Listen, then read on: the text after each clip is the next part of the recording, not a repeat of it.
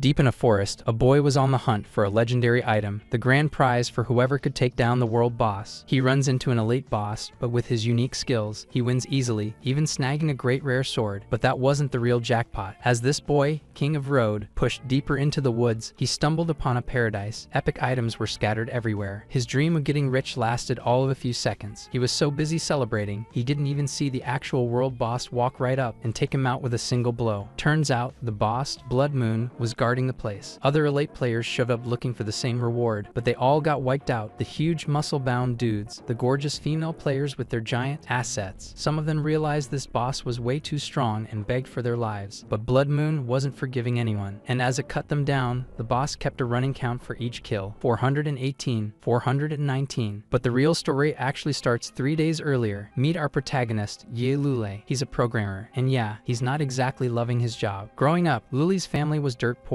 His older brother, the one who held the family together, vanished, and Lule has no idea where he went. So when he gets home, he walks in on his other brother having a massive fight with his girlfriend. Turns out, she wasn't exactly thrilled to find out her boyfriend had 68 other girlfriends, all of whom he claimed to love. Lule visits him every day, so this was a new sight. But let's be real, it was only a matter of time. His brother brings so many girls over, one of them was bound to leave some clothes behind, since that's what they all come over to do anyway. Afe tells him to just forget it, he's got plenty of other girls after all. The real issue is that Ye Lule has found a clue about their missing brother. Their older brother disappeared because of a full dive VR game. He makes a promise to himself that he will find him, and his plan leads him straight to the launch of the new game, Fantasy Moon. The two of them suit up in their full dive gear, and you can see the suits cover everything, even the parts back here behind the helmet. I'll let you imagine the possibilities. After sensing up with the game world, Ye Lule gets a fairy assistant to show him the ropes. The game's senses are all linked directly to the brain, so just like in Sword Art Online, they materialize inside the main city. They each have their own status window and stats. Right away, his brother calls Lule over to show off a new friend he's already made. Seriously, this guy can't see a girl in a skirt without making a move. Lule splits off from his brother, claiming he has a different mission to handle. Once he's alone, he has his fairy open a special code window. He enters a long, complex activation sequence, making it clear his reason for being in this game is anything but ordinary. 3 items, which he coded himself and hid in the game's source code, pop into his inventory. A bracelet that levels up with him, a book that generates random quests, and the most important one of all, a scroll. This scroll is an invitation to become an Ashura of Hell, the very same secret item his older brother got during the beta. Lule is sure this is where it all started, the key to his brother's disappearance, and he accepts the transformation without a second thought. But the process goes horribly wrong. Instead of power, he feels an agonizing pain in his chest as he's hit with visions of cloaked figures stabbing him under a blood-red moon. The system crashes, and he's dragged into a digital void, completely unable to log out. He awakens in a dark cemetery, not as a mighty Ashura, but in the frail body of a level 1 skeleton. Standing before him is an epic boss, Rein, who thinks Lule is a servant he just summoned. When Lule tries to talk, he's branded a disobedient lackey and gets brutally punished. Then he conjures the skill chains of hell to attack the skeleton. Completely bound by the chains, the young man questions what the summoner is doing to him.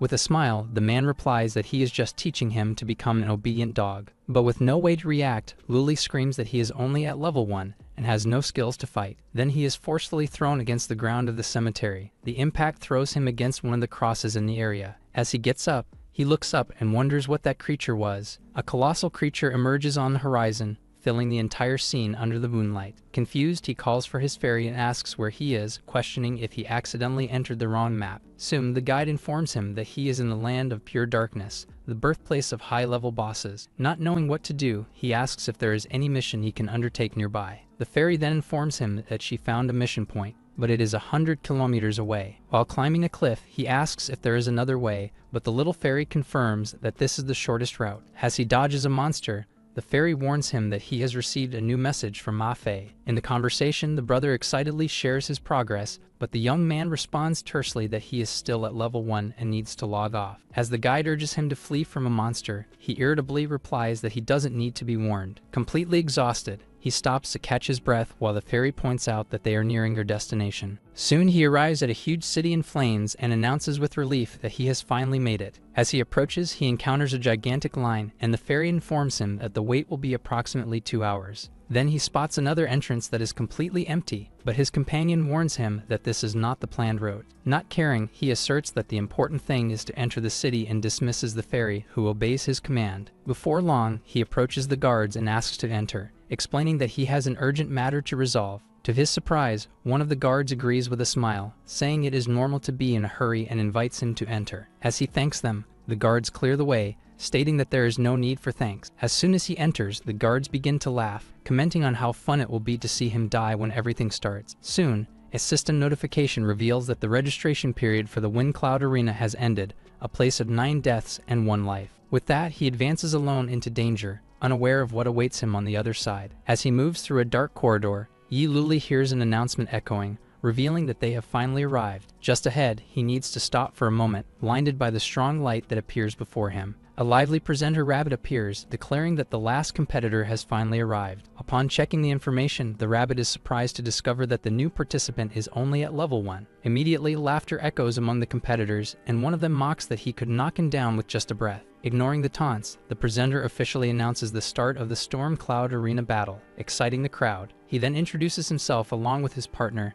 and explains that, as tradition dictates, he will reveal the event's rules. The rules appear on the panel, showing that everyone will have their levels adjusted to that of the weakest competitor, with the minimum being 10. In an instant, everyone's levels drop to 10, and one of the participants threatens to break Yi Luli's bones because of this. Realizing the situation, Yi Luli regrets not having listened to CC's advice, concluding that he entered through the wrong door. At that moment, a system notification congratulates him for reaching level 10 and invites him to choose his starting class. Faced with the options, he remembers his brother's advice, who always said he had the ideal profile to be an assassin. Following that memory, Yi Luli chooses the assassin class, immediately receiving confirmation from the system. His appearance changes before everyone, reflecting his new identity. The rabbit then hurries the group, announcing that it is time to distribute the equipment for battle. As soon as Yi Luli receives a temporary dagger, he thinks it won't be bad to try it out, since he can surrender if he loses. The presenter, filled with excitement, announces that they have reached the highlight of the arena. Standout competitors could be chosen by special mentors. He then introduces the man on the left as the renowned Lord Zhuang Huishu from the Blood Moon City. Next, he points to the woman on the right, revealing her as the #1 beauty of the city, Lady Wu Yu,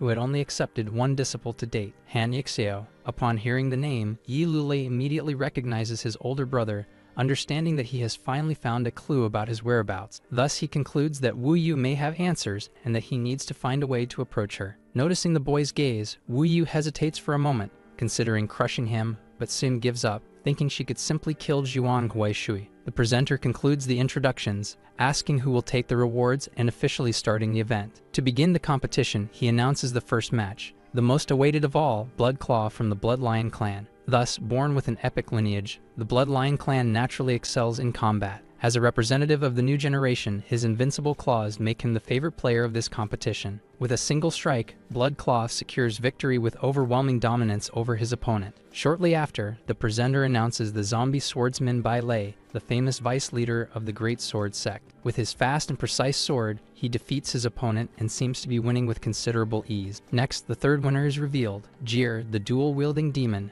whose strength should not be underestimated. To everyone's surprise, the rabbit reveals that the victorious 4th competitor is the cannon fodder contestant, announcing the start of the second round. With the random pairing complete, the tournament bracket displays the 4 finalists and the first match about to begin. Then the screen announces the clash between the cannon fodder contestant and the dual-wielding demon Jir. As the battle begins, the demon stares at his opponent and simply orders him to surrender. With disdain, he claims that he is not qualified to make him fight, as he despises killing weaklings like him. Still, the young competitor remains silent as he listened to his opponent. Meanwhile, elsewhere in the game, a creature is hit squarely by a fireball. Soon, 2 girls praise Ah Fei for having taken out all the goblins in the area, asking how he did that. With a smug smile, the young man replies that it was just basic knowledge, nothing worth mentioning. As the girls call him amazing, he brushes them off, telling them to wait and see something even more impressive. Finally, he states that they will know what is unbelievable when they meet his second brother and wonders if everything is going well with him. Thus, the host observes that the cannon fodder contestant seems to have courage, as he has no intention of accepting his opponent's goodwill. With that, the warrior asserts that he still does not understand the situation, as he has already lost his only chance to survive.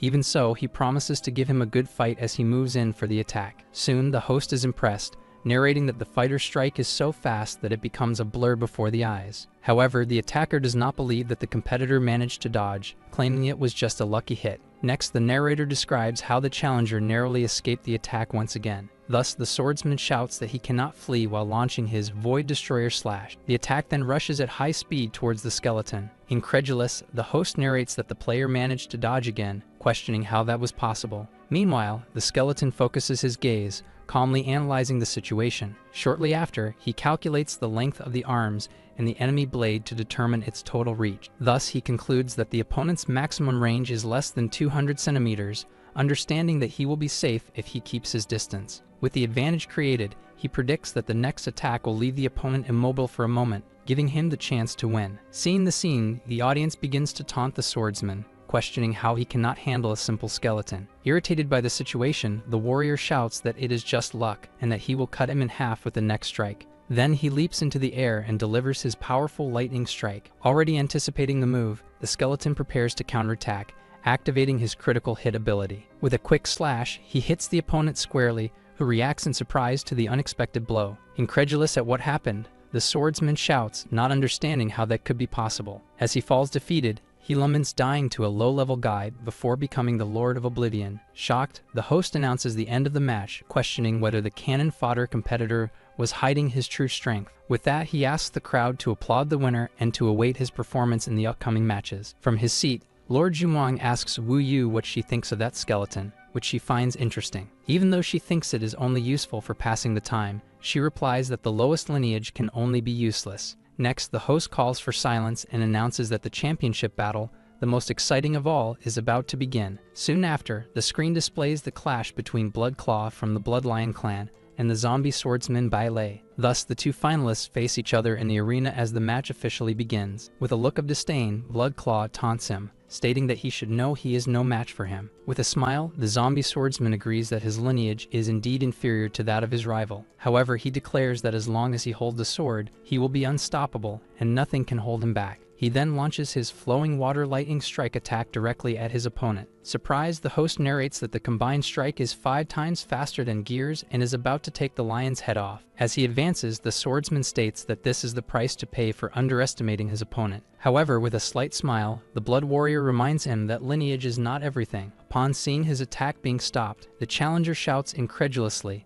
not understanding how that could be possible. With that, the champion manages to hold the sword only with his mouth. Soon after, he activates his ability Explosive Fury Claw. The attack then advances like an X of energy, hitting the opponent squarely. After the impact, the winner stands over the defeated opponent's body. With a disdainful smile, he claims he thought the swordsman would have some strength, but he is nothing but trash. Shocked, the narrator announces that the warrior is so powerful that he defeated his enemy instantly, defining the champion of the arena. Then the entire crowd begins to shout his name in celebration. Thus, Lord Zhuan comments that the little lion is not bad and has some value, but Wu Yu despises him, saying that lineage wouldn't even be fit to guard his gate. In the background, Yi Luli observes the scene and wonders what just happened. While analyzing the fight, he realizes that the winner managed to destroy the opponent's weapon, something that shouldn't be possible with standard equipment. With that, Yi Luli concludes that even with the level reduced to 10, the lion's base attributes still far exceed the average. Soon after, the champion turns and calls the attention of the little pest who was watching him from afar. Finally, with a smile, he challenges him to come up and fight, stating that he hasn't had enough fun yet. Thus, the lion man insists that the opponent come up, provoking him by reminding him of his recent victory and questioning his courage. While analyzing the situation, Yi Lili admits to himself that he indeed does not have a high chance of winning the fight. Still, he knows that the only way to get closer to Lady Wu Yu is by winning this battle. From her box, the lady comments that it would be boring if he didn't accept the challenge,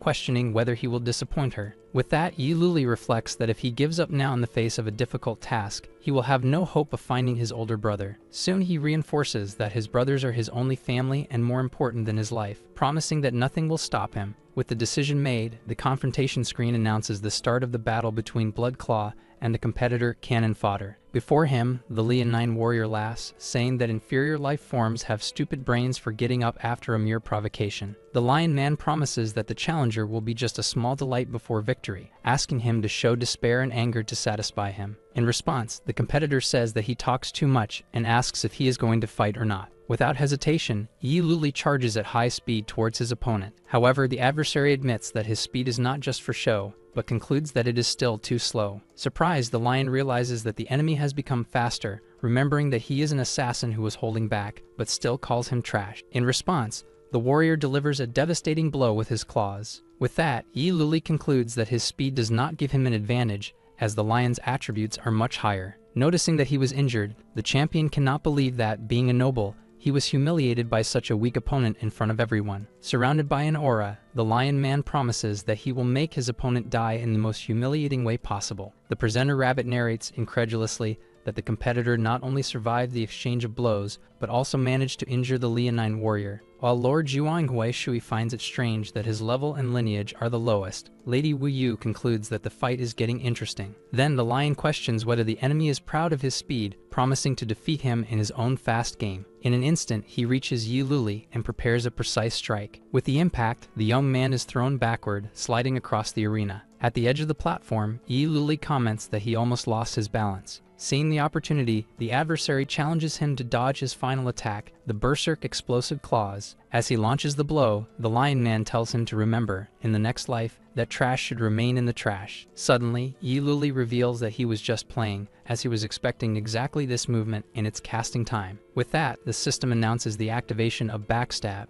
moving him instantly behind the enemy. While the lion continues his attack, Yi Luli provokes him again. Then he shouts that, before finishing the move, the opponent cannot turn around. Finally, the leonine warrior admits that the calculations were very good, but claims that it will all be in vain. Immediately, the Lion Man activates his lineage ability, the Furious Lion's Roar. At that moment, Yi Luli screams that he cannot move, realizing what probably happened. Meanwhile, the presenter rabbit explains that the ability paralyzes anyone within 5 meters for a second and a half. Soon after, Lord Zhuang Huaishui expresses his amazement that he awakened the power at such a young age and declares that he now wants him for himself. In turn, Lady Wu Yu teases the Lord by saying that he eats too much, but soon laments that the fight has lost interest for her. With a smile, the lion warrior boasts, claiming that this is the absolute power of the lineage. Shortly after, he orders his opponent to fall into despair while attacking him. Suddenly, Yi Luli reappears elsewhere, dodging the strike at the last moment. At that moment, the presenter rabbit narrates that, with one arm and one leg broken,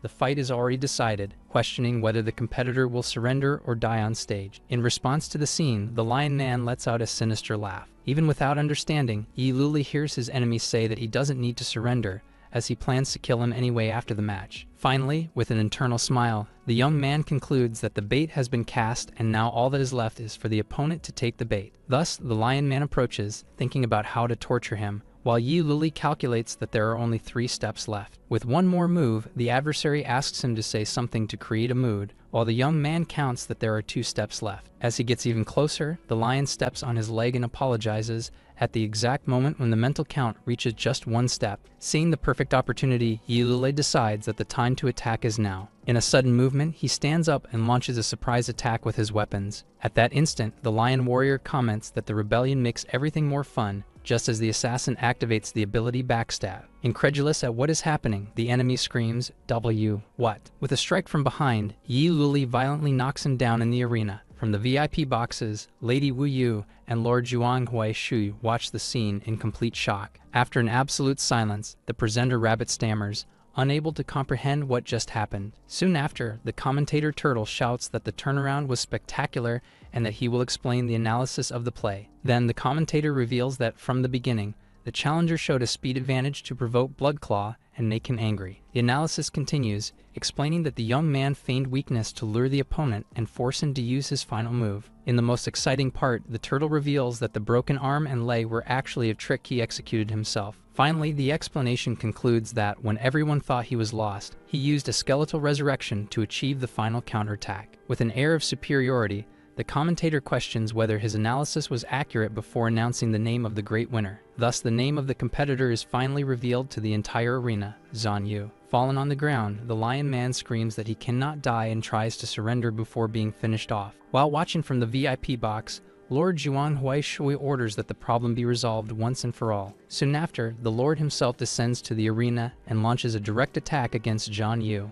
With a clenched fist, he concentrates a large amount of energy for the final blow. The wave of energy hits the young man squarely, throwing him back with the impact. As he is being shattered, Zhan Yu can barely articulate what is happening. With his skull about to disintegrate, he realizes he was very close to achieving his goal. Suddenly, Lady Wu Yu appears in the arena and intercepts the young man's skull before it completely disintegrates. With a subtle movement, she concentrates energy at the tip of her finger. Then she fires the attack known as Heavenly Piercing Finger in the direction of the Lord. The strike hits its target squarely, causing an explosion that destroys a large part of the arena. Wounded and furious, Zhuang Huishui screams Wu Yu's name, demanding a good explanation or the matter will not end so easily. However, the lady merely stares at him in silence while using her power to regenerate Zhan Yu's body. Finally, with a gentle touch on his face, she declares that from now on he is her personal possession. Then, Lady Wu Yu informs that everything should have returned to normal now. Soon, Zhan Yu realizes that his bones have not only been healed, but are now even stronger than before. Next, the lady asks where the rabbit and the turtle have gone, threatening them if they do not announce the results quickly. Frightened, the two appear terrified, saying they are already there and asking the other to start speaking. With that, the presenter officially announces that Zhan Yu is the grand champion of the Storm Cloud Arena tournament. Soon after, the system calculates the rewards, granting him experience,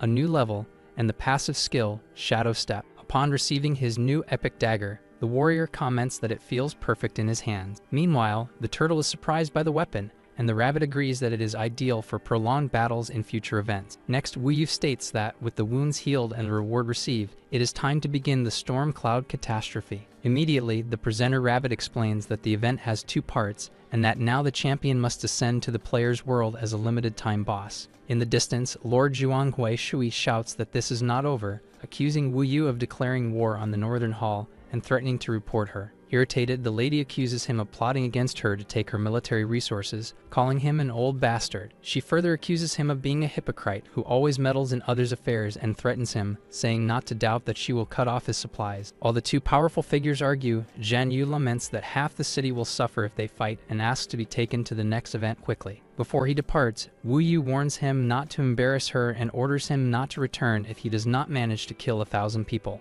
As he sets off for the event, the system announces that the random achievement manual has been activated, generating a new mission for him. Soon, the system informs him of his successful arrival and the mission codename, making Yi Luli remember something he had forgotten. Next, the random mission is revealed. Complete the task Heart's Blindness from Wu Yu and kill 1,000 players during the event. Immediately, an announcement echoes to all players, informing them that the limited-time boss Blood Moon Wanderer has descended and must be eliminated. With that, his omniscient bracelet detects the level increase and is finally equipped, granting him a bonus to all attributes. The system also explains that since this is the first time he equips it, he will receive a new random skill. Then he acquires the skill Hunter's Plague Blade, realizing that the kills increase the transferred damage. Yi Luli understands that as long as he reduces the health of many enemies, he can use this technique for a mass attack. Thus, he concludes that theoretically he can become a perpetual motion machine by eliminating several enemies at once. Finally, he calls for CC and asks if other players can see his location,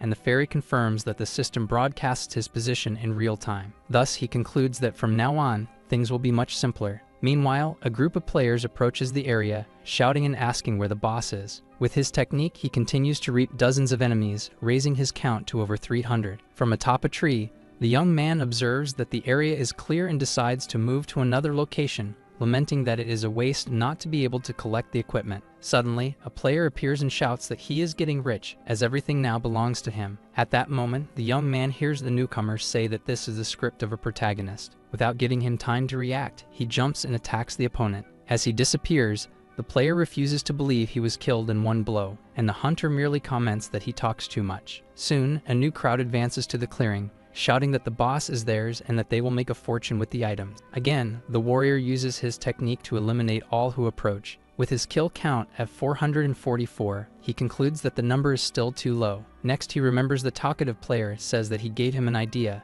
and sends a message to Ah Fei to come to his coordinates alone. Upon arriving at the location, Ah Fei finds a clearing filled with weapons stuck in the ground. Seeing the impressive amount of equipment, he can only exclaim how incredible the scene is. Soon after, the system announces the defeat of the boss giant warrior Kui Gong. With that, the player Luna, a moon knight, is congratulated for obtaining an epic bracelet as a reward. On the status screen, the item Heart of Resilience appears, which has a chance to increase resistance against control attacks. Observing the scene, the young man comments that it is the first time he sees someone solo an epic boss, and asks CC to research the Moon Knight class. Next, the system explains that it is a hidden class with balanced attributes and attacks that have both physical and magical damage. Even without seeing anyone, the young woman feels that she is being watched and concludes that someone is nearby. Logo, a group of 3 players emerges from the forest, and one of them sarcastically congratulates her, asking if she just got an epic item. Faced with the request to take a look at the item, the knight directly challenges them, asking if they want to fight for it.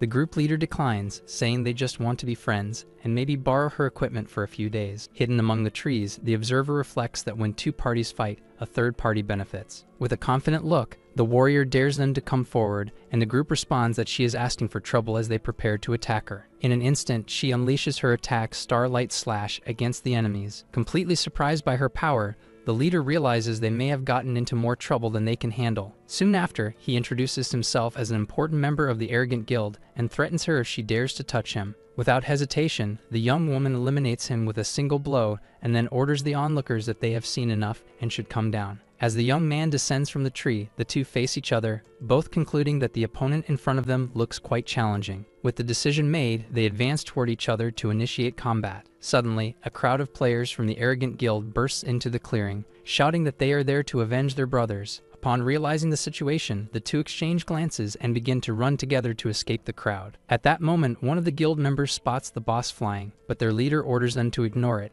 as revenge is the priority. Meanwhile, one of the boss hunters invites Luna to join the professional treasure hunting team. Noticing the escape, the leaders of both groups become irritated, one shouting not to let the girl get away and the other to pursue the boss. With that, the two factions split and begin to run to prevent their respective targets from escaping. Amid the chaos, the groups end up colliding with each other, complaining that they got in each other's way while chasing their enemies. As the confusion unfolds, the duo continues to run side by side to escape the forest. Suddenly, one of the players screams in panic to alert the others. Soon after, another one panics upon realizing they were coming back. At that moment, Luna also advances, eliminating several opponents with her attack. Amid the chaos, a mage shouts for them to stay back and launches a fireball. Shortly after, an archer fires an arrow, while other players unleash their abilities in a disordered manner. With that, a true rain of attacks of all kinds descends upon the duo. After the dust settles, some survivors wonder if the boss has been defeated, while complaining about almost being eliminated by the area attack. Taking advantage of the confusion, he initiates a devastating counterattack against the crowd. With his technique, Yi Lulai eliminates hundreds of players, whose screams echo as his kill count skyrockets. When the number reaches 999,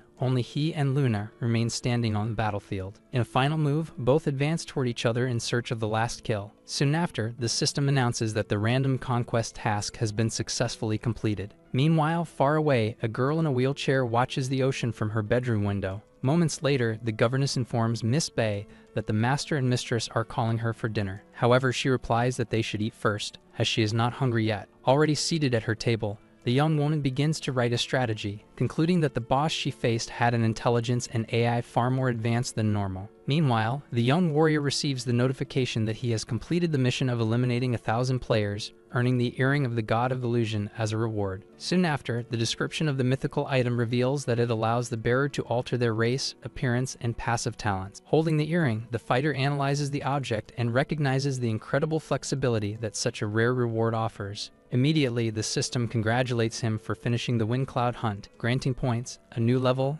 and the skilled Demon Blade. Back in the arena, the crowd erupts in applause in celebration for his overwhelming victory. Additionally, the presenter Rabbit congratulates the competitor Moon Slayer for the unprecedented feat, while the commentator Turtle declares him worthy of the new title. With that, the young man receives the title of Rising Star of the Wind Cloud and walks through the arena portal under the spotlight. On the other side, Lord Zhuang Hui Shui watches him with a smile, recognizing his performance from afar. At that moment, Lady Wu Yu approaches and says that he did not do badly, managing to avoid embarrassing himself in front of everyone. Right after, the lady instructs him to follow her as she moves away, leaving a trail of red energy on the ground. Next, the warrior is taken to the Blood Moon City, one of the secret realms, towards the blood pool of evolution. Faced with the landscape, he questions where he is, realizing that everything has completely deviated from his original plans. With that, Wu Yu asks why Blood Claw was so dominant, and the young man correctly responds that it was because of his lineage. She then explains that, just like items, each race and lineage has different attribute values,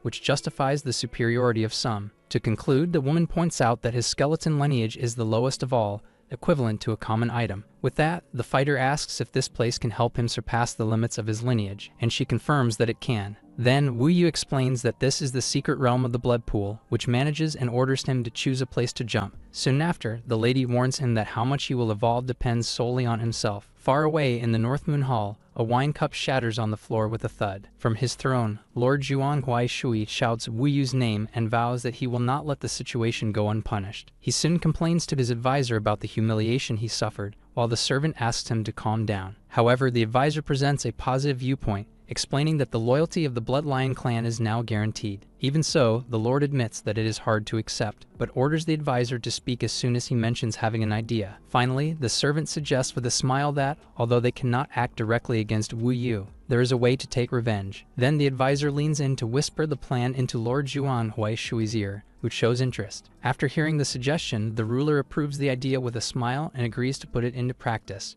Back at the blood pool, the imposing Lady Wu Yu watches the young warrior absorbing the energy of the place at an impressive speed. In light of the scene, she acknowledges that his potential is indeed very high. Suddenly, a voice calls her Master Wu Yu, causing the woman to turn her face towards the sound. Then the captain of the Black Death Guards appears with his troop and informs her that her master has been summoned by the lord of the city. Without turning around, she replies that she is busy and that they must wait until she finishes what she is doing. However, the captain insists and presents the blood summons, a direct order from the city's ruler. Wu Yu clicks her tongue, as such an order is absolute and her refusal results in immediate execution. Turning back to the young man, she warns him that rocks may fall from the mountains, and that it is better for him not to die now. Soon after, the woman turns to the captain and authorizes him to do what he intended. In light of the permission, the guard leader opens a slight smile of satisfaction. Meanwhile, the energy of the pool boils and creates a vortex around the body of the warrior, who levitates in the center, while two members of the Shadow Squad approach the edge. The squad leader, a subordinate of Zhuang Huaishui,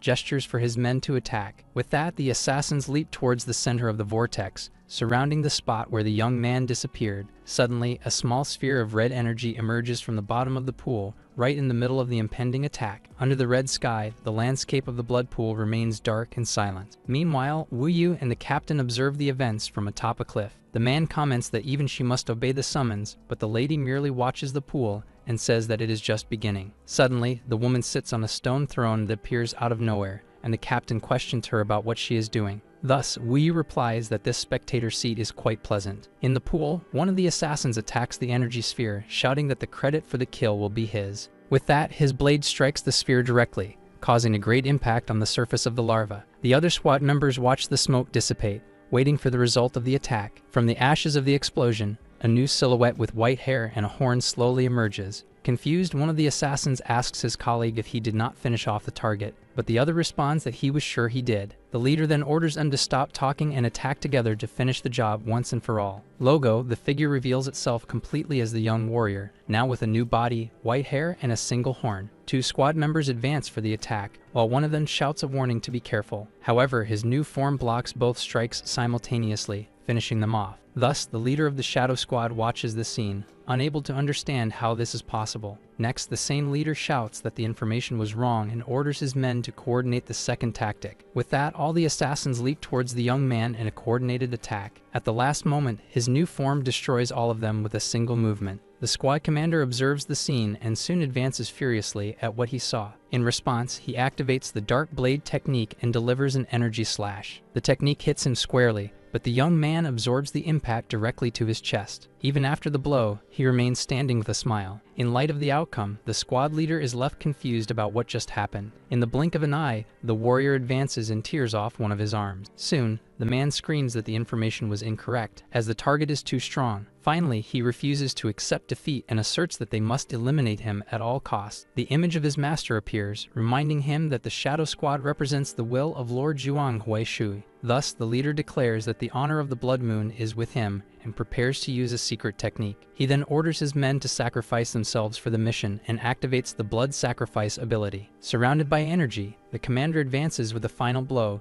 determined to end the fight. Without wasting time, the young warrior finishes his opponent with a final movement. Soon after, he simply watches the remnants of his opponent dissolve before him. From the top of the cliff, Wu Yu claps and comments that he seems to have gained quite a lot from the arena's cataclysm. Back on the platform, the young man asks if those were Lord Zhuanghui Shui's men, and she confirms. The lady then reveals that the assassins and guards who stopped her were from the Lord, and that she has already dismissed them. With that, the fighter deduces that she fell into the trap on purpose and questions if that was a second test for him. In an illustrative vision, Wu Yu observes a miniature version of the young man while a giant chicken appears in the background. In the same vision, the woman scolds him for covering himself, telling him to take his hands away as she has already revealed enough. Back in reality, she declares herself satisfied with his performance and, as a reward, offers to grant him a wish. With that, the young man seizes the chance to ask about someone, revealing that the person's name is Han Yixio. After a long sigh, the lady's expression darkens as she informs him that he has already departed. She then completes the sentence, saying that he may already be dead. Thus, the body of the young warrior remains frozen in place while a wind blows around him. Immediately,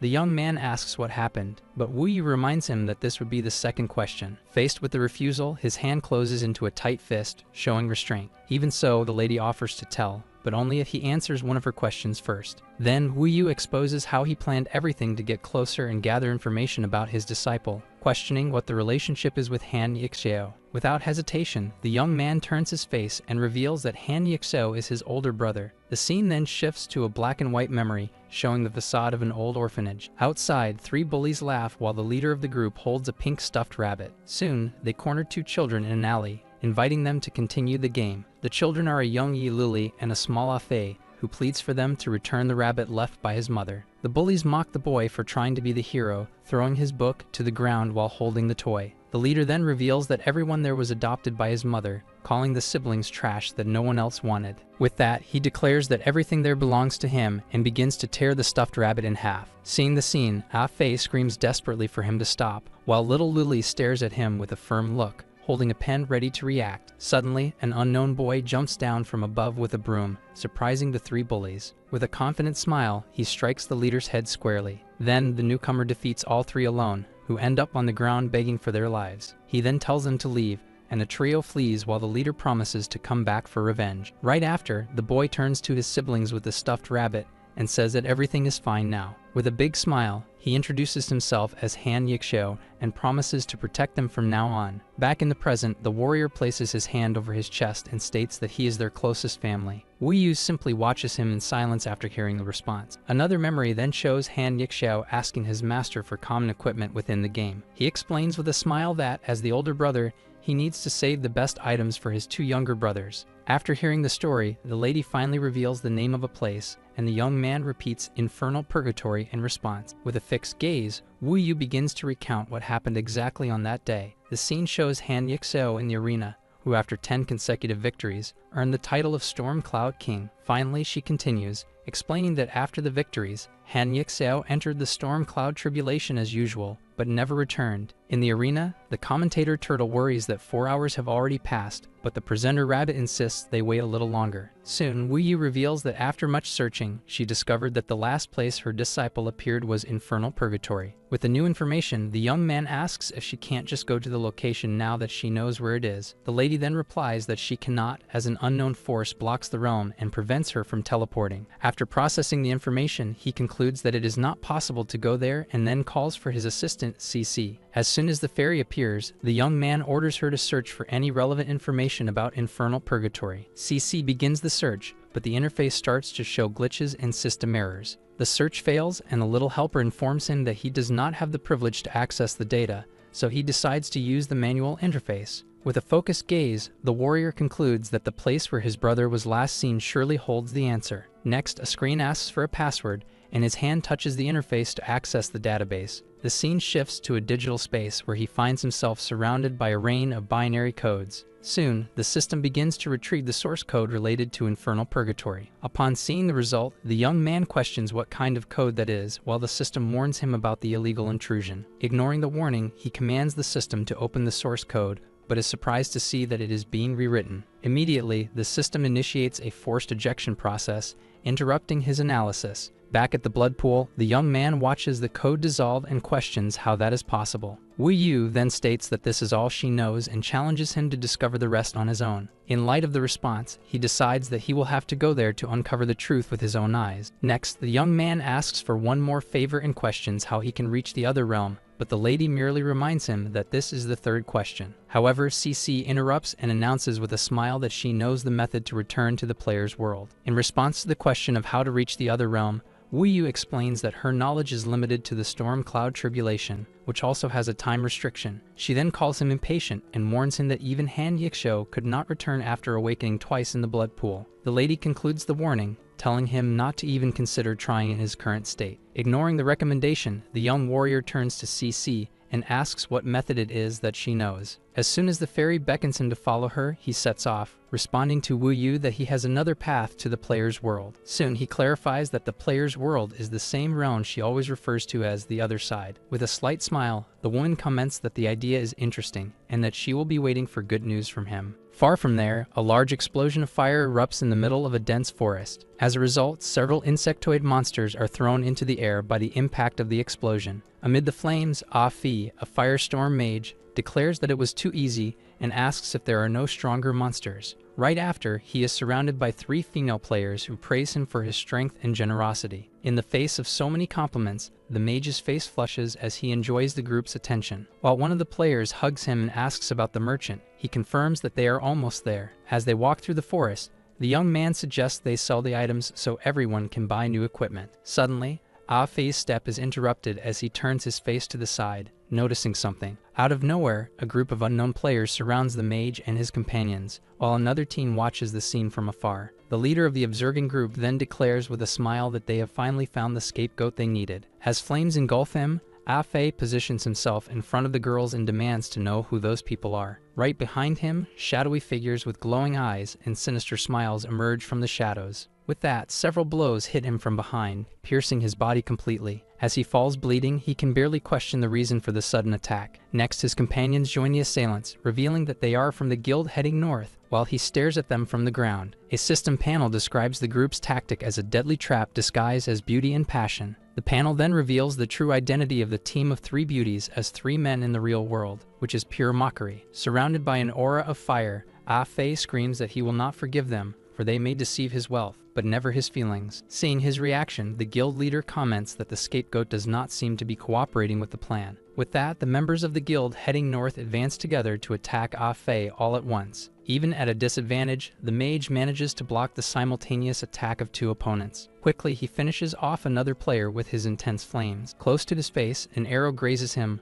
almost hitting him. Soon after, another arrow is shot and pierces his arm. The archer then prepares her bow again, while her accomplice taunts him before advancing to attack. With a shout, Ah Fei clashes his power against that of his opponent, generating a massive explosion of energy. After the shock, he is panting, realizing that he has consumed too many potions during his level up. The traders mock him for having no more resources and demand that he hand over the boss's equipment. They then threaten to keep his body until he loses all the accumulated items. Cornered and out of resources, Ah Fei lets out a sigh of exhaustion at the situation. With that, he points at the enemies and begins to shout a series of insults, scaring even the birds in the forest. The guild leader gets irritated and loudly orders him to shut up immediately. Suddenly, the mage apologizes for being deceived as a shadowy figure appears behind him. In an instant, the unknown person pierces the leader with a fatal blow. Shortly after, the silhouette of Yi Lulai emerges from the shadows and declares that none of them will leave that place alive. But surprised by the arrival, the young man asks if that is really his second brother. He then celebrates as he confirms the identity of the warrior, who is now in his human form of Moon Slayer. With a serious look,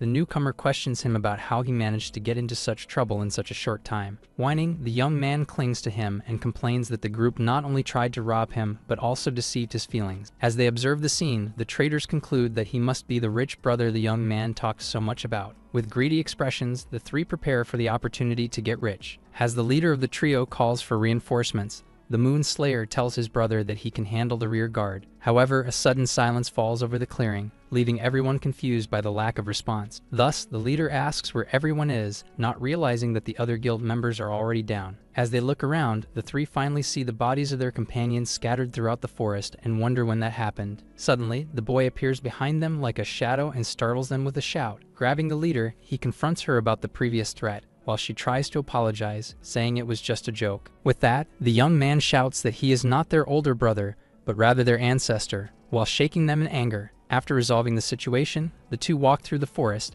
and the younger one asks if there has been any progress in the search for the older brother. In response, the warrior reveals that the infernal purgatory was the last place where Han Yixo was seen, giving them a new objective. However, he explains that the location does not exist in the game plans and speculates that it is a high-level secret area beyond their current reach. Thus, the more experienced one decides to go to the nearest city to sell the items, while the companion follows him, complaining about online romances and praising his new appearance. Finally, the two brothers arrive in the southern suburbs of the city of Naken. As soon as they arrive, the Moon Slayer rejects a friendship request while the other starts flirting with a player who seems familiar. Nearby, two players exit a recycling shop, complaining about the low selling prices. Inside, the shop owner announces his recycling services with fair prices for everyone. Then the two approach the counter, and the warrior confirms with the merchant that they want to recycle some equipment. Upon examining the items, the shop owner is surprised by the amount of elite equipment and offers 95,000 gold coins for the lot. In light of the amount, the younger brother excitedly celebrates, realizing that the sum is equivalent to a small fortune in real money. Ignoring his brother's excitement, the Moon Slayer compliments the seller's hairstyle, leaving his companion completely confused. As a result, the shop owner feels flattered and praises the adventurer's good taste, which he agrees with. Soon after, a system notification reveals that he activated an Easter egg, increasing the transaction price by 10%. Not understanding how that works, the young man listens to his brother's explanation, who says it is one of the hobbies of a well-known programmer. Thus, the swordsman hands the money to his partner and completes the achievement of tons of wealth for possessing over 100,000 gold coins. As they leave, the chatterbox asks about the rest of the equipment, and his companion replies that they haven't reached the right place to sell them yet. The two brothers then head towards an imposing castle that serves as the auction house for the city. Upon arrival, the younger one admires the grandeur of the hall, confessing that it is his first time at the location. As a long line forms at the entrance, other players impatiently complain about the delay to get in. At the front of the line, a young man is stopped by two identical guards blocking the golden door. In response, the boy pleads with the guards, explaining that he is just a few coins short for the entry fee and needs an item from the auction. However, the sentinels dismiss him disdainfully, saying they are just following the rules and that players without money should leave. Soon, the crowd behind him also begins to complain, ordering him to get out of the way so they are not hindered. Suddenly, the duo approaches and the older brother informs everyone that the boy is with them. Irritated by the interruption, the guards question where they came from and tell them to wait. In response, the chatterbox simply displays his Tons of Wealth title to the two guards. Upon seeing the title, the men's demeanor changes completely, and they open the doors for the three, inviting the VIPs to enter. Next, the trio walks down the red carpet of a luxurious and spacious hall. Inside, the boy thanks them for their help and promises to return the favor, while the chatterbox downplays the incident before he says goodbye. Soon, a woman approaches and introduces herself as Eight of Cups, the guide assigned to accompany the esteemed Mr. Afei. Because of the title, she hands him a black gold VIP card and explains its benefits, such as no line entry and reduced commission. While the guide hands over the card,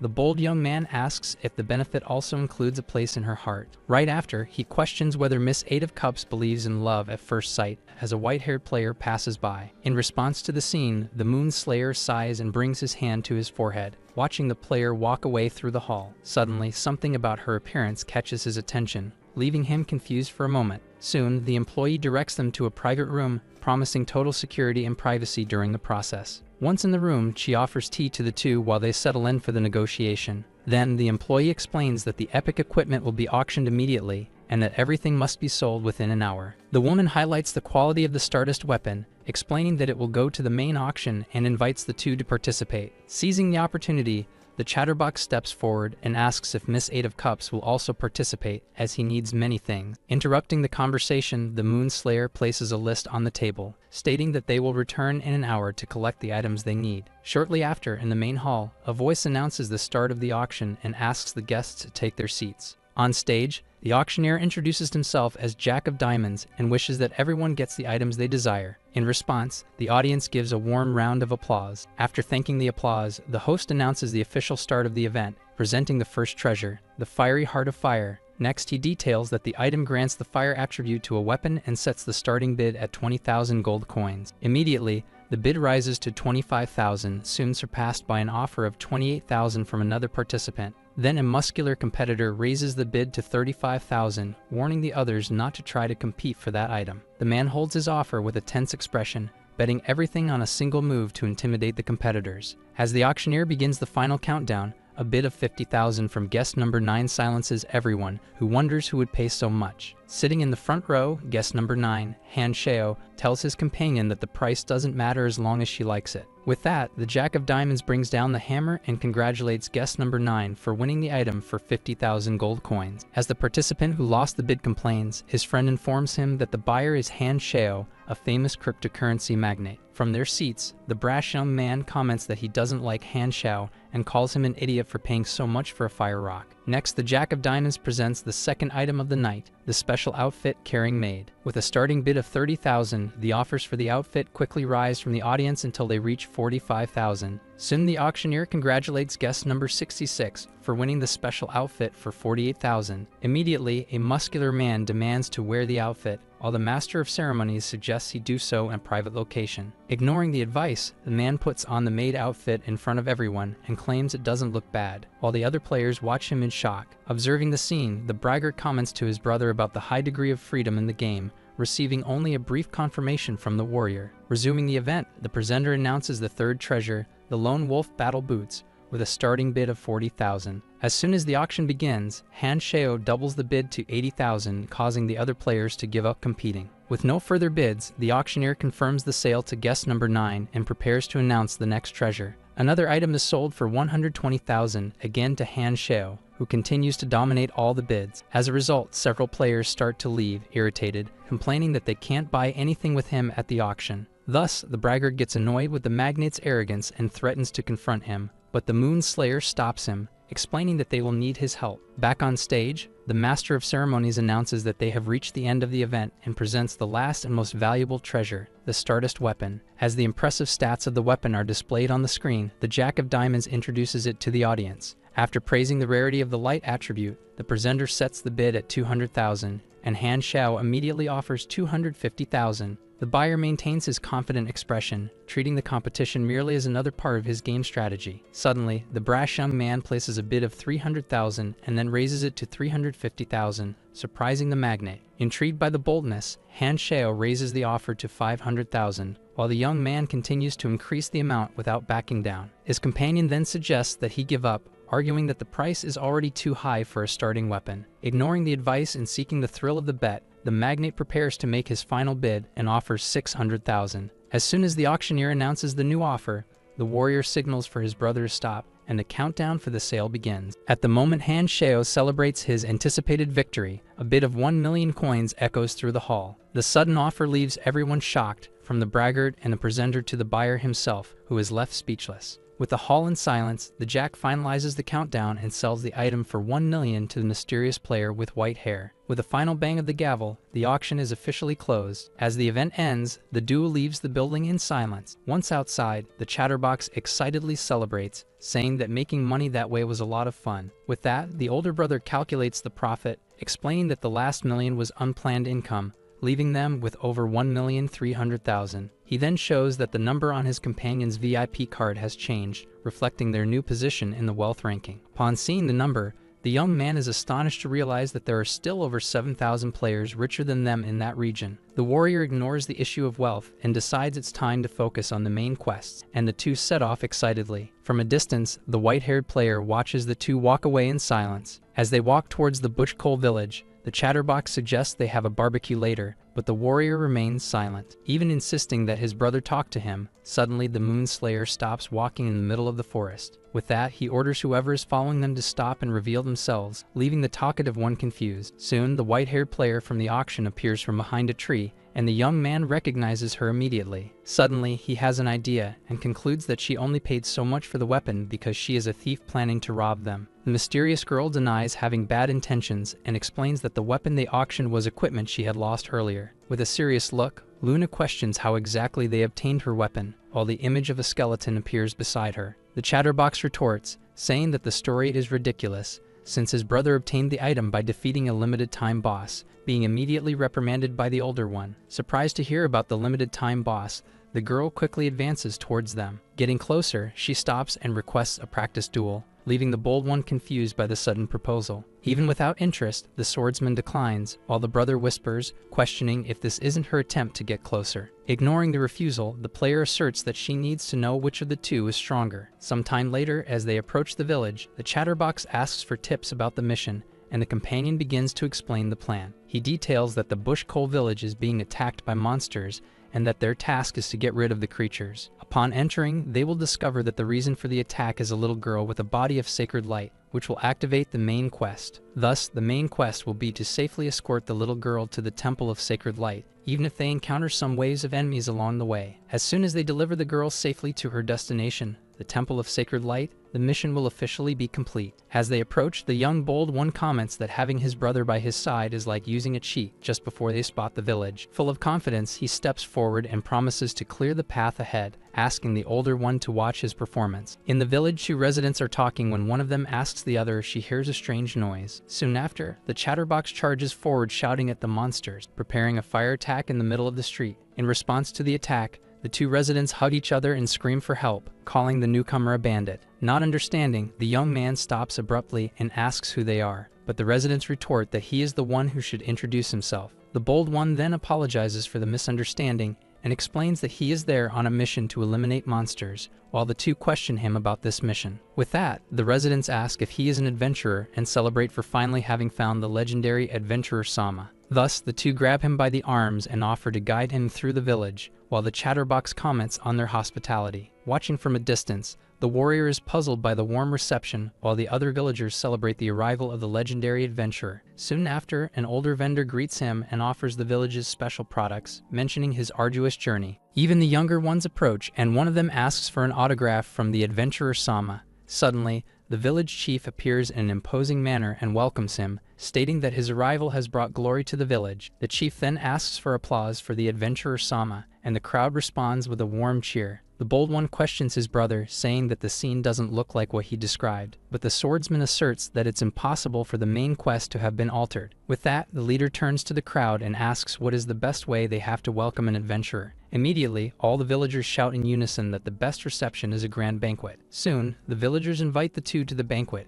excitedly guiding them down the main street of the village. Interrupting their walk, the Moon Slayer asks one of the older residents about the purple medicinal flowers, and he agrees to show them after the banquet. Soon after, the brothers are taken to a hall where the villagers prepare a wide variety of dishes for the banquet. In the hall, the inhabitants gather and begin to eat noisily and awkwardly. The chatterbox comments that the food looks great, and since the game simulates taste, suggests they also grab a plate to eat. Then one of the villagers offers a bowl full of eyes and eats one in front of the two, claiming that the village's meat is famous. The warrior then decides to give up on the food and focus on finding the mission NPC, and the brother agrees, saying he has lost his appetite. In front of the crowd, the talkative one asks how they will find the NPC, but the swordsman replies that they won't need to ask everyone. He explains that it's not hard to find her if they just observe, while a little girl sits silently, unlike the other villagers. With that, the older brother approaches the girl, places his hand on her shoulder, and directly asks if she wants to go to the Temple of the Sacred Light. The little girl looks up and asks if he is the adventurer who came to save her. Soon after, a system notification confirms the start of the mission, while a large blood moon appears in the sky. Suddenly, the daring one realizes something is wrong as the villagers transform into dark monsters with glowing eyes and surround them. Then, the monsters advance to attack, while the swordsman holds the girl to protect her. Quickly, the warrior finishes off one that was in front of him. Without hesitation, the daring one charges forward and unleashes a powerful fire skill against the creature. Even with the blow, the others roar and prepare to advance.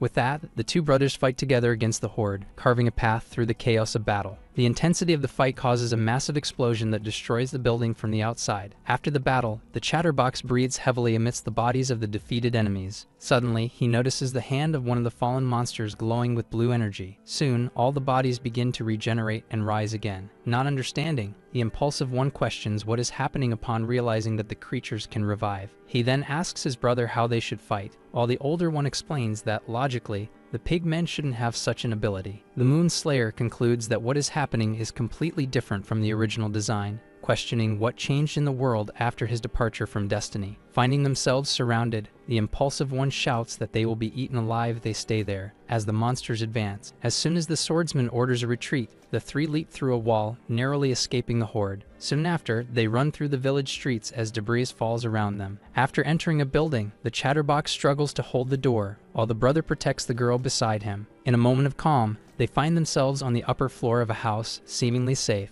As the daring one sighs in relief, his eyes widen upon noticing another presence in the same room. Suddenly, the young girl with white hair appears and silences him by placing her hand over his mouth. As the swordsman recognizes her, Luna asks for silence and explains that the monsters have not left the area yet. With that, she suggests they go upstairs to talk, while the blood moon illuminates the place through the window. Once upstairs, the chatterbox asks if she is also there for the mission, and the girl confirms that she arrived before them. She explains that she sensed something was wrong upon arrival and decided to wait until night to investigate, just when the others appeared. After the explanation, the group remains seated in silence for a moment, processing the situation. With that, the Moonslayer agrees with her, stating that there are many peculiarities in that place. He then turns to the girl and asks if she has any idea what happened to the village. Faced with the little one's hesitation, Luna comforts her, asking her to relax and share everything she knows. With that, the child takes out a pig mask and begins to explain the situation, while the others watch the revelation. She tells them that the Bush Coal village was a safe and peaceful place, where all the villagers were very united and kind. Outside, however, pigmen roamed the surroundings, but they were not seen as a major threat if avoided. Over time, the villagers noticed that the creatures only imitated their movements, and the vigilance against them gradually decreased. The situation changed on the day and night from the Temple of the Sacred Light, named Sir Kurlik, arrived for a visit. During a prayer led by the visitor, the girl was the only one who felt her body heat up in an unusual pain. As soon as she approached to understand what was happening, Sir Kurlik explained that she had been awakened and chosen by the sacred light. The knight then invited her to join the temple, which would ensure eternal protection for the village against monsters. But before she could share the news, the enemies suddenly attacked, proving to be cruel and impossible to kill. Soon everyone in the village was captured, and the knight himself was killed while trying to protect the villagers. After witnessing everything, the little girl hid and cried for a long time, unable to ask for help or try to escape. After a while, she stopped crying and decided that, as the chosen one of the sacred light, she needed to be strong and act. Therefore, she put on the mask to pretend to be one of them, hoping for a chance to escape and bring the news to the Temple of the Sacred Light. Back in the present, the swordsman and the young girl with white hair listen to the end of the story in silence, analyzing the situation. With that, the chatterbox stands up and tells the child that she doesn't need to worry about the temple, as he and his brother will handle everything. Excited, the little girl celebrates the promise, while a giant eye watches them from the window. Suddenly, an explosion destroys the wall of the building, throwing everyone away with the impact. Amidst the dust and debris, the daring one asks what happened, while the strategist and Luna take a defensive position. With that, a giant creature emerges above them and captures the chosen one, saying that it has finally found her. And so, the giant creature holds the girl in its hand, observing the three players from the rooftops of the destroyed village. Meanwhile, Ah Fei comments on the ridiculous size of the enemy, and the priestess Yi Luli warns that the mission will fail if the girl dies. Then, without hesitation, the trio advances together to attack the colossus that leaps toward them. With that, the swordsman delivers a powerful energy attack that strikes the creature's chest with full force. Soon after, the monster roars and responds with a blow that hits all three, destroying the ground beneath them. Mocking the adventurers, the abomination regenerates its wounds with green energy and asks if that is all they can do. Thus, after retreating to a rooftop, the fighters discuss the creature's speed and regeneration, trying to identify a weakness or a way to contain it. Shortly after, the colossus smashes the ground with a punch, creating an explosion that sends debris flying in all directions. Amidst the destruction, the young priestess asks for cover for the swordsman, who readily agrees as they climb over the rubble. With that, the warrior charges his energy and prepares a devastating attack, launching his fire comets. As the flaming projectiles hit the enemy, Yi Luli takes advantage of the distraction to move quickly toward it. Irritated by the attack, the creature releases the girl it was holding in its hand. Then, the monster gathers energy in its fist and prepares a powerful punch to counterattack. The blow is launched with incredible speed, while the priestess positions herself as a small figure in the distance. After the attack, Yi Luli lands on the giant's hand, which becomes immobilized under the blood moon. Soon after, it looks down and extends its hand toward the girl, who is fallen and unconscious. As Ah Fei shouts a warning, other smaller monsters begin to emerge from a green energy around her, surrounding her. Suddenly, Luna appears at her side and unleashes the Star Cut attack, eliminating the creatures that surrounded them. With that, the new ally asks the priestess to quickly save the NPC, and she agrees to the order. Soon after, the hand trembles violently, unbalancing both players for a moment. Then, the giant creature dissolves into a horde of pigmen, who leap from its body and attack them from all sides. As they resist the onslaught, Yi realizes that the enemy was, in fact, a mass of these beasts, and Luna questions whether the mission's difficulty is too high. Amidst the chaos, he deduces that the main objective of the mission is not to kill the boss, but rather to safely escort the girl to her destination. With a new plan in mind, the priestess calls for her companion, who recovers his MP and prepares to act. Soon after, the mage casts a mass explosion spell to clear a path for the others. Thus, taking advantage of the distraction, Yi carries the girl and flees across the rooftops with Luna, who uses a skill to move faster. Even during the escape, the pigmen manage to change direction and break through a wooden barrier, creating a shortcut. Then, while trying to reach them, the archer looks to buy time. Shortly after, the creature destroys the passage again, and both observe the scene. In light of this, the priestess comments on the speed of the pigman and its familiarity with the environment. When they enter another building, they find several residents trapped behind bars, acting like monsters. Up close, the grotesque appearance of the prisoners with shining eyes becomes evident. With this, the ally questions whether these are the original people from the village, while Yi observes in silence. Without hesitation, the warrior destroys the bars with a single blow and orders them to come out. Soon, the freed residents surge forward in a horde, growling frighteningly. Faced with the scene, Luna asserts that it is all the fault of Genesis, and the priestess questions her about what she said. Suddenly, the swordsman's voice echoes, calling for help, shouting that he can no longer hold back the horde of monsters. Meanwhile, one of the pigmen leaps from a rooftop with the girl in his arms, and amidst the chaos, the red moon shone, intensifying the monster's fight. As the creature lands on the balcony, it mocks the adventurer, commenting on his slowness. With its red eyes sparkling, the monster stares at her closely. Soon after, it crouches down and comments on the aroma the young girl exudes. The creature then opens its toothy mouth, announcing that it would like to take a bite. Unexpectedly, the girl raises a dagger and screams for the holy light to protect her, striking a blow to its eyes. As the creature tries to grab her, the young girl declares that the holy light will be with her forever. Just when the enemy attacks again, the swordsman appears and intercepts the blow, causing the girl to scream the hero's name. Surprised, the pigman recognizes him and questions how that could be possible. The warrior simply remains silent, enveloped by his dark aura. The scene then returns to 15 minutes earlier, when the explosions began in the village. At that moment, the trio Yi, Ah-Fei, and Luna were running while a horde of monsters chased them through the streets.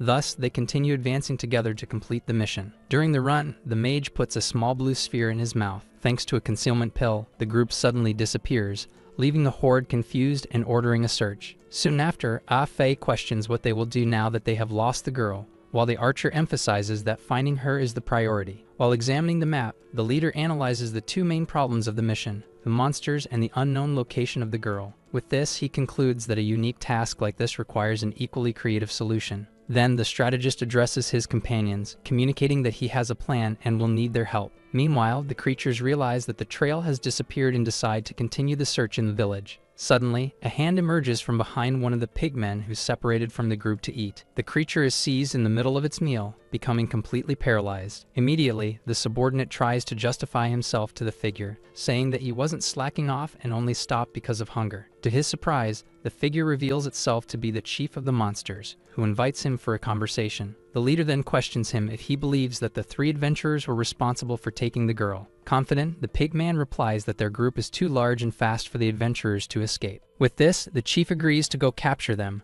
while the subordinate comments that the meeting point was the clock tower, and the leader simply responds that he drank too much, and that's why he keeps forgetting things. At that exact moment, the clock tower explodes spectacularly. Confused by the explosion, the pigman turns around and asks what is happening. At the same time, the mage runs carrying a hooded figure, shouting to the horde that he is fleeing with the girl. With this, all the monsters turn around and begin to chase the young man through the streets. Then the scene returns to the balcony, where the enemy stares at the priestess in disbelief, while the girl calls her an adventurer. In an instant, the warrior finishes off the creature with her sword and rescues the girl. Soon the group reunites, with the companion praising the plan, but the leader insists that they need to leave the village first. From atop a rooftop, the giant monster roars, ordering them not to escape, and a system notification then confirms that the group used an agility potion. The giant chief tries to attack them, but the trio is already running at high speed down the main street. Finally, the group leaves the Bush Cole village, celebrating that they can rest. However, as they stop at the edge of the forest, everyone looks back in surprise. In the distance, the giant monster roars in frustration. Then he ends up launching the entire horde of monsters into the air. Thus, the trio simply watches as a cloud of creatures flies directly toward them. So without hesitation, the young Yululi screams for everyone to run, and the group bolts through the forest as the monsters land behind them. Suddenly, the chase transforms into a video game race, with the path and coins appearing ahead. Thus, the trio advances as if in a platform game, jumping over the pigmen and collecting items along the way. Next, Luna makes an unexpected move by jumping and landing on the back of a strange bird that was standing there. Soon after, one of the monsters approaches to attack, but the bird simply stares at it with a confused look. Quickly, everyone climbs onto the mount, which takes off at high speed through the forest. After leaving the enemies behind, the girl thanks Mr. Duck, while her companion Ah Fei questions what kind of creature that was. Shortly after, they finally arrive at a peaceful clearing with a beautiful lake in front of them. Then the young girl asks to look at the lake, and Yi Luli agrees to the pause, suspecting that this might activate a new task. While analyzing the map,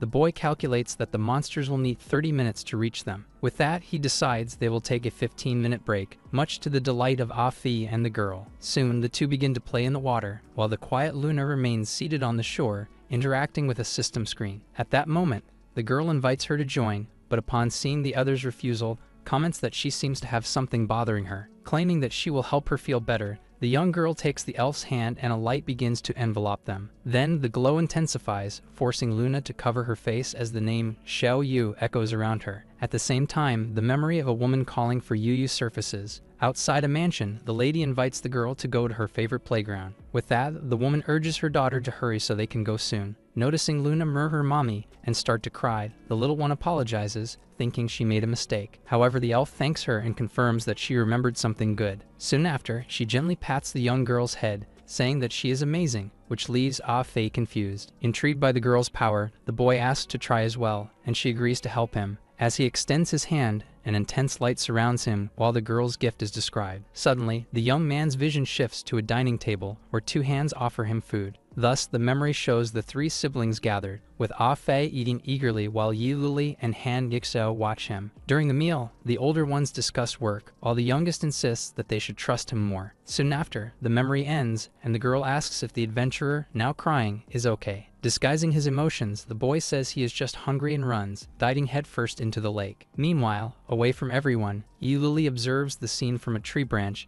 and asks someone what they are doing there. In fact, the question was for the girl, who had climbed up to him and praised him for not being afraid of heights. Sitting beside him, the young girl asks if he has something on his mind, as he always seems so serious. However, with a cold look, the adventurer dismisses the offer and says he doesn't need to remember anything. Still, the little one insists, but he explains that looking back would only slow him down on the path. With that, she reveals that she feels relieved around him, sharing that she was raised by the villagers after losing her parents. Then, the young girl mentions that she prays 100 times a day for everyone who helped her. While crying, she questions why misfortune still happened and if it is her fault for the sacred light not responding. At that moment, Yi Luli comforts her, stating that she did very well and that perhaps he wouldn't have been so brave in her place. Wiping away a tear, the girl asks if one day she will be strong enough to protect those she loves. After a brief memory of his own childhood, the boy assures her that she will definitely succeed. Soon, the group gathers to leave, with Ah Fei lamenting that the good times passed too quickly. Then, the four adventurers prepare to continue their journey, facing away from the lake. Before they depart, the girl tugs at Yi Luli's clothing to get his attention. At that moment, a system notification appears, updating the mission with the new objective to defeat the giant monster. Immediately, the fearless Luna charges forward and strikes with her sword, carving a path through the monsters. As the group runs, the girl asks to get down, and her companion Ah Fei warns about the increasing number of pursuers. Soon, the warrior notices that the enemies are regenerating faster and faster, making it ineffective to attack them to buy time. With that, everyone speeds up as a system notification informs them that there are 50 kilometers left to the sacred temple. Without hesitation, the young man with messy hair grabs a potion and drinks it as another monster approaches. Then the creature lunges to attack him while he is still running. At the last moment, Yi Luli shouts a warning and pushes his brother down, landing a blow on the monster. Despite the impact, the creature's crushed head begins to regenerate instantly. With its head already restored, the group leader attacks again as the girl shouts a warning. To protect them, Ah Fi intervenes and unleashes a powerful explosion of fire that hits the monster squarely. Right after the explosion, the young man offers to stay and hold off the enemies, but the older brother insists that everyone keep running. Yi Luli then explains that there is no time, as stopping would mean being surrounded and defeated. Thus, they resume their run, and the distance to the temple decreases to 20 kilometers. Finally, the four of them stop, panting, in front of a new obstacle in their path. Before them, a massive chasm cuts through the landscape, completely blocking the way. As they enter the gorge, Ah Fei complains about the narrow path, while Luna observes that the passage will delay their pursuers. Soon, Yi Luli notices that the number of monsters chasing them seems to have decreased. The group advances through the gorge,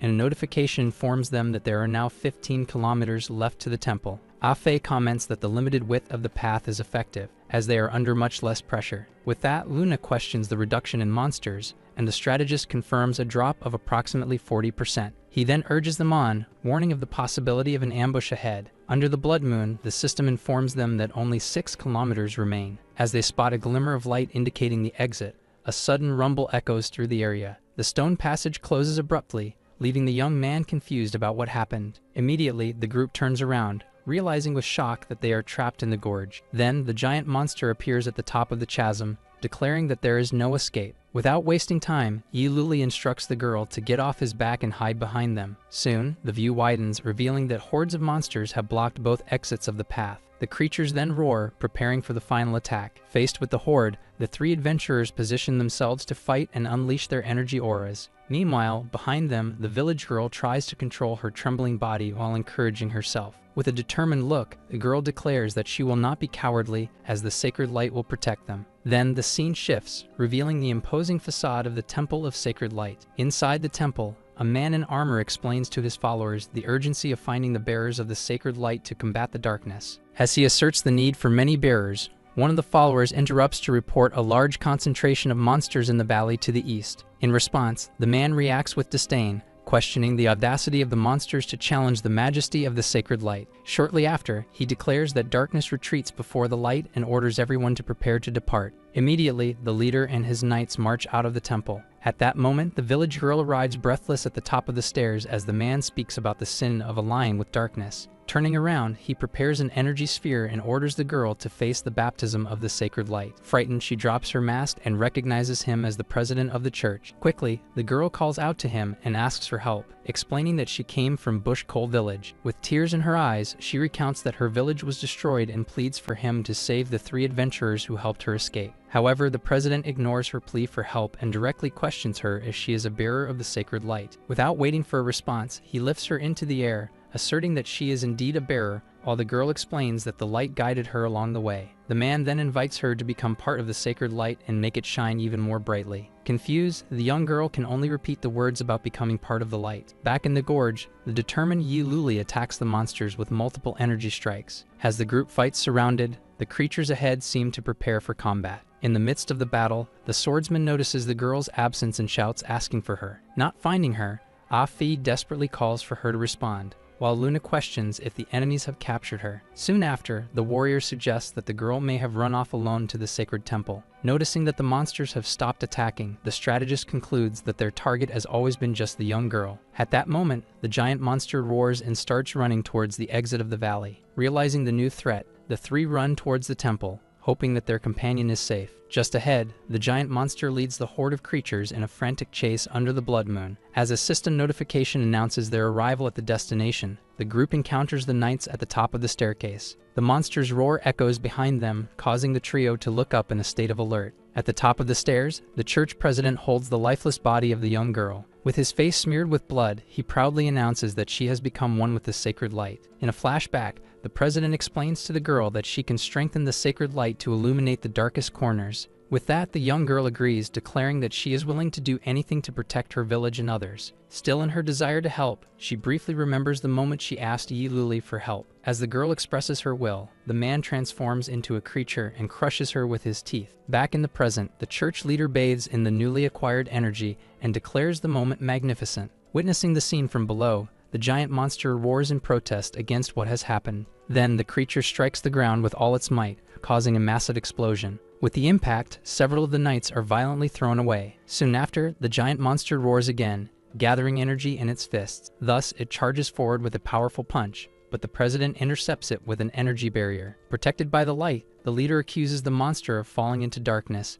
desecrating the temple, and killing his knights. With his face still smeared with blood, he announces that the sacred light has sentenced him. Immediately, the man fires multiple energy beams that hit the monster squarely in the chest. As the creature's body burns, the president declares that the power of the sacred light will consume it. Finally, the church leader raises his hand and announces that where the sacred light shines, darkness recedes. In the midst of his declaration, the man suddenly turns his face upon noticing a presence. Without hesitation, Yiluli advances and delivers a blow that the president manages to block at the last moment. Taking advantage of the distraction, the swordsman appears from behind and lands a direct hit on the back of the religious leader. As the opponent recoils, he tries to interrupt the attack. Quickly, the man introduces himself as Hannibal and tries to argue that there is a misunderstanding, claiming to be an ally. Then he points to the fallen monster, proposing that they work together to kill it in exchange for a great reward. Ignoring the proposal, Yiluli stares at him coldly and asks why he did that. The president pretends not to understand the question and asks what he is referring to. Without giving time for a response,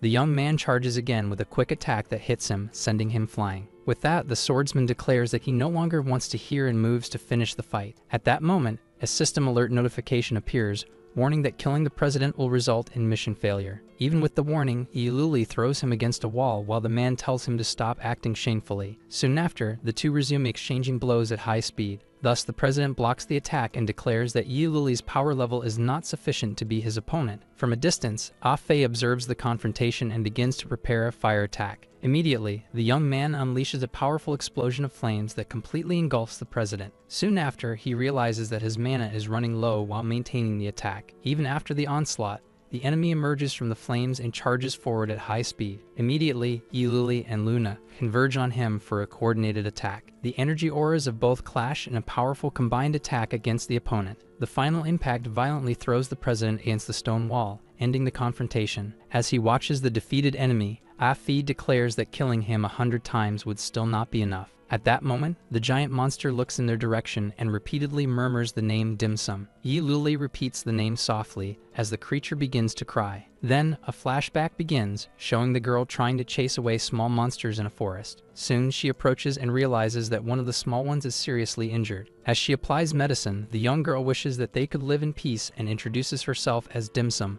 offering her friendship. As soon as the sky darkens, Dim Sum says goodbye to the little monster and promises to return to see him the next day. With that, the wounded being repeats her words about being like a human to himself. Back in the present, the giant monster explains that, since Dim Sum did not return, he began to observe the humans in the village to fulfill her wish. Ah-Fei then points out that the creature misinterpreted Dim Sum's words, while Luna directly questions him about the reason for the attack on the village. In response, the being furiously declares that he attacked the village to protect Dim Sum. Immediately, the monster remembers hearing two knights discussing capturing the bearer of the sacred light and delivering her to the president. Upon hearing the words, bearer of the sacred light and eat, he reacts with a look of astonishment. Yiluli then questions him about what happened to the other villagers. The giant monster explains that because they made too much noise, he merely instructed his pigs to treat the villagers the same way they always had. Upon hearing the explanation, Yiluli, Luna, and Ah-Fei react with expressions of perplexity. Even wounded, the monster reassures the group, stating that he should recover as soon as the president's technique disappears.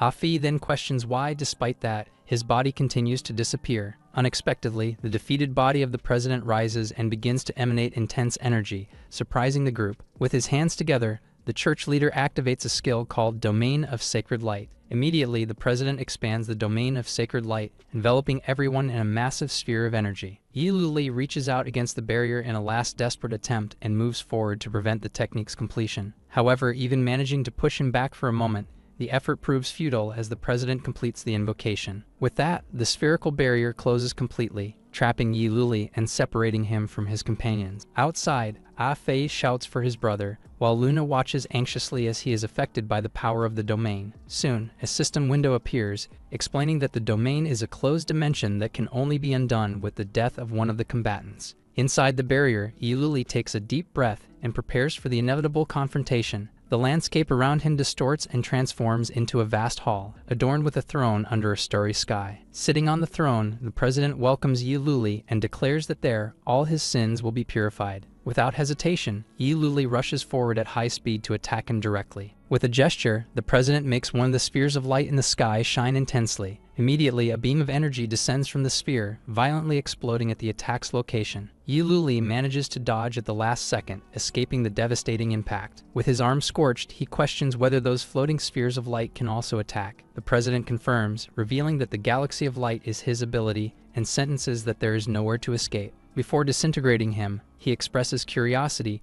and asks what the true reason for the attack was. Without hesitation, Yi Luli responds that he desires his death as revenge for that child. He then accuses the president of having corrupted the pure and sincere faith of the girl. With that, he concentrates his energy and launches a devastating blow, but the attack is intercepted by a beam coming from the throne. Another shot follows, triggering a new explosion that shakes the hall. Amidst the smoke, Yi Luli reemerges, breathless but still resolute. The president then laments the misunderstanding, stating that they are not enemies, just have different ideals. He explains that this difference arose the moment he discovered the limitations of their world. Revealing more, he tells that this world is governed by invisible levels. A flashback begins. He recalls that his task was to grant missions to adventurers, which earned him respect and protection. As the days dragged on in monotony, he saw adventurers return with new discoveries and began to wish to experience the world outside. Until one day, a powerful adventurer returned riding a magnificent creature, attracting everyone's admiration. It was then that he decided he would also leave to feel the value of freedom with his own eyes. With that, he discovered that the monsters born from darkness were becoming increasingly powerful. When he became defenseless and failed to level up,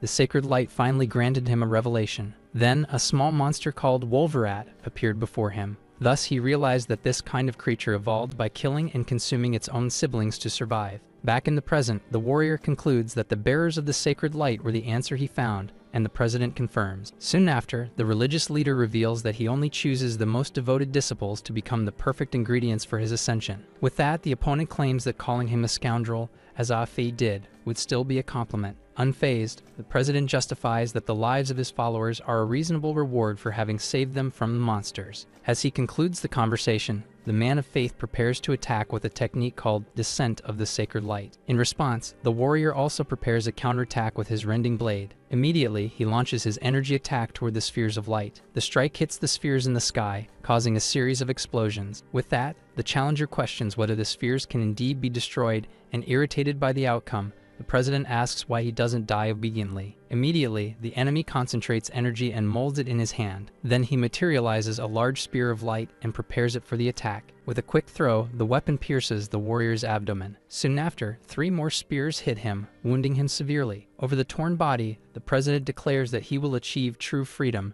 treating people like him as mere obstacles. Even wounded, the challenger compares him to a mad pig trying to escape from its pen. The face of the religious figure then contorts into a monstrous visage as he advances to attack. At that moment, a system alert notification announces the arrival of the error boss, Moonslayer. Surprised, the president calls him a boss, while a skeletal hand grabs his, which was controlling the spheres of light. Without hesitation, the bony hand completely crushes his. With that, a new system notification updates the mission to kill the president, under penalty of immediate death. Immediately, the warrior dodges multiple energy attacks launched by the opponent. Then he jumps over the throne to reposition himself on the battlefield. Even without one of his hands, the religious figure calls him a despicable monster and claims he can still crush him. Thus, the challenger releases his final form, and an immense aura of dark energy explodes around him. With his new form, he unleashes a devastating combo that quickly destroys all the spheres of the domain. Unable to believe it, the president questions how that is possible upon seeing the destruction of his ability. Before he could react, the lines of dark energy completely envelop him.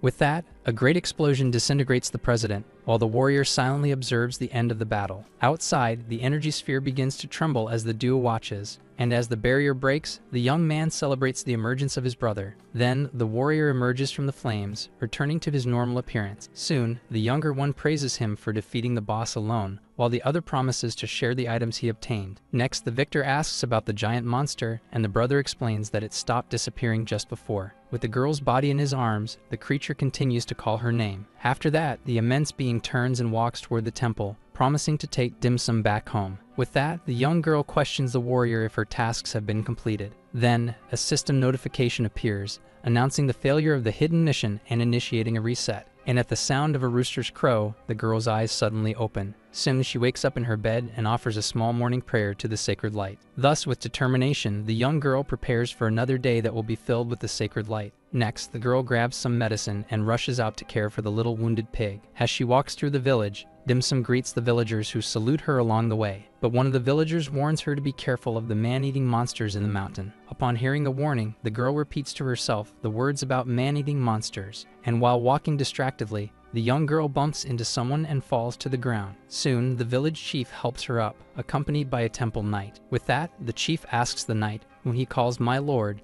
to take a look at the child. As the armored man examines her, the chief praises Dim Sum for being the most diligent in daily prayers. Then the knight comments on her piety, suggesting that she could be a bearer of the sacred light. Immediately, the girl refuses the offer and runs away, leaving the chief confused by her attitude. As she runs, the young girl laments her rudeness and asks for forgiveness from the sacred light. But in her flight, Dim Sum suddenly stops just before nearly bumping into the warrior. He then addresses her, explaining that the true sacred light does not reside in a place, but in her heart. Confused, the girl asks if he is talking to her and feels that she has seen him before. Far away, the chief apologizes to the knight, who asserts that the girl will become a perfect bearer in a few years, and the armored man reveals in his thoughts that it would be a waste to offer her to the president. While the chief agrees to take Dim Sum to see him again, the warrior passes by the group. As he crosses, the knight begins to bleed from his throat, leaving the chief startled. And while the leader shouts for a doctor, the wanderer steps away from the scene without looking back. Far away in the forest, the little monster waits for his friend, not knowing if she will come. Soon after, he debates with his conscience about the desire to take a bite out of his companion. But Dim Sum's voice echoes through the forest, and the creature responds to her call. Without hesitation, the girl runs to meet her friend in the clearing. In the distance, the trio formed by Yi Luli, Ah Fei, and Luna observes the peaceful scene from a cliff, and the warrior comments that the failure of the mission allowed them to witness that moment, but the youngest refuses to proceed with the new task. In silence, the three continue watching the reunion in the forest below. Then the wanderer bids farewell to Luna to seek the next mission, but his companion suggests that they form a group. When questioned, the traveler simply replies that they are not playing, while the young man laments his coldness towards girls. With that, the young woman concludes that the deviation of the NPCs and missions is directly related to Genesis. Then she interrupts them and proposes an alliance, stating that both sides need information and are short on time. Thus, the girl formally introduces herself, and the young man does the same shortly after. The warrior then shakes her hand, sealing the new alliance under the name of Zhan Yu. Finally, the young woman repeats his name and wishes him success on his journey. A system notification appears, announcing an update and maintenance for the game. And with the announcement of maintenance, the group says goodbye and agrees to meet again the next day. As the system initiates the logout process, the young woman dematerializes while watching her cat. Back in the real world, Miss Bai murmurs the names of her new allies while petting the animal. Soon after, she begins to play with the kitten, mimicking its gestures. But the housekeeper abruptly enters and informs her that the old master is calling, while the girl scolds her for not knocking. Then the maid leads her to the door of an elevator and warns that she will not accompany her. Alone, Miss Bai announces her arrival as Xiao Yu and knocks on the door before entering. With that, the doors open, and the housekeeper pushes her into the room. The room reveals a large office with an aquarium occupying the entire wall. Before the desk, the young woman addresses the man and asks why she was called. Without looking at her, the father mentions that he heard about her passing the preliminary exam, and she confirms it. Then, the patriarch orders her to be a finalist in the next exam so as not to embarrass him. After agreeing to the requirement, Miss Bai is dismissed by her father. In the adjacent aquarium, a small fish is devoured by a shark. Meanwhile, Yi Luli and Na Fei walk through the city streets, looking for a place to have dinner. As soon as they arrive at a hot pot restaurant, the younger one immediately starts interacting with the receptionist. Then, a large bubbling pot of food is served at their table. Excited, the young man lists all the ingredients he will eat to feel reborn. Calmly, the warrior instructs him on the correct cooking time for the food, and then he advises him to add scallion oil to the soup to protect his digestive system. Soon after, Yi Luli watches in silence as his brother eats with enthusiasm. But at a nearby table, he hears two men talking about the game Phantom Moon. One of them explains that, in his guild, the same mission had drastically different difficulties for each player. The other man agrees but wonders if the missions are generated randomly or if they vary for each individual. The conversation makes the observer ponder the same question. Then, a system notification shows the details of the random mission that was generated. The scene reveals the giant monster, determined to become human to reunite with Dim Sum. As he reflects, the young man recalls the president's logic about how only the most devoted disciples became bearers, and he questions the sudden change of his identity to that of a bug chief. With that, he also wonders why his avatar deviated from the game's norms, activating a random mission, and the search for the root cause of of all the problems leads him to question whether the game's source code has been rewritten. Next, the warrior ponders the possible connection between the rewriting of the code and Luna's words about Genesis. He also reflects on whether the events are a guide to eternal purgatory or merely obstacles to stop him. Despite his preparations, the young man questions whether he is making progress or drifting further away from his brother. Back at the restaurant, a waitress approaches the table while a dark cloud looms over him. Soon after, the employee arrives with 5 bowls of fried rice with egg for Ah Fei. The youngest then offers one of the bowls to his companion, saying he will eat the other 3. The scene then shifts to a snow-covered mansion during winter. In a flashback, the older brother, Han Yixio, asks a young Ah Fei why he is crying. Sitting beside him, little Yi Lule explains that their beds have been vandalized. With that, the boy cries and asks how they will manage to sleep in the cold. Immediately, the older brother becomes furious and blames the same bully as always, promising not to hold back next time. Soon he tells the youngest to ask for a new blanket, but the boy explains that the aggressor has already been taken away by the orphanage director, who denied the request. As a snowstorm lashes against the window with temperatures of -18 degrees Celsius, Han Yixio suggests that the 3 huddle together to keep warm, and while they share warmth, little Ah Fei asks why life is so difficult, and the middle brother replies that it was made to be this way. Next, the older brother advises them to focus on tomorrow, while the studious one wishes to read books and the other dreams of eating 3 bowls of fried rice. Han Yixio then jokes about the youngest's wish, who retorts and increases the request to 5 bowls so that everyone can eat. Back in the present, the wanderer reflects on his older brother's words, remembering that focusing on tomorrow is already enough. Suddenly, the fairy CC appears with an announcement about the Warrior's Heart event in the kingdom of Tapini, the birthplace of weapons. In the distance, the image of the kingdom reveals an imposing castle floating over a vast forest surrounded by walls. With only 1 minute left for registration, a crowd of adventurers desperately pushes at the entrance. Then, a guard informs that the quota has been filled and orders everyone to leave immediately. Without hesitation, the wanderer offers a bag of coins to the guard while his companions watch the negotiation. As the group passes, other players complain in the background, questioning why they were allowed to enter. Then, a system notification informs that there are only 9 seconds left until the event begins. Already inside the territory, the youngest is surprised by the landscape, but the warrior clarifies that they still need to advance to the center of the castle. In the last second of the countdown, a massive metal plate falls from the sky and hits the ground with force. Soon after, dozens of other plates fall in sequence, raising a continuous barrier. Thus, a circular wall completely closes around the area, trapping all the players present. Before the colossal structure, the trio observes the dust rising from the impact of the walls. While the wanderer questions whether this is a trap, the young man worries about the possible appearance of a giant. Unexpectedly, a large screen with glitches appears in the sky, and everyone looks up, not understanding what is happening. On the screen, the distorted image of a man tries to communicate, repeatedly asking if anyone can hear him. Then, a man named Huade introduces himself as the host of the event, while his assistant confirms that the equipment is working. He begins a long story about the birth of a beautiful princess that occurred 18 years ago. With that, the assistant interrupts him and asks for the explanation to be summarized immediately. Even so, Huade continues the tale, describing how the princess became a treasure for the people of the kingdom. His assistant warns him again, noting that the afternoon nap time is approaching quickly. Under pressure, the host finally reveals that the princess has been kidnapped by a dragon and the kingdom needs warriors to rescue her. Soon after, he explains that the competition will select the strongest and distributes a warrior certificate to each participant. The goal is clear: collect certificates for 7 days, as only the top 100 will advance to the next phase. The first method to obtain the certificates is simply to find them scattered throughout the scenery, and the second way consists of hunting the kingdom's monsters, which are worth a number of certificates proportional to their strength. The third and most direct method is to take certificates from other adventurers, whose count is visible to everyone. Noticing that nap time has already passed, the assistant urges Huade, who ends the broadcast promising more rules later. Immediately, the start of the competition is announced and a timer of 168 hours appears over the arena. Without wasting any time, the group leader orders them to advance, stating that they will discuss strategy while moving. Nearby, a swordsman approaches and asks if they would like to form a team. The warrior then reveals his plan to assemble a squad of 100 men to ensure an advantage, inviting them to join. Without looking back, the wanderer declines the invitation, leaving the swordsman confused by the response. Watching them leave, the stranger promises that he will defeat them if he encounters them again. As they run, the youngest questions the refusal,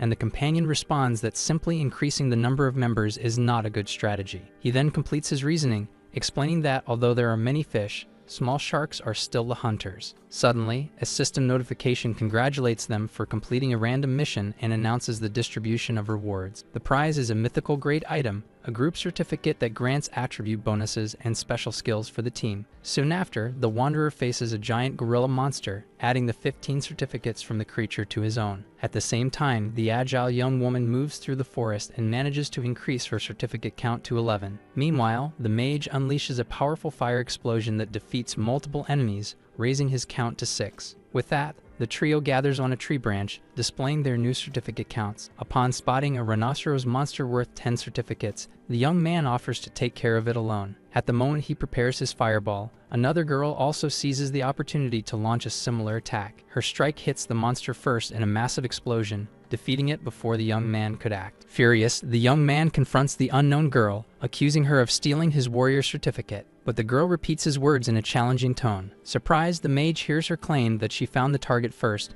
not caring about the dispute. As he tries to resolve the situation with words, the young woman demands his certificates and attacks him with several fireballs. While he argues that a gentleman does not fight a woman, she continues the offensive without hesitation. At a total disadvantage, the young man retreats and calls for help, summoning his brother. Soon after, the companion appears and restrains the girl, while the mage regains his composure and taunts her. Immobile, she accuses him of ambushing her, reprimanding him and stealing her certificates. Then, the young woman cries for help, calling for her older sister. Suddenly, a new figure appears behind the young man. At that moment, the archer steps forward and warns him to be careful of the new danger. The newcomer grabs the young man by the neck and easily blocks the archer's attack with one hand. With that, the two groups face each other in a tense standoff. As the woman holds the mage, she comments on men who assault girls and acknowledges the archer's great strength. As soon as she realizes the critical situation, the young woman prepares to act immediately and rescue her companion. With that, she activates a skill that forces the opponent to let go. Quickly, the warrior leaps into the air and advances for a new attack with her sword. The rival, however, quickly retreats to dodge the incoming strike. Soon after, the archer prepares a new energy shot, while the adversary concentrates a fire aura at her foot. The two attacks collide, resulting in a massive explosion of energy. After the impact, the unknown woman praises the technique, and the huntress also acknowledges her opponent's strength. Then, the young woman analyzes her rival,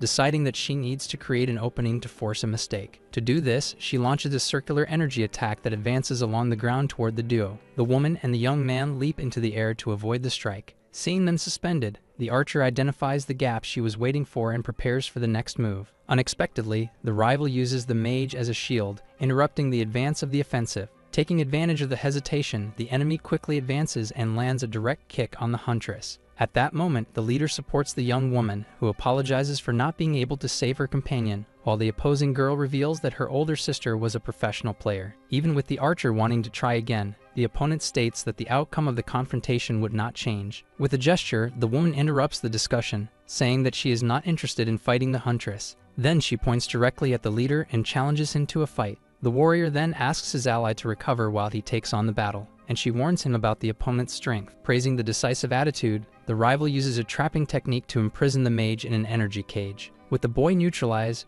the wanderer and the opponent face each other, preparing for the confrontation. Immediately, the two exchange a quick sequence of blows that causes multiple explosions on the battlefield. The exchange of attacks continues at high speed, with energies colliding violently. From inside the cage, the mage observes the fight, surprised that the enemy can hold her own against his brother. The girl is also astonished by the wanderer's strength, worried that her sister might be defeated for the first time. Meanwhile, the archer analyzes the battle, recognizing that both are elite players with unique combat styles. The leader's execution is described as cold and calculating, capable of finding the right response to any attack. On the other hand, the rival's technique is precise and devoid of unnecessary movements, confirming her skill as a professional player. The clash between the two results in a final and immense explosion that engulfs the forest. When the dust settles, the woman praises the wanderer's performance, stating that he has passed her test. Soon after, she completely changes the subject and asks him if he would accept a partner taller than him. The unexpected question leaves him visibly confused and without an immediate reaction. In the distance, the girl reminds her sister about the agreement to avoid online dating, while the archer questions what is happening. Still, the rival decides that she will not waste the opportunity, trusting her intuition about him. At that moment, a memory from her past reveals her 10 years of dedication to esports, achieving success in various competitions.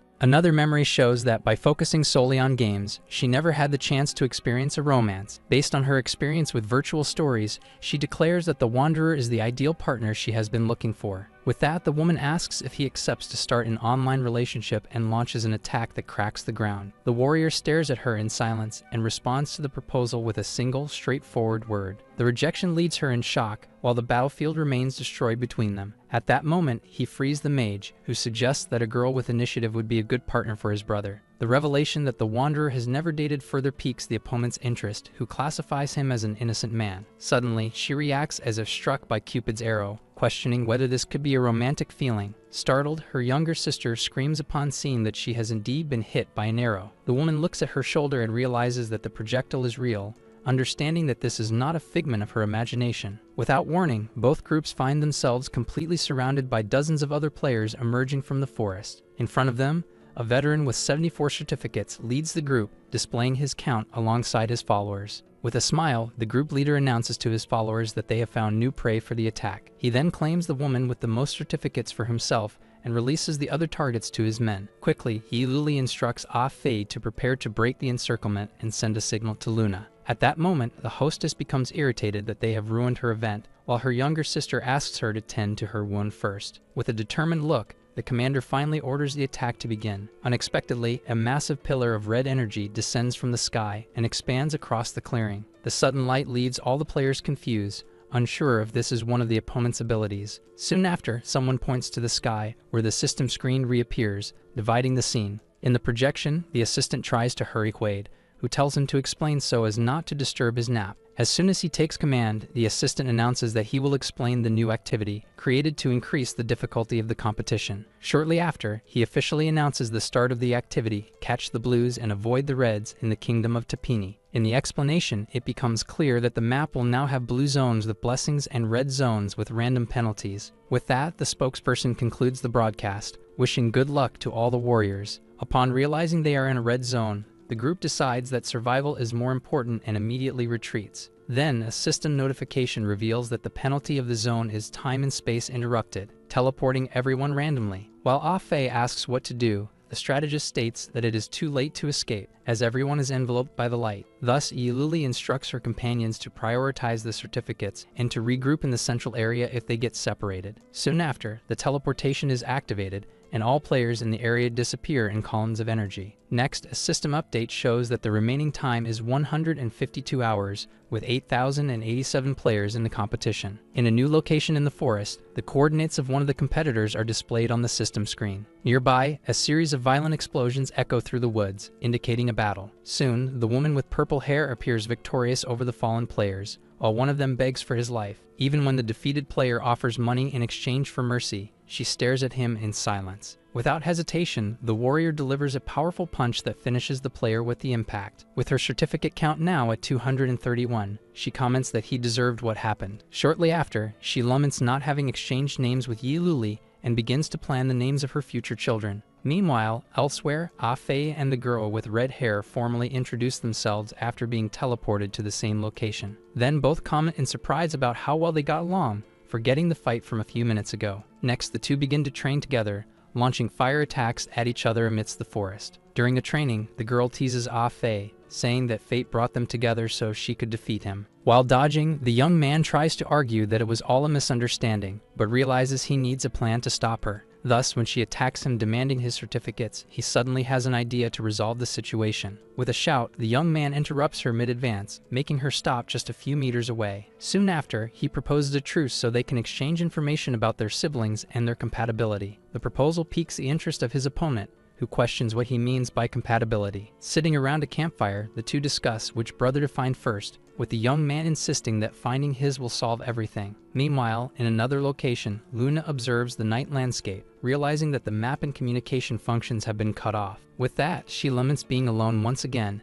as the scene dissolves into an underwater image. At that moment, a memory from the past reveals her father informing her about the exam and demanding that she become a finalist. Soon after, the man dismisses her without looking at her, while the girl remains in her wheelchair. Back in the present, she tries to convince herself that her father still cares about her. The scene then shifts to her technological room with her lying in the immersion capsule, promising her mother that she will keep trying. However, back in the present, the sound of a dripping water drop pulls her from her memories, and she finds herself surrounded by shadowy claws. The source of the claws is a colossal monster that roars before the young woman, revealing a count of 999 certificates. Thus, the confrontation between the two results in a massive explosion. Meanwhile, far away, Yi Luli faces a new opponent who praises him for his strength but assures him that he is even more powerful. Finally, with his face now covered, the strategist stares at the opponent in silence, ready for the battle to come. 2 hours earlier, he was alone among the energy pillars, analyzing the surroundings and concluding that his companions were not nearby. With his face covered, he decides that his main focus is to gather as many certificates as quickly as possible. To do this, he uses the camouflage ability of his coat, which allows him to blend into the environment. Hidden, he observes a group of monsters devouring a carcass in the forest. Soon after, his attention turns to a trio of players who are also exploring the same area. In another direction, he spots two competitors fighting against a larger monster, competing for the creature's certificates. Without hesitation, he begins his hunt, eliminating both monsters and other players with quick and lethal attacks. Concealed in a tree, he analyzes that monsters with fewer certificates are easier to defeat. With 226 certificates, his strategy shifts to focusing on weakened opponents after combat. Meanwhile, in another part of the forest, the elf Han Xiao and his companion face a monster worth 70 certificates. With a confident smile, the swordsman prepares an attack with his energy blade. Next, he uses a wave of energy from his weapon to deliver the final blow against the creature. After the victory, his partner praises him, and Han Xiao boasts about his new sword, recently acquired at an auction. As the two move away, the hidden hunter observes them in silence, preparing for the attack. As he advances, Han Xiao notices the movement and turns around in surprise to face the threat. In the blink of an eye, the invader passes by him and defeats his companion with a single swift attack. Enraged, Han Xiao questions him about his identity and threatens him with the consequences of provoking him. Without responding, the opponent simply brandishes his weapon, remaining silent in the face of the challenge. With that, both rush towards each other at high speed, initiating the direct confrontation. Soon, Han Xiao delivers a powerful energy strike with his sword, commanding that the enemy die. However, the adversary manages to dodge just in time, escaping the blade's reach. Without wasting any time, Han Xiao pursues him at high speed, enveloped by the energy of his weapon. Even so, he quickly loses sight of his target and looks around, not understanding where he went. Suddenly, the hunter appears from above in a surprise attack, while Han Xiao stares at him in shock. The blow hits him squarely, defeating him with a series of cuts. With the victory, his certificate count rises to 354. Unexpectedly, a new player appears, applauding the fight, surprising him for not having noticed him before. The newcomer then accuses him of having stolen all his prey and declares that he will now be his new target. Without hesitation, both charge at each other, leaving trails of energy in their wake. The clash of their attacks causes a violent explosion that cracks the ground and raises a cloud of dust. While blocking the blows, Yi Luli is challenged by Feng Ya to defend against all his continuous attacks. Amid the exchange of blows, the opponent praises his skill, which continues to stand out in defense. With that, he counterattacks using his explosive blade, launching a burst of circular energy. However, Feng Ye easily dispels the technique with a wave of his own energy. With a confident smile, the challenger announces that it is now his turn to attack. He then invokes the Wolf's Mist, forming a massive head of energy that rises above his rival. The creature growls and unleashes a powerful attack in his direction. The impact results in a colossal explosion that completely destroys the forest area. As the smoke dissipates, Feng Yi repeats that, despite the strength of his enemy, he is still the strongest. For his part, the warrior analyzes the opponent, realizing that, despite being powerful, he has no certificates, making the fight pointless. At that moment, Feng Ye demands to know the name of the one he is facing, since he has introduced himself. Soon after, the masked man reveals himself to be Zhan Yu, and both prepare for a new confrontation, allowing their auras to manifest in a clash. The confrontation resumes with a frantic exchange of blows that echoes throughout the forest. Soon after, they clash again in a stalemate of strength that causes another explosion. From there, the fight transforms into a chase, and during the run, Yi Luli realizes that the enemy fights like a wild and tireless wolf. There is no room to breathe or escape from the relentless pursuit he suffers with every step. At the same time, Feng Ye compares him to a dangerous venomous snake. While praising the opponent's skill, he leaps into the air and promises to devour him in his next attack. The final clash between the combatants generates a massive explosion that spreads throughout the region. In the distance, a group of soldiers in formation observes the smoke rising from the forest. Immediately, the leader raises his hand and orders everyone to stop marching. With discipline, the troop positions itself in a perfectly organized formation, awaiting new orders.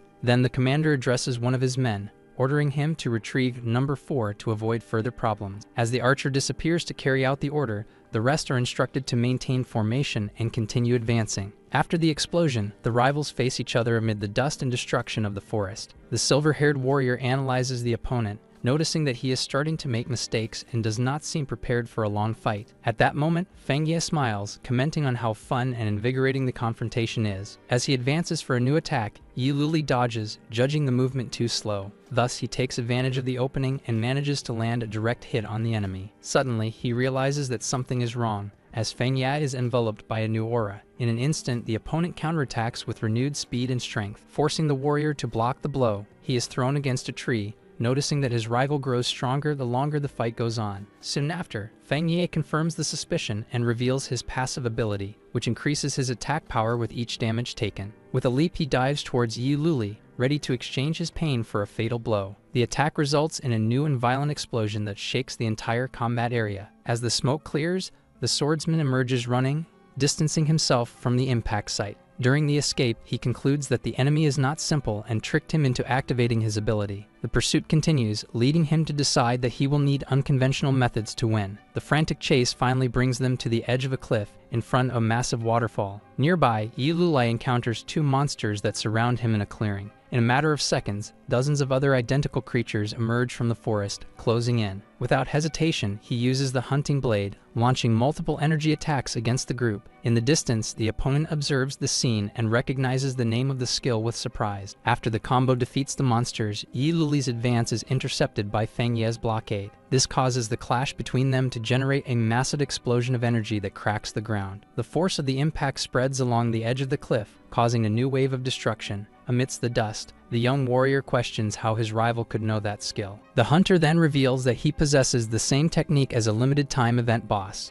A memory from the past shows the leader warning him about the skill and the importance of breaking the combo. Back in the present, Feng Ye assumes that this was the opponent's trump card and expresses satisfaction with the fight. Soon after, he declares that victory is decided as the enemy failed in the attack and activated his passive. Yi Luli reflects that, for the opponent, this is just a game of win or lose, but for him, it is not. Firmly, he states that he cannot lose and unleashes a new immense explosion of his aura. The sudden burst of power surprises Feng Ye, who questions whether there is still another secret skill to be revealed. Before the waterfall, the hunter praises the rival's strength, declaring that the confrontation has left him completely energized. Hidden in the forest, the archer observes the fight and finds it quite entertaining. Soon after, he prepares his bow to intervene in the battle, stating that his leader is in a hurry and needs to end the confrontation. Suddenly, the archer shot an energy arrow towards them. The projectile crossed the field and hit Yi Luli squarely, knocking him back with the impact. Surprised by the interference, Feng Ye questioned who was there, while the newcomer appeared to announce that he came to help.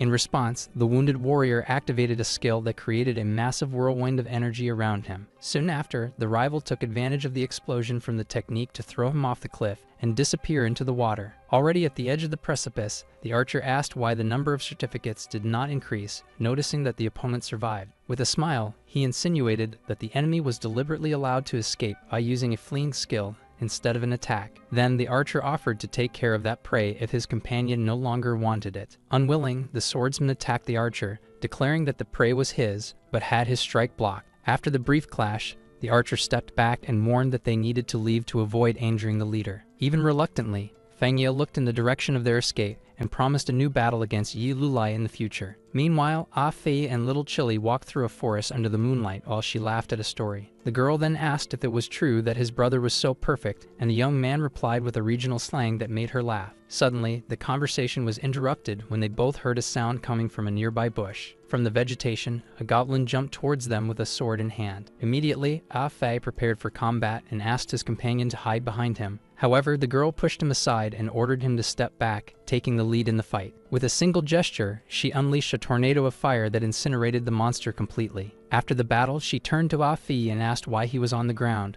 and the boy simply said he slipped. As the girl helped him up, he thanked her and commented that he had never had a date like that. Back on their walk, Ah-Fei asked about her, and little Chili revealed that she had just graduated from university. Unbeknownst to them, other goblins were watching as the boy asked what her field of study was, receiving animation as a response. With that, he expressed his love for anime and commented on how cool it was that she could work in the industry she liked. Holding a goblin that appeared, little Chili questioned whether that was really something cool or something to be envious of. Soon after, the young woman explained that she entered college full of passion, but discovered that creating and watching animation are very different things. While striking the monster, the girl vented about the technical difficulty and the low pay for her work after 4 years of study. She concluded by saying that, for the price of a painting, it would be better to sell fried rice, making Ah-Fei realize he had touched on a sensitive subject. In an attempt to console her, the young man stated that people like her would make the country's anime industry more popular. However, his words had no effect, and he merely watched as his companion held the goblin,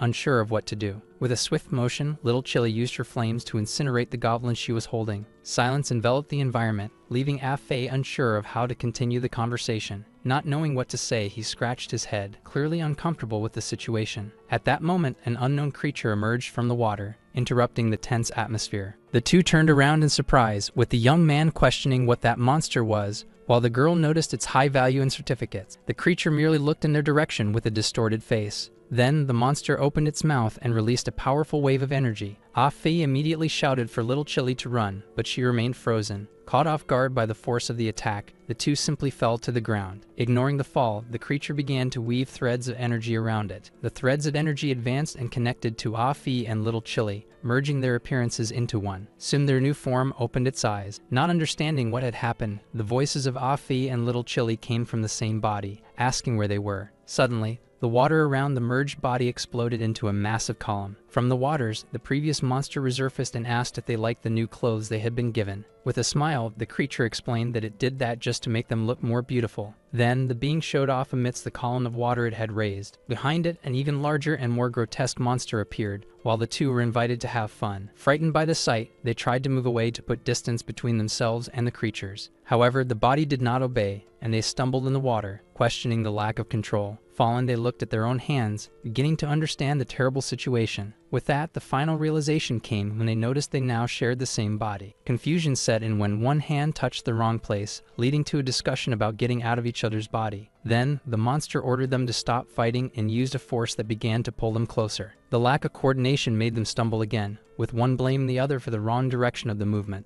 As they were dragged closer, one of them asked the other to think of something quickly, until an idea finally emerged. With a plan in mind, Ah-Fei asked his partner to stay still and let his half of the body take control. As soon as he took command, he rose from the water and channeled fire energy into one of his hands. Seeing the flames, the enemy reacted and prepared a water counterattack to extinguish them. Then, the creature launched a barrage of water projectiles toward the merged body. The lack of coordination prevented them from dodging in time, resulting in a discussion about what action to take. Using a burst of fire to spin, they ended up awkwardly falling into the water. Fallen, they argued about the mistake until little Chili's half took control and propelled them out of the water with fire. Once in the air, she unleashed a barrage of flaming comets that flew toward the opponent. The projectiles hit the creature and the giant monster right behind it, engulfing both in flames. However, the attack was quickly neutralized when the adversary used its power to extinguish the fire with water. Irritated by their disobedience, the creature threatened them and began to conjure a water prison to capture them. With no chance of escape, their body was completely enveloped by a watery sphere. Trapped inside, they struggled to move, complaining about the lack of synchronization and blaming each other. Amidst the submerged despair, they realized that the only way out would be to find a point of understanding. With renewed determination,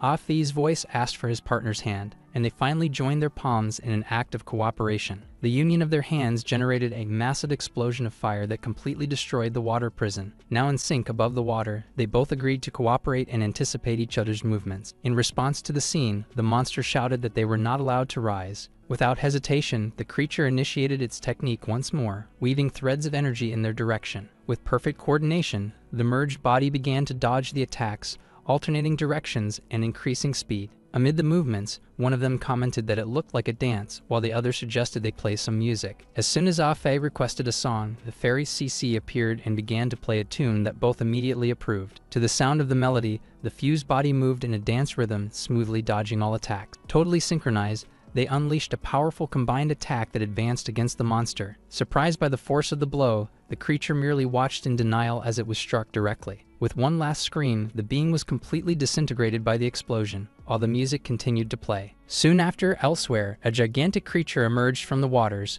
questioning who dared to kill its child. After the monster's defeat, Afi and Little Chili separated and observed the spoils, discussing the experience and the items obtained. Upon finding two epic pieces of equipment, the young man offered one to her, and they both touched their fists in a gesture of partnership. At the moment of the touch, a surge of energy crackled between them, surprising them. Soon after, the young woman looked at Ah-Fei and asked what he thought his brother and her sister were doing. Elsewhere, the purple-haired sister commented on a scent in the air, wondering how he would react to her surprise appearance. Suddenly, the woman found herself on top of a cliff, not understanding where she was. With that, she clenched her fist, questioning what could have happened to her companion while she was away. With a leap, she landed forcefully on the ground, shattering the rock around her with the impact. From the top of the newly formed pillar, she declared that, no matter what it was, she would make the responsible party pay a terrible price. Far away, Fang Ye felt a sudden chill while resting on the carcass of a monster. Soon after, her squad approached, and the leader called her to hunt a 500-point monster found further ahead. The mention of the score piqued the swordsman's interest, who blamed Yi Luli for stirring his fighting spirit. Meanwhile, in the depths of the water,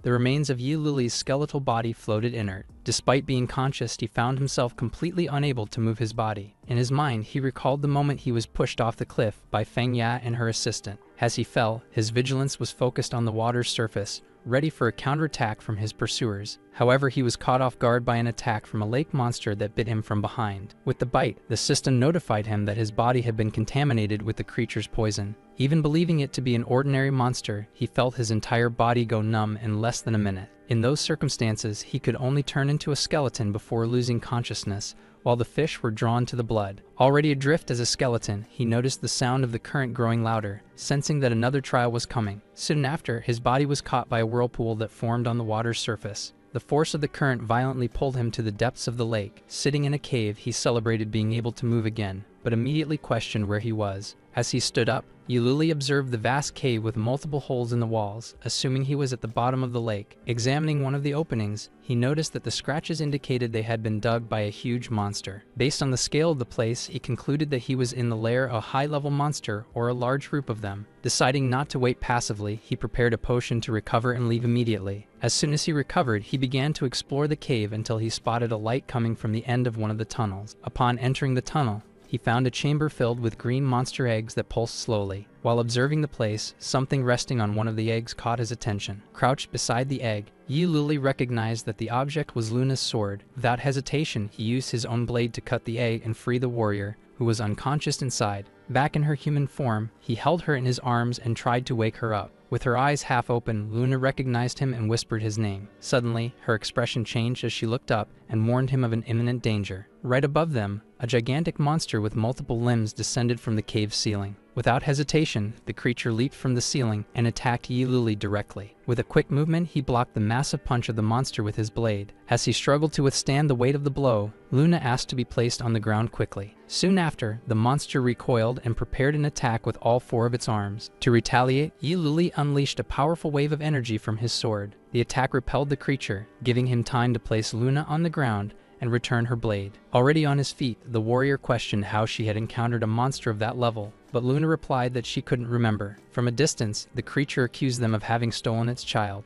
With that, the partner proposed that they defeat it to secure the promotion, and both agreed on an attack strategy. As soon as the plan was defined, the two advanced together toward the monster. In an instant, Luna found herself surrounded by the creature's arms and unleashed an energy barrier to protect herself. Immediately, Yi Luli moved to intercept one of the blows, blocking it with his body. As the enemy leaped for an aerial attack, the swordsman prepared a counterattack from the ground. His energy slash rose and struck the monster squarely in the air. Soon after, Luna released a horizontal energy cut to complement the attack. After the blow, the creature retreated into one of the holes in the wall, surprising the two fighters. With that, Yululi concluded that it would be very difficult to pursue her through those tunnels. Suddenly, a strong tremor shook the cave, and he warned Luna to be careful of their surroundings. Immediately, both realized that the next threat would come from beneath the ground. In an instant, the monster's spiral-shaped tail emerged from the earth, forcing them to retreat from the impact. As soon as the attack ended, the creature's tail quickly retracted back underground. Given the enemy's speed, Yululi and Luna agreed to separate to create an opening. As soon as they moved apart, the ground trembled again, and he warned her that the attack was coming in her direction. The tail then burst from the ground, but Luna managed to parry the blow with her sword. While watching, Yululi analyzed that he would need to calculate the exact moment to overcome the shell's defense. As soon as he found the perfect gap, he advanced and delivered a precise strike to the monster's tail. Hit squarely, the creature's tail writhed on the ground, emitting a sound of pain. With the tail injured, the main body of the enemy emerged from the soil,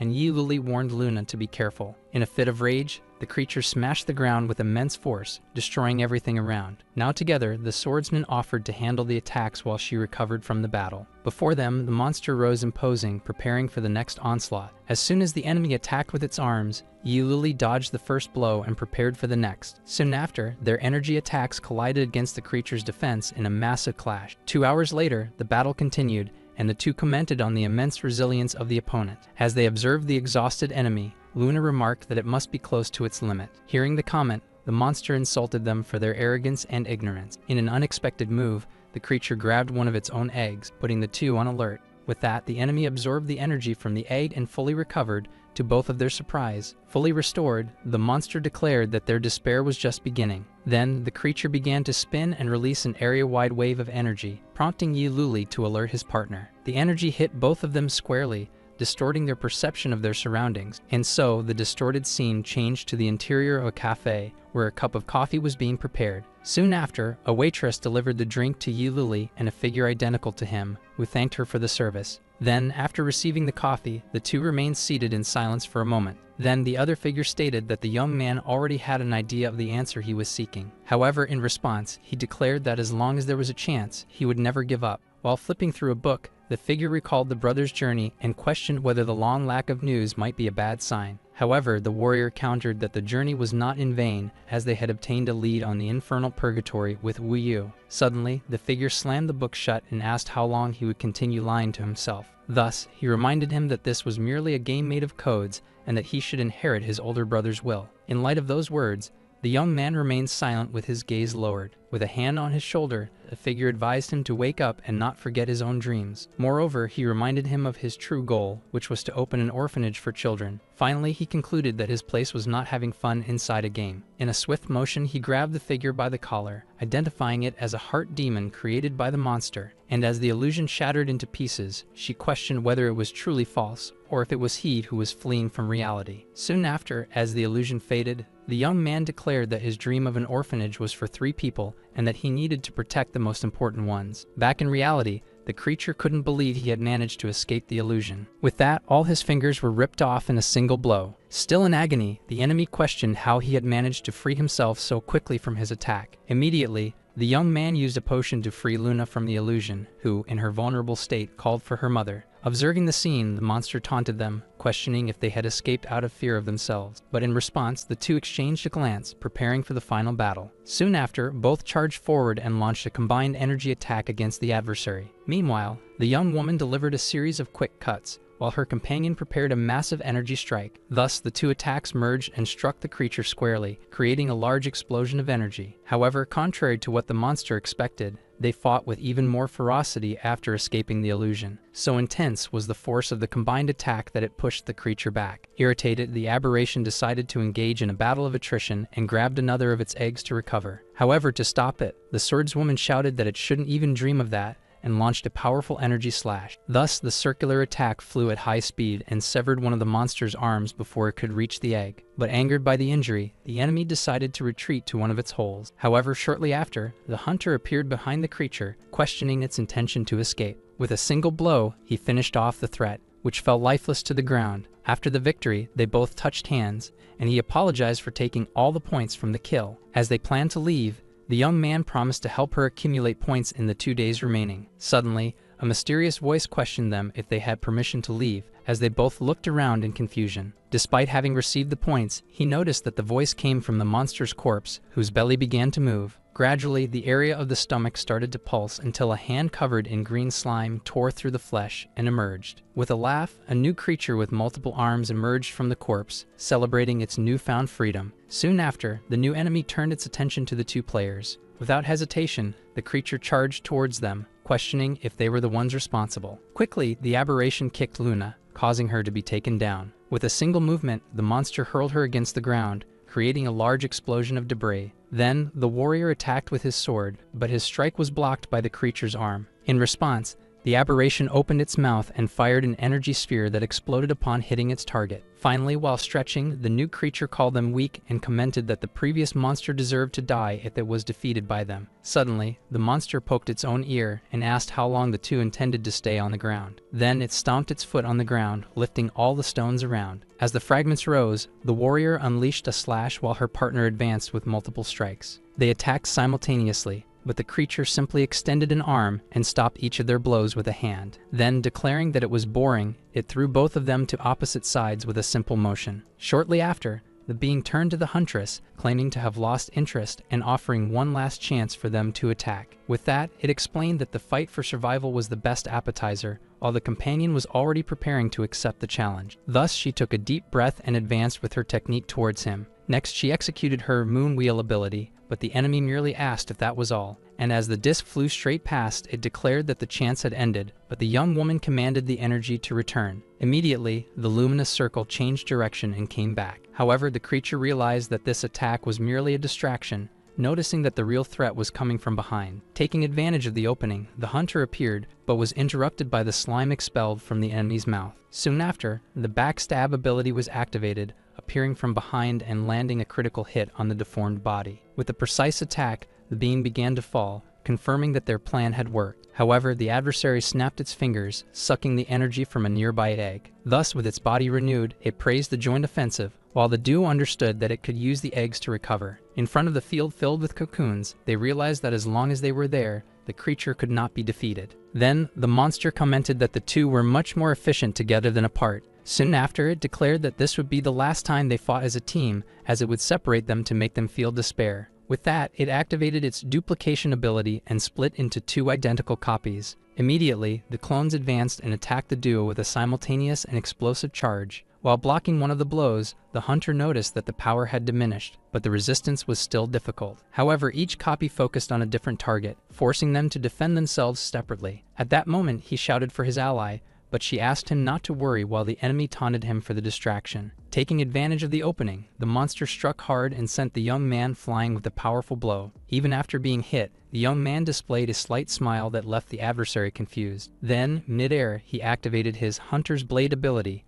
releasing numerous energy cuts around him. The attack spread out and hit all the eggs in the cave, but the creature mocked, saying that would keep it busy for a good while. However, it noticed that the destructive power of each cut was progressively increasing. Feeling that something was wrong, it advanced towards the enemy. In desperation, it tried to intercept the attack, which concentrated on a single point. With that, the collision of the two energies generated a massive explosion that devastated the center of the cave. When the smoke cleared, it admitted not expecting that trick, while the hunter observed the opponent still standing. Without hesitation, the warrior used a potion to reactivate his ability and advanced to finish it off before it could recover. Seeing the charge, the creature crossed its arms and began to channel energy in one last effort. Even so, he ignored the enemy and aimed his sword directly at one of the last eggs on the ground. At the last second, the cocoon broke open and a new insectoid creature emerged to block the blow, while the others began to hatch. Finally, surrounded by an army of insects, the young man heard the monster lament that he came close, but would not have another chance. While the hunter fought to defend himself from the swarm,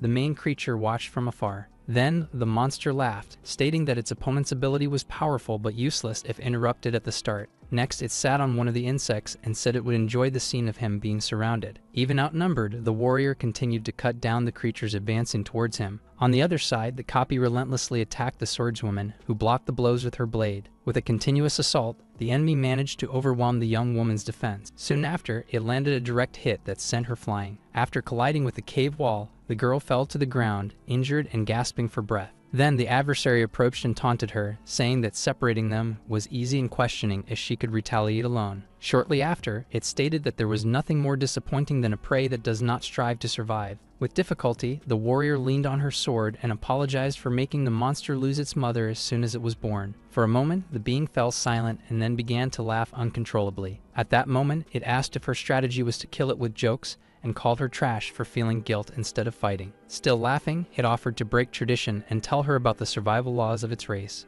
Thus, it explained that its species competes with the mother from birth, and that it did not devour her because it would be more beneficial to consume both. When the young woman reacted to the word eat, it ironically asked if she did not have the same habit. Noticing her agitation, the enemy offered to help her feel despair and enveloped her with its aura. With that, it activated the Nightmare Cage Shriek ability, causing the girl to clutch her head. The scream caught the attention of the hunter, who turned amidst the pile of defeated monsters. Meanwhile, the main creature stretched, saying it had grown bored of just watching the fight. Soon after, it ordered the horde of insects to stop stalling and kill him once and for all. Even while being wounded by multiple attacks, the young man struggled to resist the advance of the creatures. The swarm then leaped at him from all directions in a final attack. As a last resort, he jumped high, away from the pile of monsters. At that moment, a series of notifications announced his level up to 30 and the acquisition of the new ability Shadow Clone. Seeing the horde attacking the empty pile, the main enemy kicked one of the insects and ordered them to finish it off quickly. The creatures then stopped and looked at the bodies,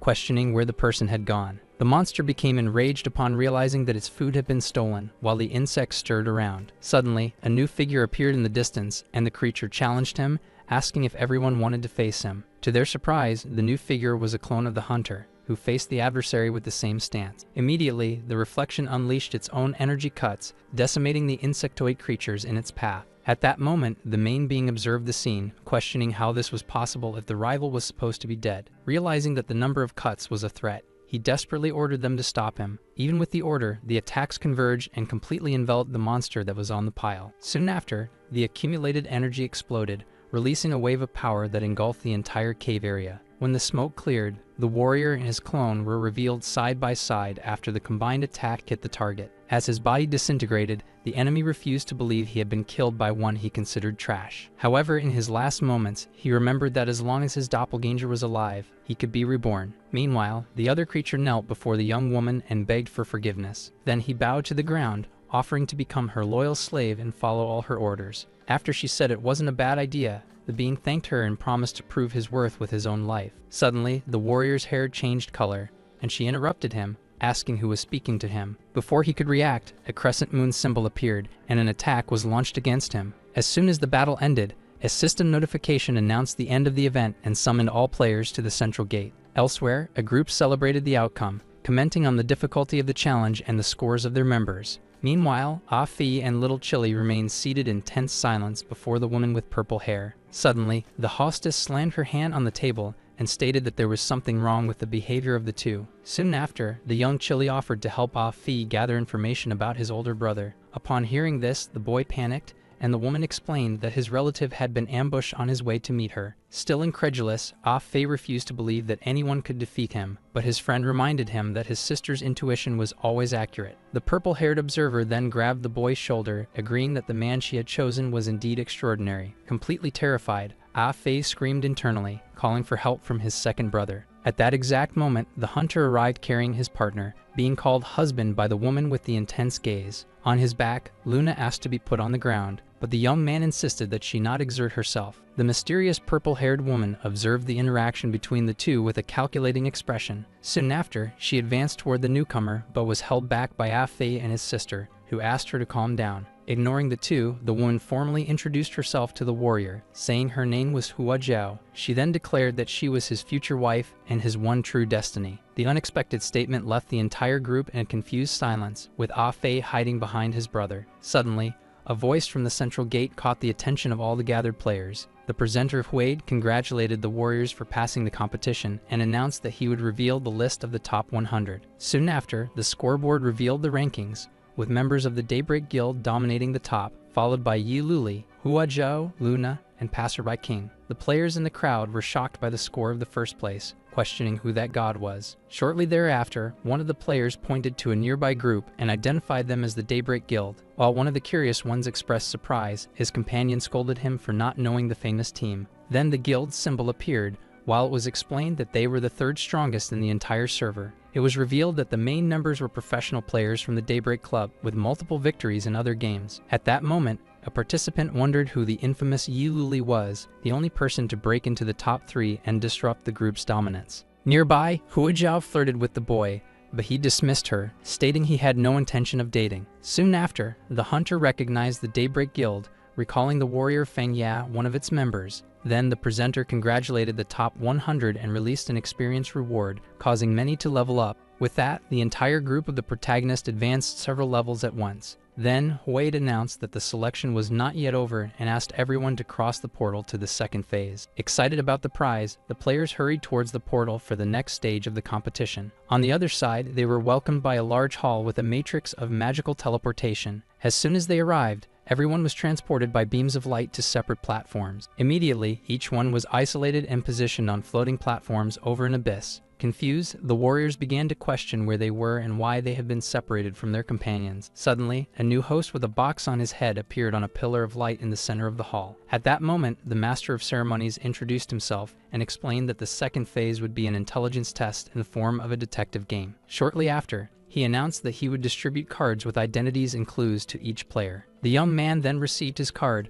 understanding that it was a game of conversation and reasoning. With that, the host declared the official start of the second phase and began to narrate the story of the case. The plot involved the murder of Warrior X, who was found dead in a fountain after a banquet. Soon, the first suspect, identified as Squad Mate, was introduced. Next, the second suspect, the daughter of a minister, was revealed. Finally, the third involved party was shown, identified as the guard captain. Then the host continued the presentation, revealing the fourth suspect, a scholar of the kingdom. Finally, the fifth and last suspect was displayed, a high priest. With everyone introduced, the master pointed to the players and challenged them to find the truth within the game. And then the host officially declared the start of the game. He soon explained that the process would begin with suspect A and proceed clockwise around the platforms. Thus, the first accused introduced himself as a squad mate and childhood friend of Warrior X. When questioned about evidence, he claimed to be a good person and that, due to his identity, there would be no reason to suspect him. But when asked about who he suspected, the player admitted that he still couldn't decide. However, he pointed out that, based on appearance, Suspect E did not seem like a decent person, thus ending his turn.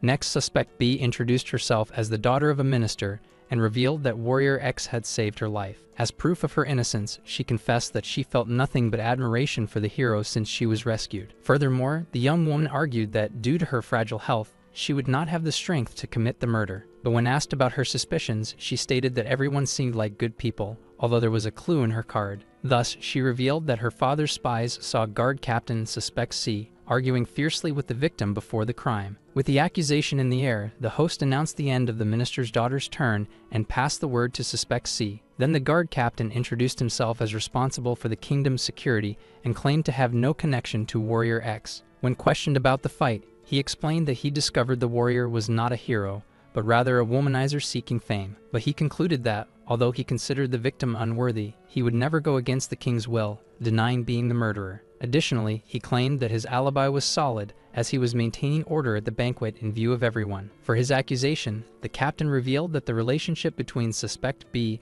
and the victim was not simple, then ending his turn. Soon, Suspect D introduced herself as the Scholar of the Kingdom, responsible for interviewing and writing the biography of Warrior X. As proof, she argued that she had no motive for the crime, as her interaction with the victim was the simplest among all. Moreover, she stated that she had an alibi, as she was accompanied by other scholars throughout the banquet. Finally, she explained that her short stature made it impossible for her to have stabbed the victim vertically. While the other players commended on her impressive deductive ability, the host questioned her. When asked about who she suspected, the scholar simply replied that she did not know. However, she recommended eliminating bad players, calling them dead weight, which left Suspect A confused. With the end of the turn, Suspect E introduced himself as the High Priest of the Kingdom, responsible for rituals. As proof, he revealed that he had a vision of the murder of Warrior X while performing a divination. Furthermore, he continued, explaining that he ran to report the vision to the king, who ordered him to pray for the victim. Finally, he concluded his alibi by stating that, when he finished the ritual,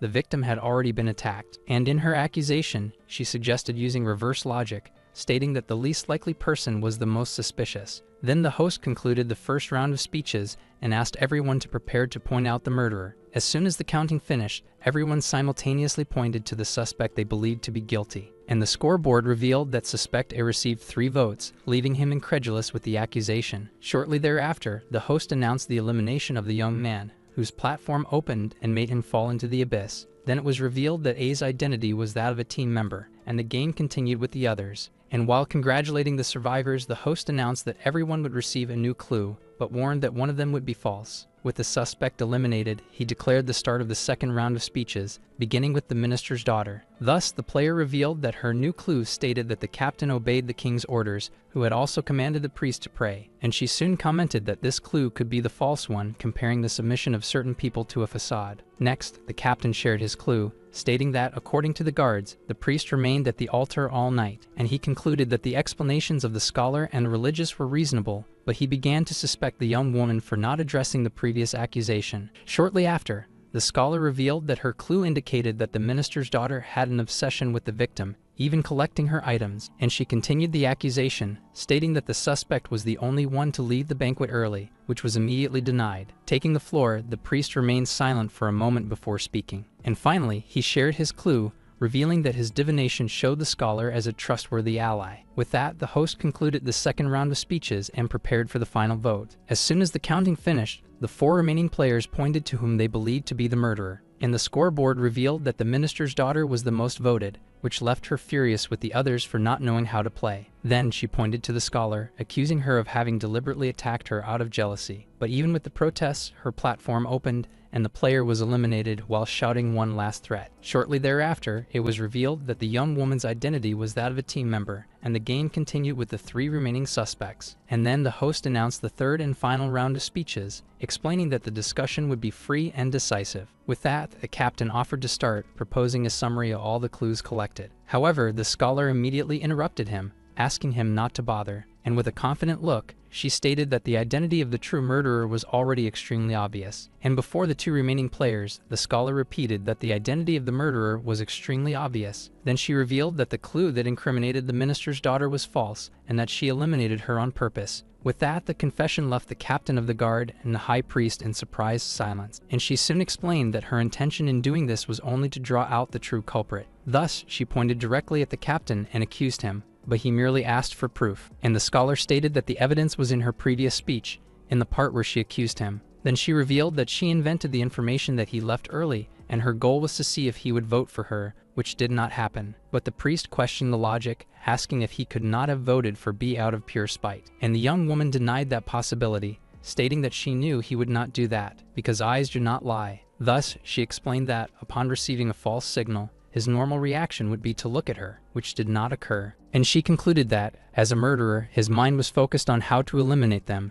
and that is why he did not dare to face her. After a sigh, the captain admitted he could not argue and asked to stop wasting time with the vote. Then the host asked the priest if he had anything to add, but the religious man declined. With that, the host announced the start of the final vote that would decide the winner. Soon after, the counting for the vote began, with the players preparing to point. And the scoreboard of the decision was revealed, showing that the scholar was the most voted to everyone's surprise. With the result, the end-of-game notification appeared, declaring the murderer the winner. Then she turned to the priest, questioning why he had not voted for the captain of the guard. And Suspect C explained that he knew he would be discovered, and that his only chance was to manipulate the religious man. But the priest merely remained silent, with an expression of nervousness and regret. Then the captain continued, revealing that he had used the priest's own logic against him to influence his vote. And the scholar finally understood that his defeat in the debate was merely a performance to deceive. Upon the revelation, the young woman fell to her knees and admitted her defeat in the game. Next, the platforms of both players opened,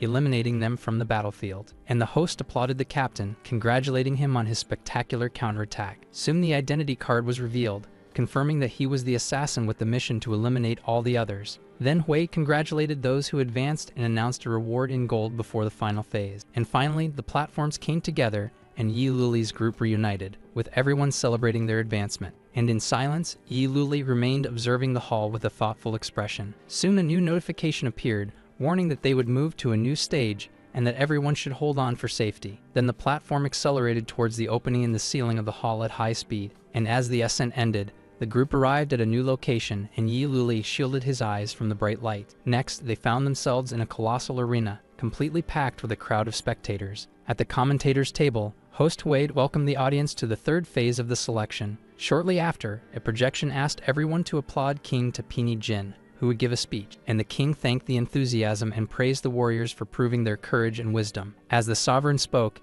Yi Luli commented that it felt like a school assembly, and Little Chili agreed. Then, to encourage the competitors, the king announced that he would offer 3 legendary gems as a reward for the top 3 places. Hearing the announcement, the leader of the Daybreak Guild confirmed the information and ordered his members to seize the 3 gems. And when Ah Fei asked about the gems, Yi Lulai explained that they were extremely rare items that should only appear later in the game. With that, Little Chili revealed the high value of the jewels, which excited Ah Fei with the possibility of winning them. And the king, sensing the warriors' excitement, declared the start of the 3rd round of the selection. Back at the table, Wade asked for calm from the competitors and prepared to introduce the rules of the competition. Soon the structure of the tournament was revealed: 32 warriors in an elimination format, where the champion would win a gem and the right to form the team. And the host explained that the opponents would be drawn, announcing the first duel between warrior number 4 and number 13. Upon seeing that Yi Luli was warrior number 4, Luna commented that he would be the first to fight, receiving encouragement from Ah Fi and Hua Jiao.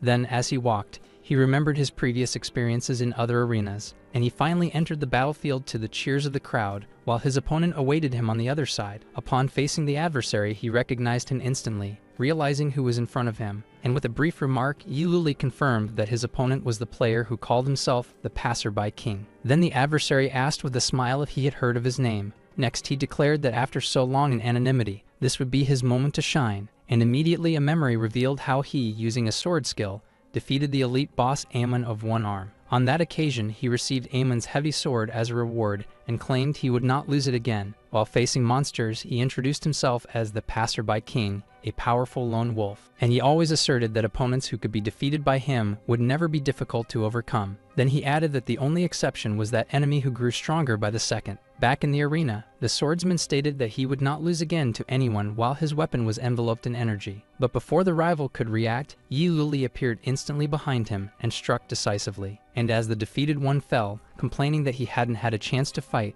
the warrior noted how familiar the situation was. Right after the announcement of victory, the squad leader asked the archer if that was the man Feng Ye couldn't kill, receiving a confirmation. Then Feng Ye interrupted the conversation, claiming that he was the one who discovered that prey first. And as the presenters called the next pair, Luna defeated her opponent with a single blow, securing her spot. In another fight, Ah Fei also qualified by defeating his adversary with a fire technique that the system described as cruel. Soon after, Hua Jiao advanced to the next phase by knocking out her opponent with a single powerful punch. And observing from the stands, the squad leader commented to the green archer that Hua Jiao's style was familiar, receiving confirmation that it was indeed her. Soon the presenters announced the match between Little Chili and the player Diandian, who prepared alongside her group. Meanwhile, Yi Luli's group encouraged the young girl, who appeared confident for the upcoming battle. And when the two competitors entered the arena, a spectator commented on the opportunity to see the difference between professional and amateur players. With that, Little Chili taunted her opponent, saying she would teach her guild the meaning of always having someone better. But the hooded player responded with a taunt about her opponent's ego being much larger than her chest. And immediately the girl reacted furiously to the received insult. Then, as she advanced to attack, Diandian continued the provocation, questioning if she was like that in real life as well. With a shout, Little Chili jumped and delivered a flaming kick at her opponent.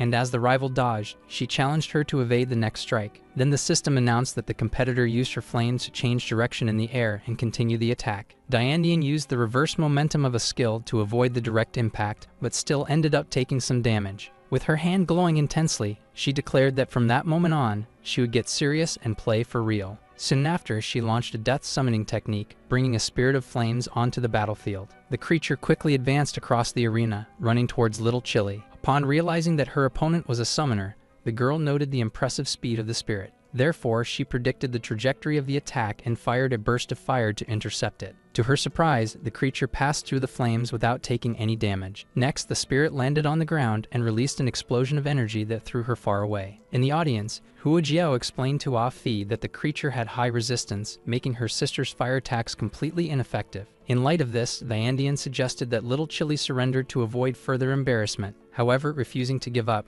she fired multiple fire projectiles, but her opponent stated that all that effort was useless. Then Little Chili gathered her power and launched a fire tornado technique, trapping both the summoner and the creature. as Afi narrated from the stands. In response, Diandian ordered the flame spirit to protect her from the impending attack. Although the creature managed to intercept part of the tornado, both ended up being hit by the force of the skill. Soon after, Little Chili appeared behind her opponent and declared that this would be the end of the fight. With a gigantic explosion, she believed she had won the match, while the system narrated her impressive sequence of attacks. However, her friends in the stands shouted for her to be careful, warning that the enemy had not yet been defeated. From within the smoke, Diandian revealed her face and activated a new death summoning technique, this time focused on attack and defense. With an apology, she revealed that she could summon not just one, but 5 spirits of different elements. In light of this, the presenters expressed astonishment at her abilities, while announcing her victory and questioning whether her guild's ranking truly reflected her strength. Although defeated, Little Chili was supported by Afi and Huazhou, while her sister consoled her by stating that the opponent only had an attribute advantage. Still, the girl could only lament the fact that she had truly lost the fight. Soon after, she began to cry out of embarrassment,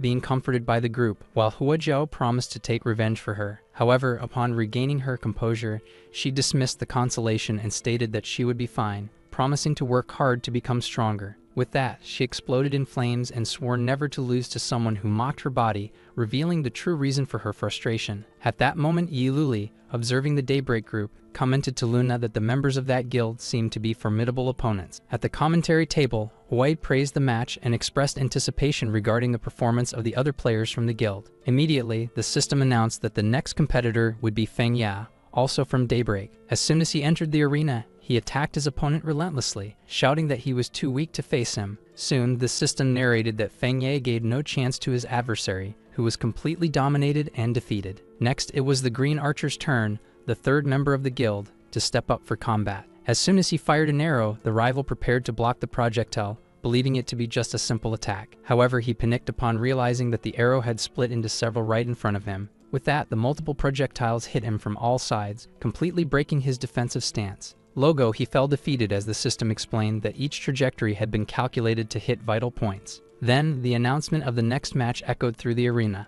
Immediately, the competitor Lei Dao advanced against her opponent. With a swift movement, she launched him into the air with a powerful punch. Before he could recover, he was hit again by a precise strike. Thus, the system declared Lei Dao's lightning victory, who defeated her adversary without even drawing her sword. Following that, the announcement of the next fight was made, and the fighter stepping into the arena showed signs of nervousness. However, instead of fighting, the leader of his squad corrected his strategy and posture. He proceeded to instruct him on how to use the strength of his entire body for the attack. As the commander continued giving instructions in the arena, a spectator questioned whether they were actually fighting. Shortly after, the warrior thanked him for the guidance and surrendered, while the leader declared the match's forfeit. Finally, the presenters, already exhausted from the events, announced the next round of competitors. Thus, 2 fighters agreed that it made no sense to continue and decided to surrender. And so, the arena fell momentarily silent after the multiple forfeits. Then, Yiluli observed that the other competitors had lost the will to fight, leaving only the Daybreak Guild as a challenge. Finally, the presenters announced that due to the guild's dominance, the last spot in the top 8 would be decided in a fight between the summoner and Luna. As her group cheered her on for the fight, Luna thanked them for their support and promised to give her best. As she approached the arena, Yilili wished her good luck for the battle ahead. Soon, the 2 competitors faced each other in the center of the field, while the crowd shouted the name of the Daybreak Guild. With that, the summoner taunted Luna, who responded by suggesting that she summon all 5 of her creatures at once. Still, the girl brought forth only 2 of her spirits, stating that it would depend on whether Luna was worthy of the effort. Immediately, the swordswoman activated a skill with her blade and charged at her opponent at high speed. Then, the young girl commanded her creatures to attack to prevent the opponent's approach. At the last moment, she used a water shield to protect herself from the impending attack. Even after the defense, she realized that the strike was faster than she had expected. At that moment, Luna appeared right in front of her, with the blade already at her neck. With her rival immobilized, she stated that she should fight seriously, as a form of respect. From the stands, Yi Luli's group praised the swordswoman's attitude and continued to cheer for her victory. While watching the fight, the squad leader commented that his companion had underestimated her opponent and hoped she would learn the lesson. With a smile, the summoner scoffed at the warning she received. Shortly after, she summoned all 5 spirits and questioned whether Luna truly believed she had a chance to win. With that, she declared that she would demonstrate the difference in power and commanded all her creatures to attack. As the swordswoman advanced, the water and fire spirits launched combined attacks in her direction. Immediately, she noticed that the gold spirit was also preparing to attack from above. The creature unleashed a rain of feathers that forced the young girl to run across the arena to dodge. While evading, the wood spirit attempted to ensnare her with its roots, but the attack was avoided. Soon after, the earth spirit activated a skill that created a coffin of rock and vines, trapping her opponent's feet. In an instant, the rock formation closed completely,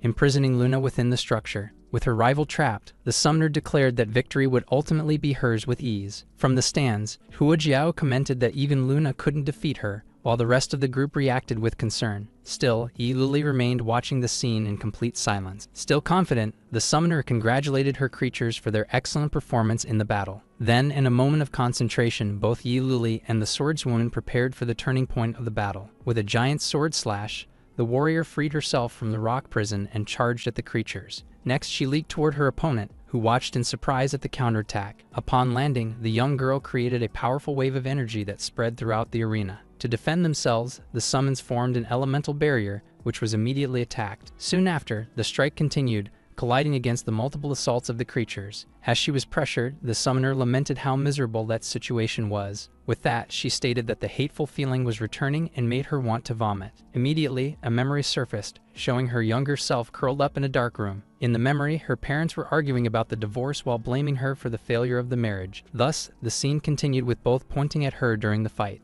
Another memory showed her being accused by classmates of having seduced one of their boyfriends. Soon after, the aggressors held her down and threatened to record a video of her to expose in the group chat. Still in the memory, she reacted by biting one of the girls while the other recorded the scene as evidence. Then, a metaphor about the cruelty of the world emerged, questioning what one needed to do to keep living, suggesting that disguising oneself and developing fangs could ensure a better life. In another memory, a man praised her gaming skills while she thanked him for helping her with school bullies. Shortly after, the guy invited her to be his girlfriend, promising that no one would bother her at school anymore. Thus, she questioned whether that was the price to be paid, stating that the situation made her want to vomit. Suddenly, the man's arm was grabbed by someone, and he questioned who dared to interrupt him. Then, the newly arrived group revealed themselves to be from the Daybreak Guild, and whose friend warned him that they could not oppose them. With that, the guild leader banned the man and his group from the internet cafe, while the other promised to remember him. After the commotion, the leader praised the girl's skills and asked if she had ever considered a career in gaming. He then added that he saw talent in her and that the Daybreak Guild was recruiting new members.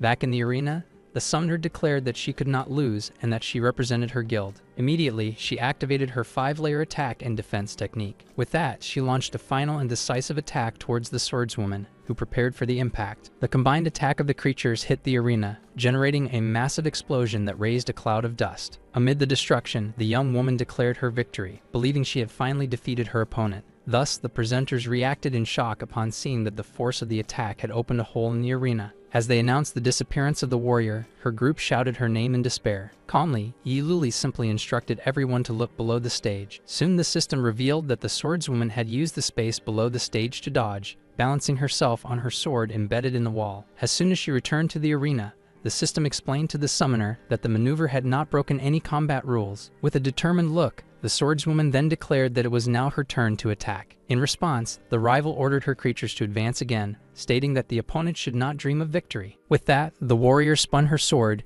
and used a rotating blade technique to defend herself. The sword skill collided directly with the water and fire attacks from the summons. Soon after, the system explained that the collision of the opposing elements generated a dense steam that covered the entire battlefield. Within the fog, the summoner realized that she could see absolutely nothing around her. Shortly after, multiple points of light appeared in the sky as the combatant prepared her next attack. To defend against the rain of luminous attacks, the creature master ordered them to form a new elemental barrier. The light projectiles hit the barrier with force, breaking part of the defense. While trying to block a massive sword slash coming from the sky, the summoner prepared for the impact. Suddenly, the swordswoman appeared behind her and revealed that the aerial attack was just a feint. With the opponent distracted, she delivered the final blow that decided the match. As the fog dissipated, the presenters announced the warrior's victory, while the rival admitted her defeat on the arena floor. Right after, the winner extended her hand to the opponent and expressed the desire to have another exciting fight against her in the future. Finally, with the last spot determined, the system announced the brackets for the next phase of the tournament, placing Yi Luli's team against the Daybreak Guild.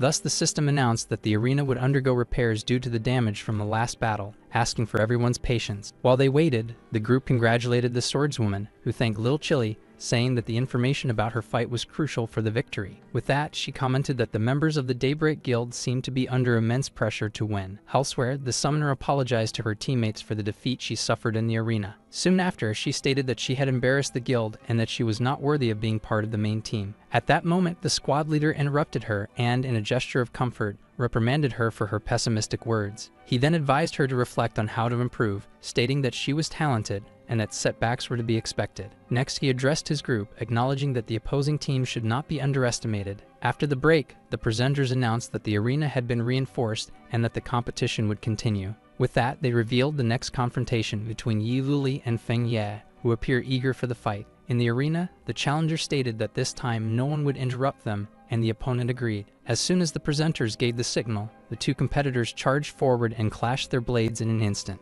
The impact of the first strike was so intense that it immediately cracked the reinforced ground of the arena. Soon after, the presenters shouted in surprise, questioning how the stage, reinforced 10 times, could break again. Ignoring the destruction, both continued to exchange blows at high speed, filling the arena with the sound of metal. With a war cry, Feng Ye delivered a powerful strike that made Yi Luli's defense tremble with the impact. Seizing the opening, the swordsman counterattacked with a spinning kick that forced his opponent to retreat. Following that, the challenger advanced with a sword slash, which the rival blocked at the exact moment of collision. After a brief pause, Feng Ye acknowledged the strength of his adversary but claimed that he had also become stronger. With that, the two charged at each other once again, their blades colliding in a rapid sequence, releasing waves of energy that enveloped both competitors. Watching from the stands, the guild leader commented that he now understood Feng Ye's respect for his opponent, considering him a professional level. On the other side, Ah Fei commented on the ferocity of the fight, while Huo Jiao analyzed the reactions and instincts of the challenger. Back in the combat, Yi Luli dodged one of his opponent's quick attacks. With his body enveloped in energy, Feng Ye declared that the warm-up was over and it was time to start fighting seriously. In response, Yi Luli also released his aura, preparing for the next phase of the confrontation. As both advanced, their swords clashed again in a precise and swift strike. Then Feng Ye unleashed a skill with his sword, which was immediately blocked by his rival's blade technique. While the presenters questioned the challenger's tactic, he prepared for close combat. Immediately, the challenger lunged with a powerful punch that was deflected by Yi Luli at the last moment. Next, the swordsman blocked a rapid sequence of strikes launched by his opponent. Finding an opening in the defense, Feng Ye delivered a punch that hit the rival's face and threw him off balance. With the impact, he slammed his hand on the ground to stabilize himself before falling. Soon after, he used the movement to feign a kick and deceive his opponent. With that, he repositioned himself swiftly before Feng Ye could react to the move. The surprise attack struck the challenger's face, causing him to spit blood from the force of the impact. After the blow, the two stared at each other again, preparing for the next round of combat. Then Feng Ye responded with a straight punch that hit Yi Luli's face. With that, a frantic exchange of punches began, with both hitting each other repeatedly. The speed of the combat was so intense that it seemed there were multiple clones of the fighters exchanging blows in the arena. After the sequence, Yi Luli paused for a moment to catch his breath. On the other side of the arena, the opponent watched him, also recovering from the exchange of attacks. With a new advance, Feng Ye questioned whether the opponent was already tired while delivering another punch. Noticing a large opening in the rival's guard, he launched a knockout blow that struck the swordsman's chest. With the force of the impact, Yi Luli was violently thrown to the other side of the arena. As he observed the result, Feng Ye realized that something was wrong, even after the blow had connected perfectly. Immediately, the challenger expressed alarm and rushed across the arena to continue the fight. Upon noticing that Yi Luli was running toward the weapons, the challenger realized he had been deceived. As soon as the swordsman picked up the dagger from the ground, he chased him across the arena to try to stop him. In a single movement, he launched a circular slash against his opponent. With that, the attack hit him squarely, creating a wound on his chest. Watching the scene, the swordsman's group celebrated the victory, while Huo Jiao praised the attractiveness of a battle husband. On the other side, the Daybreak Guild reacted with surprise, unable to believe that Feng Ye had been defeated. Then, the squad leader began an analysis of his teammate. He compared him to a wild wolf who instinctively seeks combat. He then explained that everyone who fights against Feng Ye ends up falling into his intense rhythm. Soon after, he concluded that wolves, however, are not only fierce but also clever. Suddenly, the challenger stood up, enveloped in an aura of energy, and with his wounds healed. With a smile, he lamented that Yi Luli was just one blow away from victory. In an instant, he unleashed a massive explosion of energy that engulfed the entire arena. Soon after, the system revealed Feng Ye's passive ability, which increased his attack power as he lost health, reaching up to 99%. With the aura of energy surrounding him, he shattered the arena floor merely with his presence. Then he held his weapon and asked his rival if he was ready to face his full strength. As Yi Luli watched closely, the opponent charged forward to deliver a quick strike. After being hit, the swordsman was thrown backward. As soon as he landed, he realized he could not confront him directly due to the increase in his strength. In a swift move, he tried to use his dagger to defend against the attack. However, the challenger intercepted him and drove the blade into his shoulder. With that, the energy released from the clash of the two created a large explosion in the center of the arena. Soon, the commentators remarked that the fighter had destroyed the arena with a single blow, concluding that they should get used to it. Amidst the smoke, Feng Ye questioned whether the swordsman would be able to dodge the next attack. Shortly after, the two competitors faced off again in an intense exchange of auras and strikes. As the blades clashed, the challenger declared that he was already winning the battle. Then, the swordsman prepared to use his devastating explosion blade technique. As Feng Ye launched his energy projectiles, he declared that the opponent was too slow. With that, he used the momentum from one of the attacks to propel himself backward and gain distance. Before the challenger could react, Yi Luli appeared behind him and struck him repeatedly in the back. From the stands, Ah Fei lamented that his brother was losing, while Hua Jiao threatened Feng Ya if he tried to attack her husband again. On the other side, the squad leader stated that it was time to declare a winner for the match. In the sky, the auras of the two competitors collided in a sequence of energy explosions. With that, the challenger acknowledged that it had been a great fight, but even the best hunt had to come to an end. Then he declared with a determined look that this was the end of the battle. Soon after, the system revealed his hunting technique, which forced the target to be unable to dodge and increased the damage received. He then stated that he would finish off his opponent with his strongest blow. With that, Feng Ye unleashed his Wolf Storm technique, creating a massive projection of energy in the arena. Even in the face of the attack, the swordsman merely commented that he hadn't had such a good fight in a long time. Shortly after, a second energy weapon appeared in his other hand. Then he revealed that he had forgotten to mention that he was actually fighting with two weapons. At that moment, a memory showed how he had defeated the leader of the Sacred Light Guild, receiving his jewel daggers as a reward. Soon after, the system detailed the ability of the hidden dragon in the Abyss weapon, which split into two and grew stronger with each strike. With that, Yi Luli activated the ability, releasing the projection of a massive energy dragon. Faced with the new technique, Feng Yad declared enthusiastically that the rival was indeed the supreme opponent. In response, the swordsman challenged him to see who the true target was in that confrontation. Shortly after, the two energy projections, the dragon and the wolf, advanced to collide in the center of the arena. The clash of the techniques generated a colossal explosion that completely destroyed what remained of the battlefield. With the impact, a column of energy shot up to the heavens, while the arena transformed into a giant crater. Amidst the dust and debris, the commentators questioned whether the fight already had a winner. As the dust began to settle, the presenter announced Yi Luli's victory, who qualified for the top 4. As Yi Luli observed the destroyed arena, the official announcement congratulated him on his qualification. In the audience, the squad leader and the archer in green commented that it was rare for number 4 to lose in a direct confrontation. Then, the commander explained that Feng Ye's defeat occurred because he had been greedy with the power of his ability and let his own life drop too low. Soon after, he added that the swordsman seemed not to have used his full strength, making him a very interesting opponent. Back in the arena, Yi Luli helped the challenger to his feet, while he praised him and asked for another fight as soon as he recovered. Even in defeat, Feng Ye confessed that his rival's last technique was impressive and that it had been the most exciting battle he had ever had. With that, he invited the swordsman to join the Daybreak Guild in the position of number 3, but the proposal was declined. Despite the refusal, he assured that they could be friends and invited him to meet in the real world, with Yi Luli accepting the offer. In front of the crater in the arena,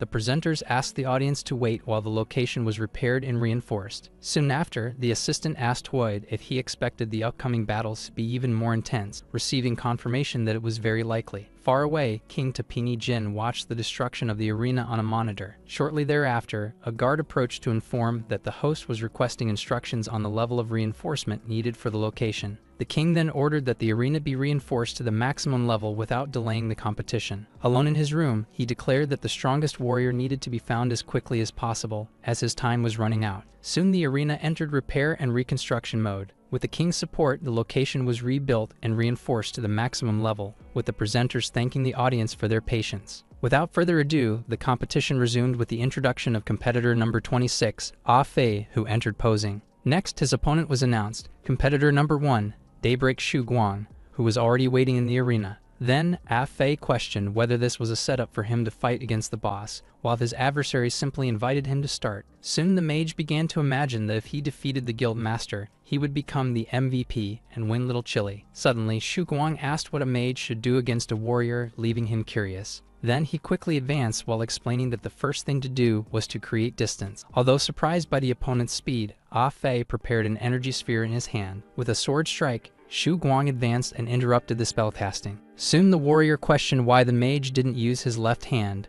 which would have a lower chance of being interrupted. Still, the young man disregarded the comment, replied that it was just luck, and prepared to attack again. Once again, his spellcasting was broken by the opponent's rapid advance. The assault continued relentlessly, nullifying Ah Fei's spells repeatedly. Finally, he managed to launch an attack, conjuring several fire comets against Shu Guang. Then the guild master acknowledged that the strategy was correct, but lamented that it would not be enough. With that, he repelled all the fire comets using only his sword. Next, the mage's casting was interrupted once again, leaving him paralyzed in place. Already on the ground, the opponent advised him to surrender, as his fighting spirit had dissipated. Even while fallen, Ah Fei remained unsure of what he could do to reverse the situation. As the presenters commented on the power difference, Little Chili shouted words of encouragement to him. Soon after, Hua Jiao remembered that the guild master's real name was Yang Guan, a professional player from the past. The story revealed that, after more than 100 tournaments, he had retired as a coach 2 years ago. Still, even with Little Chili encouraging him to get up, Ah Fei lamented having embarrassed himself in the fight. Upon hearing that voice, he looked to the side and recognized his second brother in the audience. Yi Luli then made a subtle gesture, indicating for him to use his head. That signal transported him to a memory of an old gaming session. At that time, the three brothers were preparing to face the final boss of the world, and Ah Fei was asking what the tactic would be. While eating noodles, Han Yixao simply replied that they should improvise at the moment of the fight. In the memory, he complained that the older brother always took the boss while he improvised because he was considered a burden. With that, Yi Luli approached and explained that Han Yixao was the tank for being reckless, while he himself calculated the cooldown of the skills. Soon after, the second brother encouraged him, saying that Ah Fei was the most adaptable and the one who could surprise enemies in battle. Back in the present, Shu Guang observed the change in his rival's posture. He commented that the mage had regained his fighting spirit while stepping back to create distance. Still, Ah Fei ignored the comment and asked CC to play his playlist, with the fairy promptly complying. With the music playing, a new energy enveloped his body as he prepared for the counterattack. With a new air of confidence, Ah Fei stomped his foot on the ground, signaling that he was ready for the next assault. Meanwhile, Shu Guang closely observed the change in his opponent. Soon after, the young man advanced at high speed towards the warrior, and then he slid across the ground to dodge a horizontal strike from the opponent's sword. In the same movement, the mage extended his hand to intercept the descending blade. Thus, the impact of the sword against his hand caused a small explosion of energy on the arena floor. When the fighter jumped back, he wondered if this was a new bait strategy. Determined to attack head-on, Ah Fei launched a fire comet directly at his rival. Amid the explosions, the swordsman commented that the attacks were too scattered and needed more precision. With that, the warrior leaped through the air towards the mage for a new attack. In response, the young man prepared a new skill, a tornado of flames. Immediately, a large fire tornado formed in the center of the arena. From the audience, Little Chili celebrated the hit as the energy clashed within the whirlwind. Even with the strength of the skill, the announcer stated that Shu Guang was resisting the attack with apparent ease. When the energy dissipated, the swordsman emerged unscathed and praised the opponent's close combat skills for a mage. Despite the compliment, the warrior asserted that a mage was still a mage as he prepared to attack. With a new ring of fire forming around him, he commanded the music to stop. Soon after, joining his hands, he focused to invoke his most powerful skill. With that, a field of fire comets filled the entire sky of the arena, descending upon the fighter. The warrior was completely engulfed by the rain of energy, which caused a series of explosions. In the booth, Huade commented that this attack would have destroyed the old arena,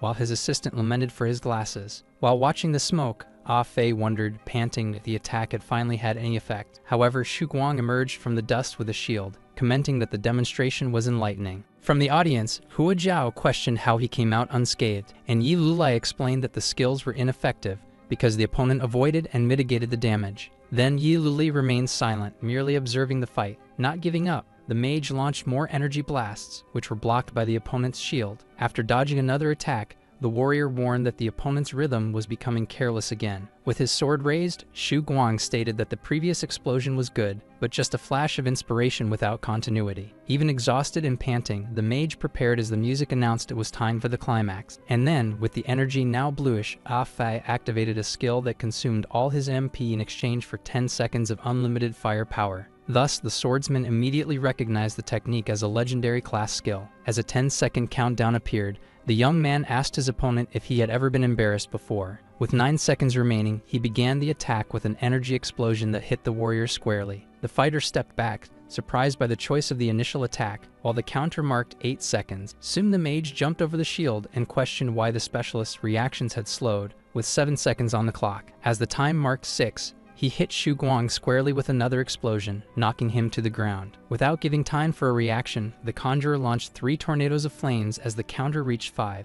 Around them, the members of Daybreak commented that the legendary skill allowed Ah Fei to injure their leader, while his friends cheered him on. With only 4 seconds left, the young man prepared a barrage of 99 fireballs. Soon he combined them all into a single gigantic energy sphere as time ran out to 3 seconds. With 2 seconds on the counter, the mage launched the final attack. The immense energy sphere descended upon Shu Guang, while the clock marked the last second. Already without his helmet, the warrior raised the shield, knowing that taking that hit directly would result in his death. In the last second, the swordsman activated a parry skill with the shield, capable of reflecting a single enemy attack. With that, the immense energy sphere was completely reflected back towards the young man. Already out of MP, Ah Fei realized he had no way to defend against his own attack. Soon the blow hit him squarely, while his companions shouted his name from the audience. With the failed counterattack, the announcers declared Shu Guang the winner, who qualified for the top 4. As the mage fell, the opponent praised the suppression and the almost perfect use of skills during the 10 seconds of power. He called him a talented and imaginative player, stating that with more training he would reach a higher level. As he turned, part of the damaged armor of the swordsman gave way, causing his pants to fall. The audience reacted with a mix of shock and surprise at the unexpected scene. While the announcer asked him to compose himself, Ah Fei laughed on the ground, saying that was enough for him. With a smile, he declared that his goal was only to collect as much data as possible, leaving the rest to his second brother. Laughing at the statement, Shu Guang commented that his assessment of Ah Fei was now even higher. As the swordsman confessed that his respect for the opponent only grew, the mage asked why he still hadn't rolled up his pants. In the booth, Wade ordered them to be taken off the stage quickly, while his assistant was already inviting the next group to the arena. With that, competitor number 18, Hua Jiao, was officially introduced. Soon after, her opponent was announced as competitor number 3, Wei Jian. Already in the arena, the young woman stretched and asked her opponent if he was ready to be crushed to death. To her surprise, the archer greeted her as older sister, asking if she knew him, and then he revealed himself to be a fan, confessing that he had followed her for a long time. Wei Jian began to narrate her 10-year career in esports, mentioning her participation in a global league competition. On that occasion, he recalled that the warrior not only debuted but also won the championship and took home the Best Player award. Shortly after, the young man listed her victories in shooting games, her rise in the AF Guild, and her ranking as the #1 professional for 3 years. With that, he concluded by saying that the legends about her were so many that he still felt the loss of her retirement. After the speech, Hua Jiao remained silent for a moment, just observing her opponent. From the audience, Little Chili shouted a warning to her sister, saying that the archer was doing something behind her back. Turning around, the fighter saw Wei Jian with an aura of energy manifesting around him. As the energy expanded, he commented that he hadn't expected it to be so easy to buy time for his ability. Soon a giant demonic tree appeared in the arena, a skill that took 10 seconds to conjure and whose vines regenerate indefinitely. The presenters announced, surprised, that Wei Jian had summoned a gigantic tree in the middle of the arena. Positioned on one of the branches, the archer apologized and declared that she had already lost the fight. Unfazed, Hua Jiao questioned whether he believed he would win just because of that tree. With that, the young woman advanced directly toward the trunk of the giant tree. On her way, she jumped and began to dodge and destroy the regenerating vines that were trying to intercept her. From atop the tree,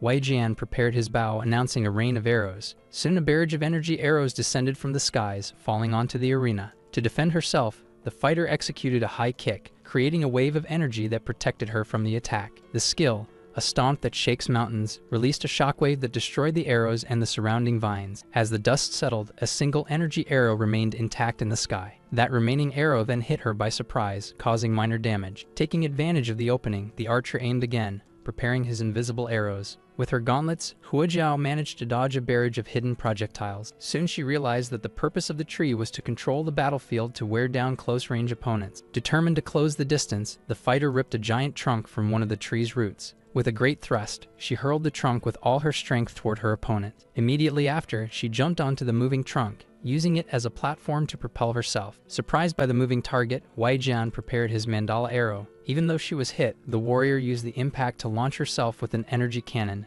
destroying the trunk in the process. With the momentum, she finally managed to land on the same branch as the archer. Face to face with him, the young woman declared that she wouldn't give him time to prepare another arrow. In response, the rival fired a blank arrow at point-blank range, generating a wave of energy. The impact threw her backward, but the fighter managed to land safely on the arena floor. From atop the tree, the archer commented that she had become slow since her retirement, as it was obvious she had a card up her sleeve. Surrounded by purple energy, Huajiao challenged him to keep talking, as soon he would be crying. Suddenly, she spat blood and, amidst the purple energy surrounding her, realized that she had been poisoned. The opponent then revealed that the mandala arrow had a guaranteed hit and that his poison would not stop until it drained all her blood. While the warrior remained silent, Wei Jian taunted his idol, questioning how long she could persist under total control of the battlefield and the consumption of MP. Seeing the poison spread, Huajiao calculated that she would be defeated in just 30 seconds. With this in mind, the warrior devised a strategy to close the distance while dealing with the vines and the shots. The final plan was to avoid the repulsion ability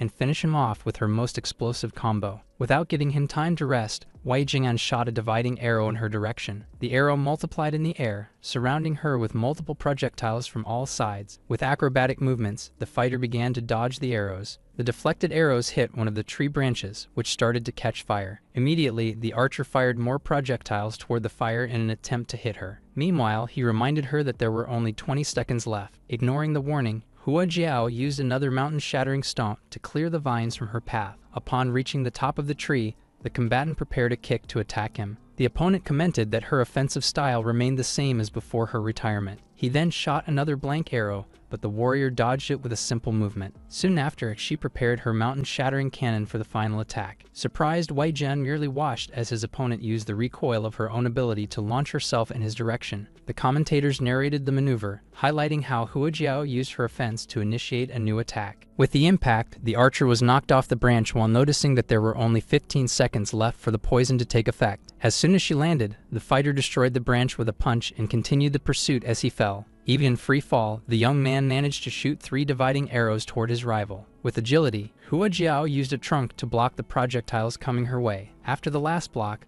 the mandala arrow exploded and released a cloud of poison that hit her directly, causing her to fall to the ground. Already on the ground, Wei Jian commented that with only 9 seconds left, he could stop the countdown. In the audience, Feng Ye complained about the fighting style, but Xu Guang explained that winning was the archer's priority. The guild leader added that his companion always analyzes opponents to formulate the strategy with the highest chance of victory. Feng Ye then questioned whether this made him invincible, but Xu Guang replied that data is dead, while humans are alive. Back in the arena, Wei Jian found the silence strange and wondered why the result had not yet been announced. Unexpectedly, Huajiao appeared before him and declared that, with the new poison, he now only had 3 seconds left. To try to stop her, the archer shot another blank arrow at point-blank range. Effortlessly, the warrior dodged the projectile, which passed by the side of her face. With the marks of the poison spreading, the combatant unleashed her final ability, materializing several energy fists around her. The first fist nearly hit the rival in the face, while the countdown marked 2 seconds remaining for him. Even being struck, the young man declared that he still had 70% health and that victory was already his. One of the arms managed to hit him squarely, causing him to drop the bow. With a cry of effort,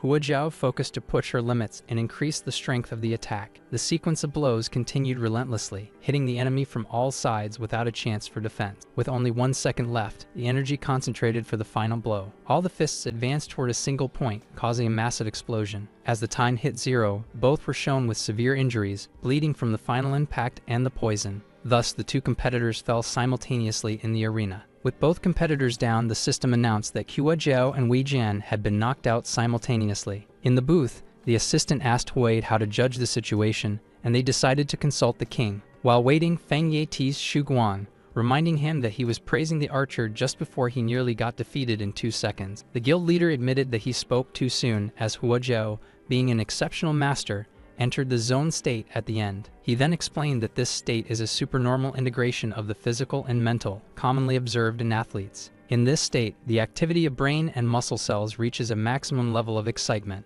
The perception of time is altered, allowing the person to predict and react more accurately to everything around them. With this, any action can be executed naturally and with the best possible performance. Xu Guang concluded that this was how the warrior exceeded her limits and forced the tie, leaving Feng Ye eager to try the same. Thanking the audience for their patience, they informed that the king's decision had been made. With regret, it was announced that, as time does not wait, both competitors failed to advance to the next round. As Hua Jiao left the arena, she was supported by her sister, Little Chili, and assured her that she was fine. She then apologized to Yi Luli's group for the defeat, but they praised her for the impressive counterattack. Yi Luli comforted her, stating that a tie was not a loss and that the damage she caused nearly exceeded the system's limit. Soon, the young woman called him husband, but he denied any relationship, stating that he had no intention of dating. Next, the presenters announced the last match of the semifinals between competitor number 7, Luna, and competitor number 2, Lei Dao. The group then wished Luna good luck as she headed to the arena. As she prepared, CC informed her about a call from her father, leaving her surprised. In the real world, Miss Bai answered the call from her wheelchair,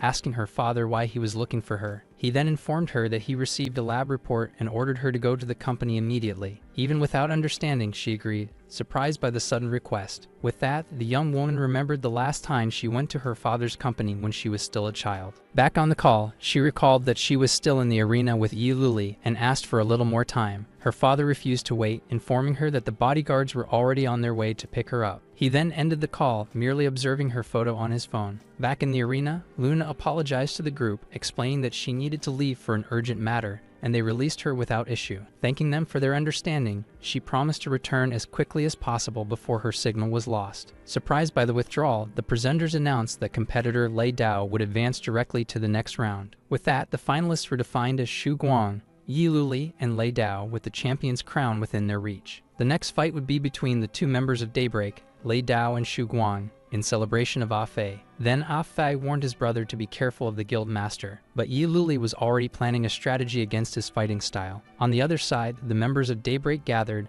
with Wei Jian suggesting they avoid unnecessary fights among themselves. Without hesitation, Lei Dao declared that he wanted to fight the assassin, leaving the task to her. The swordsman commented that it was rare for his companion to take the initiative, asking if Yi Luli had piqued her interest. Unexpectedly, the guild leader waved to the presenters and withdrew from the competition, saying that Lei Dao owed him a meal. The presenters announced the withdrawal, speculating that the decision was made to avoid internal conflicts and because they trusted that any of them could defeat Yi Luli. Without further ado, the grand final was announced between competitor number 3, Yi Luli, and competitor number 2, Lei Dao. As his group cheered him on, the young man prepared for the final battle. Suddenly, he noticed Feng Ye approaching from the other side of the arena. Being friends, Feng Ye offered information about Lei Dao as a gesture of fairness. Even with the help, she added that there was no way Yi Luli could defeat her. The final round then began, putting Yi Luli and Lei Dao face to face in the arena for the decisive battle. As they approached, both activated their stealth techniques and disappeared from sight. From the commentary table,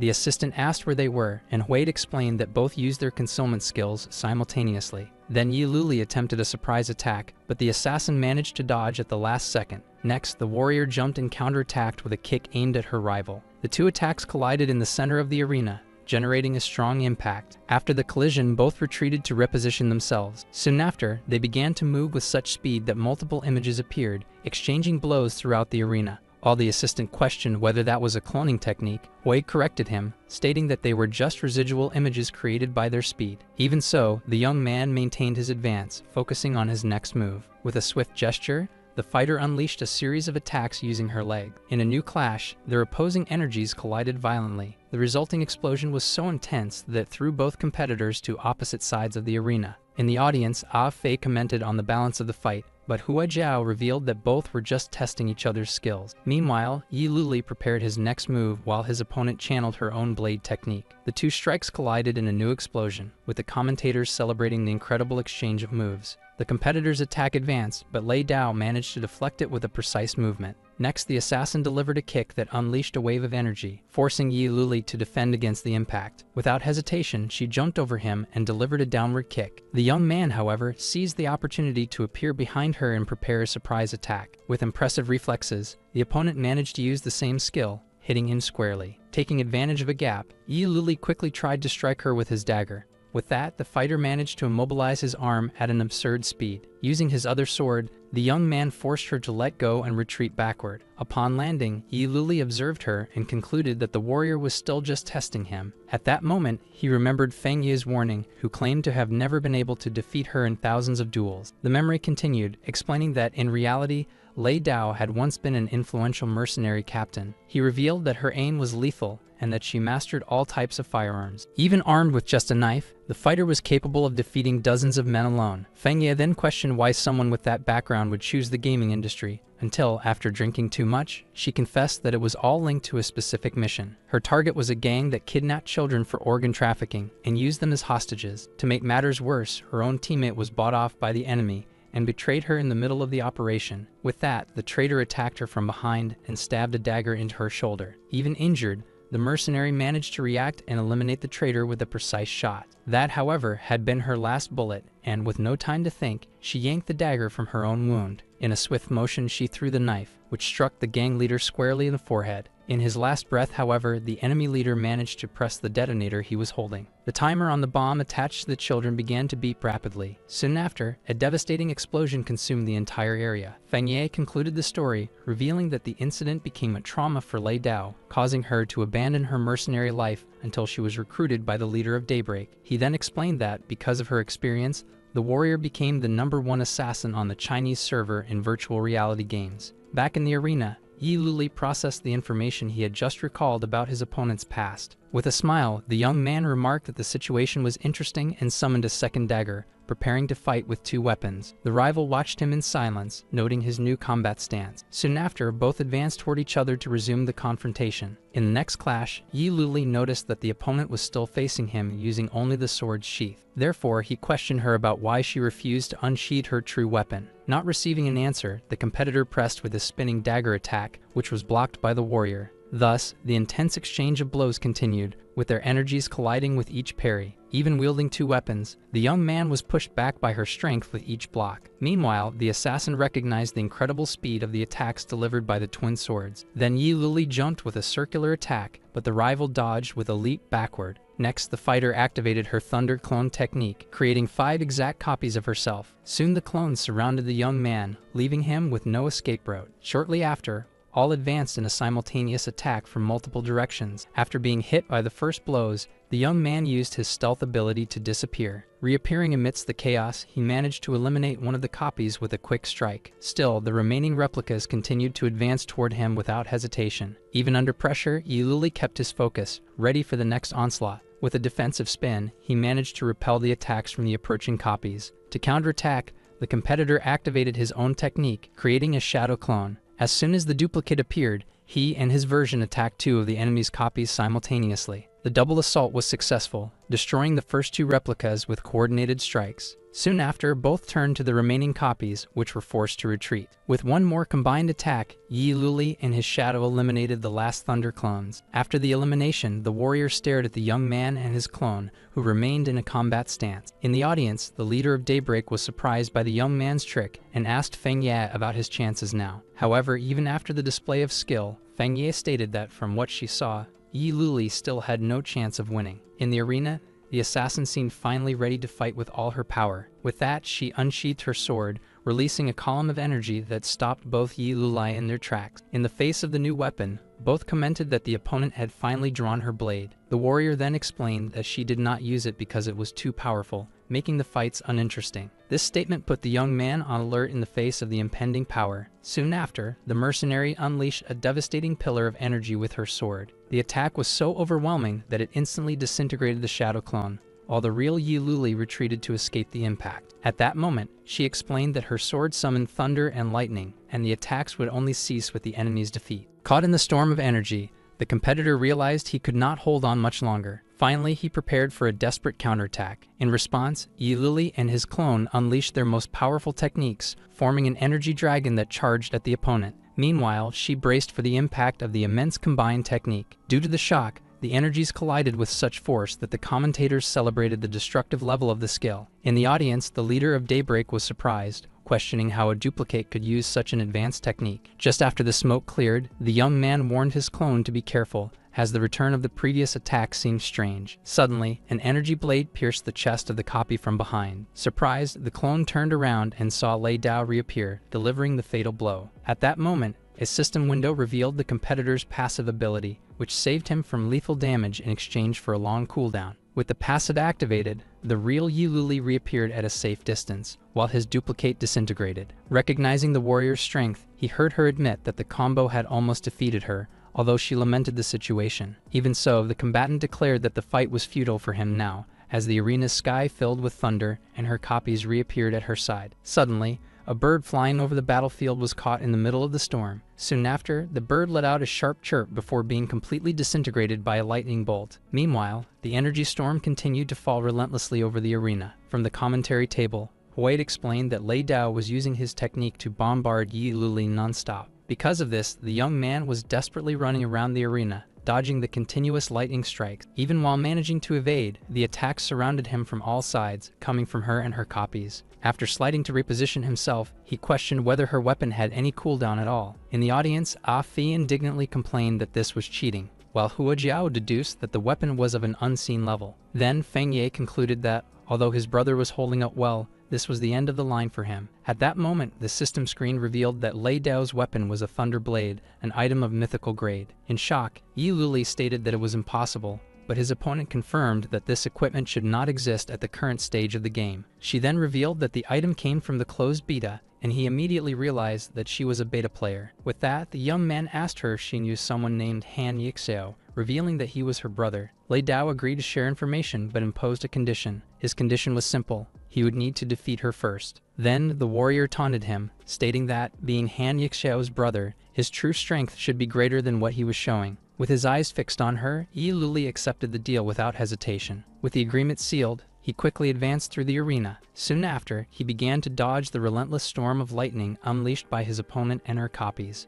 Yi Luli then jumped over the lightning to attack the clones directly. Next, he spun in the air and delivered a circular attack with his blades against all targets. Even after the charge, he was forced to defend against counterattacks from two copies at the same time. In response, the clones activated the thunder explosion ability of the sword. Thus, pillars of energy collided, generating a devastating explosion at the center of the arena. Even amidst the chaos, the young man continued to fight, blocking the blows from the duplicates. However, one of the clones managed to land a direct hit on his back. Seizing the opening, he reacted quickly and finished off one of the copies with his sword. After the impact, one duplicate disintegrated, leaving Yi Luli standing between the two remaining ones. Then the three took a brief breath before charging at each other once more. The new exchange of blows resulted in yet another gigantic explosion in the arena. After the impact, Yi Luli was left breathless, while the real Lei Dao and her clone observed him. She then stated that, in his current state, he would not be able to obtain information about his brother. Even exhausted, the fighter rose again and declared that the fight was not over yet. He then summoned a shadow clone that advanced, while the original attempted to attack her from behind. Lei Dao then deduced that the duplicate was merely the bait, while the main attack would come from the original body. Confident that she had unraveled the tactic, she prepared for the approaching strike. However, the Yi Luli that appeared behind her questioned who had told her he was the real one. At that moment,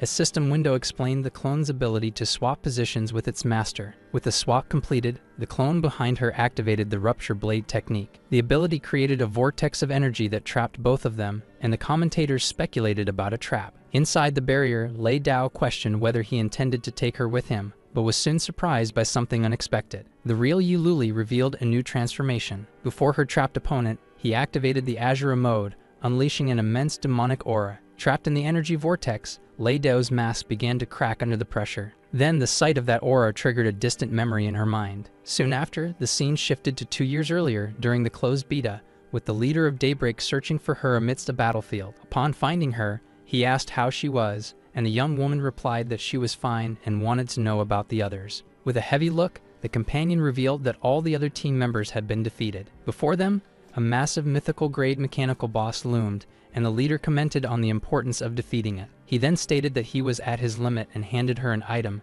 entrusting her with the rest of the mission. At that moment, a system window revealed that the object was a code container capable of bringing a weapon from the beta into the official game. Shortly after, the boss began to move, preparing for a massive attack. From the center of its chest, an energy sphere began to form. Then, the monster fired a devastating beam of pure energy towards the two. The leader of Daybreak shouted that he could only block that attack and that the rest would depend on her. With that, he activated all his defensive abilities and raised a shield to contain the impact. With the path clear, the warrior ordered her to advance. Thus, Lei Dao ran towards the boss, ready for the final attack. Using her Thunder Clone technique, the young woman and her copies began to dismantle the mechanical giant piece by piece. She then summoned the Black Death Sword, a new blade intended for the final strike. With a single attack, the energy of the weapon sliced through the Colossus in a devastating impact. After the monster's destruction, the warrior declared that it was finally over, as her weapon disintegrated into fragments. However, the upper part of the boss began to leak energy and fell back into the arena, still functional. The unexpected turn of events immediately put her on high alert. At that moment, the mechanical giant revealed its own transformation, emerging in new armor. Shortly after, it introduced itself as Helmod, the Thunder, declaring that this was its true form. Meanwhile, Lei Dao questioned the existence of a second phase,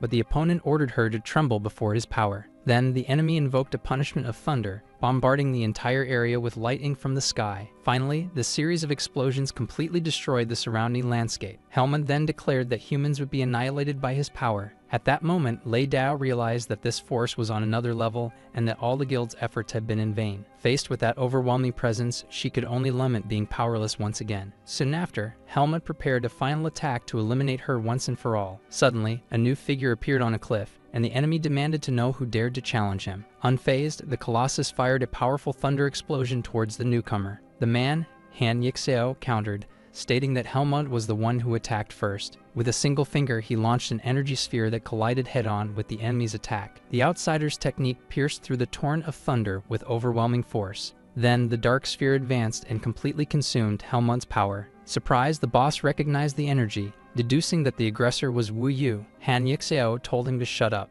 while Helmut refused to accept defeat. With a focused look, the newcomer prepared his next move. He then activated his Azura mode, and a column of dark energy engulfed the giant, who screamed as he was defeated. After the battle, a single mythical great weapon fell to the destroyed ground. Lei Dao, who was watching from a distance, began to approach the item. Han Yixeo turned when he saw her pick up the sword, immediately recognizing its power. He then stated that the blade was hers as he was just passing through and introduced himself formally. As he walked away, the young woman wondered why he wouldn't try to kill her to steal the equipment. With that, she called out to him and promised that one day she would repay the debt for that weapon. Back in the arena in the present, the energy vortex reached its climax as the spectators awaited the outcome. As the energy dissipated, Yi Luli was standing over his opponent, and the commentators declared him the great winner. The crowd erupted in applause, shouting his name throughout the arena. After the celebration, the warrior approached Lei Dao and reminded her of the promise, asking for information about his older brother. She remained silent, watching the victor of the match. Then Yi Luli insisted, asking again if she could give him information about his older brother.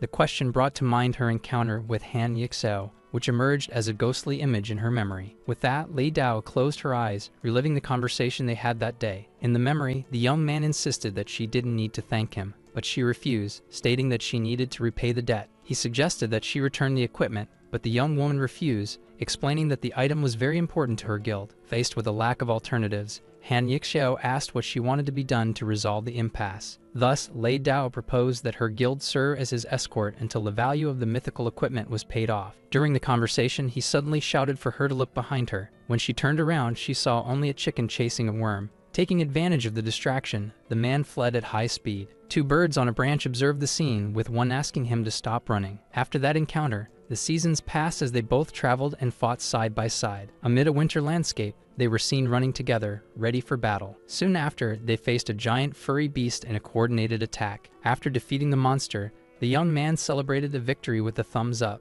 In another battle memory, he warned her to be careful of the monster's tail that was approaching. Then he pushed her to a safe spot and took the impact of the blow, shouting his nickname. Furious at the attack, he prepared a powerful energy sphere against the creature. He then unleashed his technique, the finger that engulfs the heavens, hitting the monster squarely. After the creature's defeat, he remained standing on the snowy battlefield. Running to Lei Dao, he called out to her and asked if she was okay. While helping her up, he scolded her for taking risks and returned the broken mask. With the object in hand, she thanked him and hesitantly asked how her face looked. He then commented that he had never noticed how beautiful she was. She asked him not to comfort her, revealing that she also had a scar on her face in real life. With a smile, he stated that the scar made her even cooler and that she didn't need to wear the mask. With that, she agreed to stop wearing the mask whenever she was with him. Back in the arena, she touched her own mask, still immersed in the memory. Then, she finally revealed that she had been in the same group as Han Yixio, describing him as the best player among the beta testers. Curious, Yi Luli asked when was the last time she saw him and what her plans were.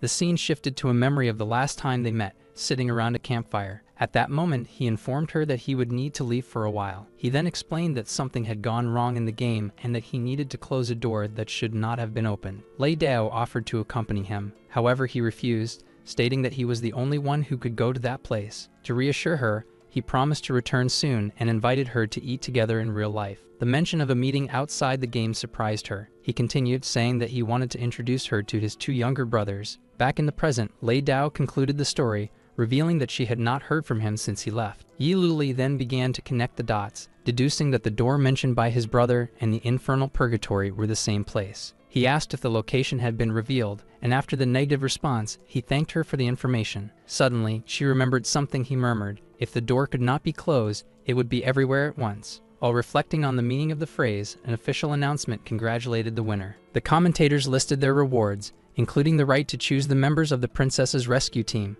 As the official announcer invited the audience to the award ceremony, King Tapini Jin coughed up blood in his chambers, watching everything on a large screen. Soon after, he urgently ordered that Yi Luli be brought to him immediately, as there was no more time. Then, the newly formed group was guided through the Grand Castle of Heaven in the Kingdom of Tapini. A guard led them down the stairs, indicating that the royal palace was just ahead. Upon reaching the doors, he explained that he was not permitted to enter and bid farewell to the team. He then left them in the care of Zelfa and Zelwu, the butlers responsible for receiving the king's guest. Thus, the grand doors of the palace opened, revealing a magnificent hall. The butlers welcomed them to the Boyon Hall, a place designated for banquets and receptions of the kingdom. While little Chili admired the golden ornaments, Ah Fi made an ironic comment about the wealth of the place. Soon after, the butlers announced that, by royal order, each team member could choose one item from the treasure. The group then prepared to head towards a secret passage in the basement. When they encountered a spiral staircase that descended deeply into the darkness, Hua Jiao reassured her sister, who was apprehensive about the height. Meanwhile, Ah Fei commented on the king's display of power,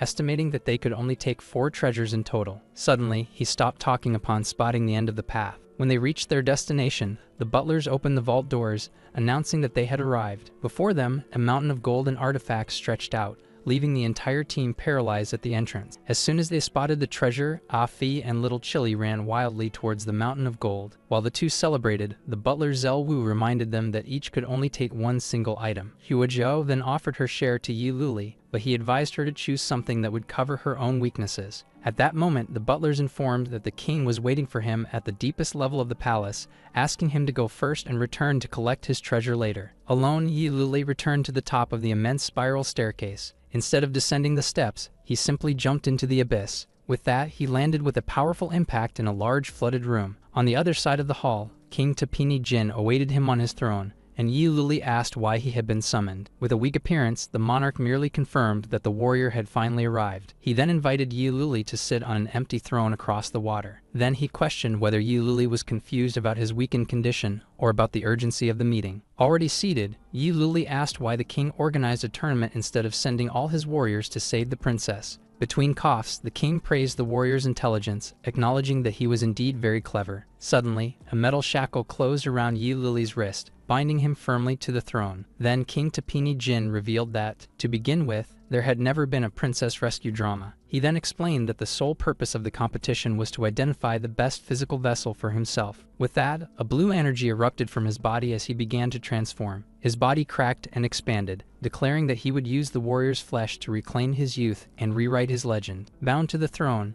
Yi Luli merely grunted as he tried to free himself from the chains that held him. The monarch advised him to stop struggling, explaining that the locks were made of the same material as the arena and that he was an excellent vessel. Soon after, he shot a red beam of energy from his eyes, initiating the process of possessing the warrior's body. Meanwhile, back at the treasure, Ah Fei and the sisters were still choosing their items, oblivious to the impending danger. Suddenly, Hua Jiao's expression changed as she realized something was wrong. She turned and shouted to the butlers, questioning why they were locking the vault doors. With a sinister smile, butler Zhel Wu rhetorically repeated the question. Then Zelfa completed the answer, stating that the reason was quite obvious. Surrounded by auras of energy, they revealed that the true objective was to send them to their deaths. Soon, the treasures around them floated and merged to form two immense guards in golden armor. The group watched in shock as the equipment was absorbed, but Ah-Fei decided they should fight first and think later. Without hesitation, the three charged together to attack the two giant guards. One of the golden guards prepared his sword to unleash a wind explosion technique. With that, a circular wave of energy swept through the entire room, hitting the group with full force.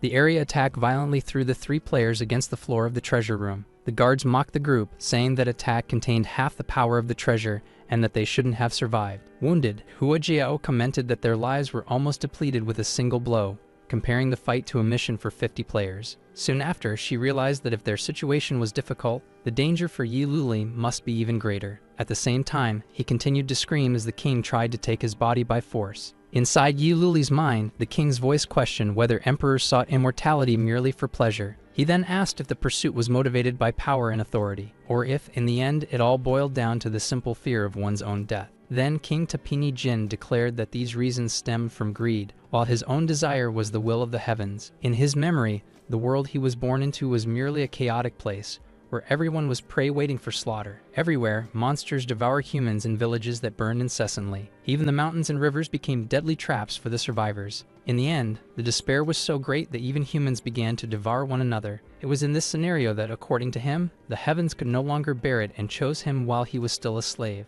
In his memories, he saw one of the overseers kill another slave with a single brutal punch. Soon after, the same overseer confronted him directly, pointing with a threatening air. Before his eyes, he stepped on a prisoner to demonstrate his power, but the young man merely stared back at him with determination. With a scream of fury, Tapini Jin finally rebelled and used a large stone to attack his oppressor. With this act, he led the rebellion and was hailed by the freed as the one chosen to overturn the world. From then on, he led his followers in countless battles to build his kingdom. Amidst war cries and much blood, he continued to fight to unify the lands. After countless conflicts, he rose victorious, declaring that he had finally quelled the war and chaos. Shortly thereafter, he led his armies to eradicate the demons that still plagued the world. With peace restored, he transformed the devastated lands into fertile fields to feed his people. Thus, he built his own kingdom, a strong and prosperous nation that floated in the skies. His lineage began to be passed down, ensuring an heir to the throne. But as the years went by, old age arrived and the monarch began to fall ill. It was then that his doctors informed him that, despite all his achievements, he was dying.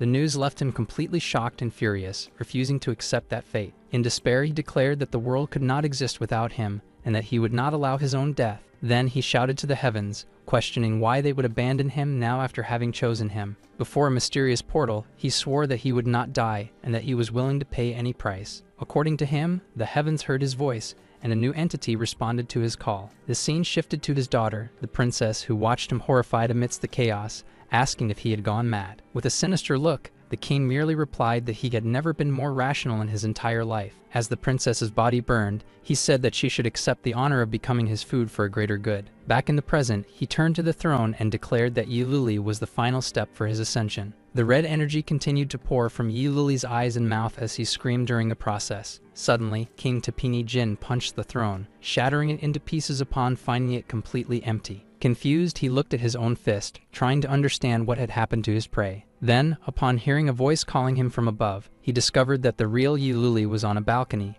and that the previous target was merely a clone. From his elevated position, the young man accused him of being hypocritical and as greedy as the men he himself criticized. The monarch responded with disdain, asserting that the ignorant could never comprehend his greatness. He then ordered the two at the top to descend immediately, as their task was complete. The golden guards then leaped from the upper floors, descending toward the flooded room. With a powerful landing, they presented themselves before their master, announcing that they had arrived. From above, Yi Luli recognized the voices of the stewards and began to understand the situation. One of the guards confirmed his suspicion, revealing that his three companions had already been eliminated. Surrounded by an aura, he leaped into the attack while the guards mocked him, saying he was asking to die. The king prepared for battle, while the guards declared his staff and sword, ready to conquer in all directions. Then, the guards transformed and merged with the monarch, who took on the form of Tapini Gold and declared that killing the warrior would be easier than crushing an ant. Then, the game over screen appeared for the other team members, informing them that their characters had died. Back in the real world, Hua Jiao and Little Chili questioned how the NPCs had become bosses,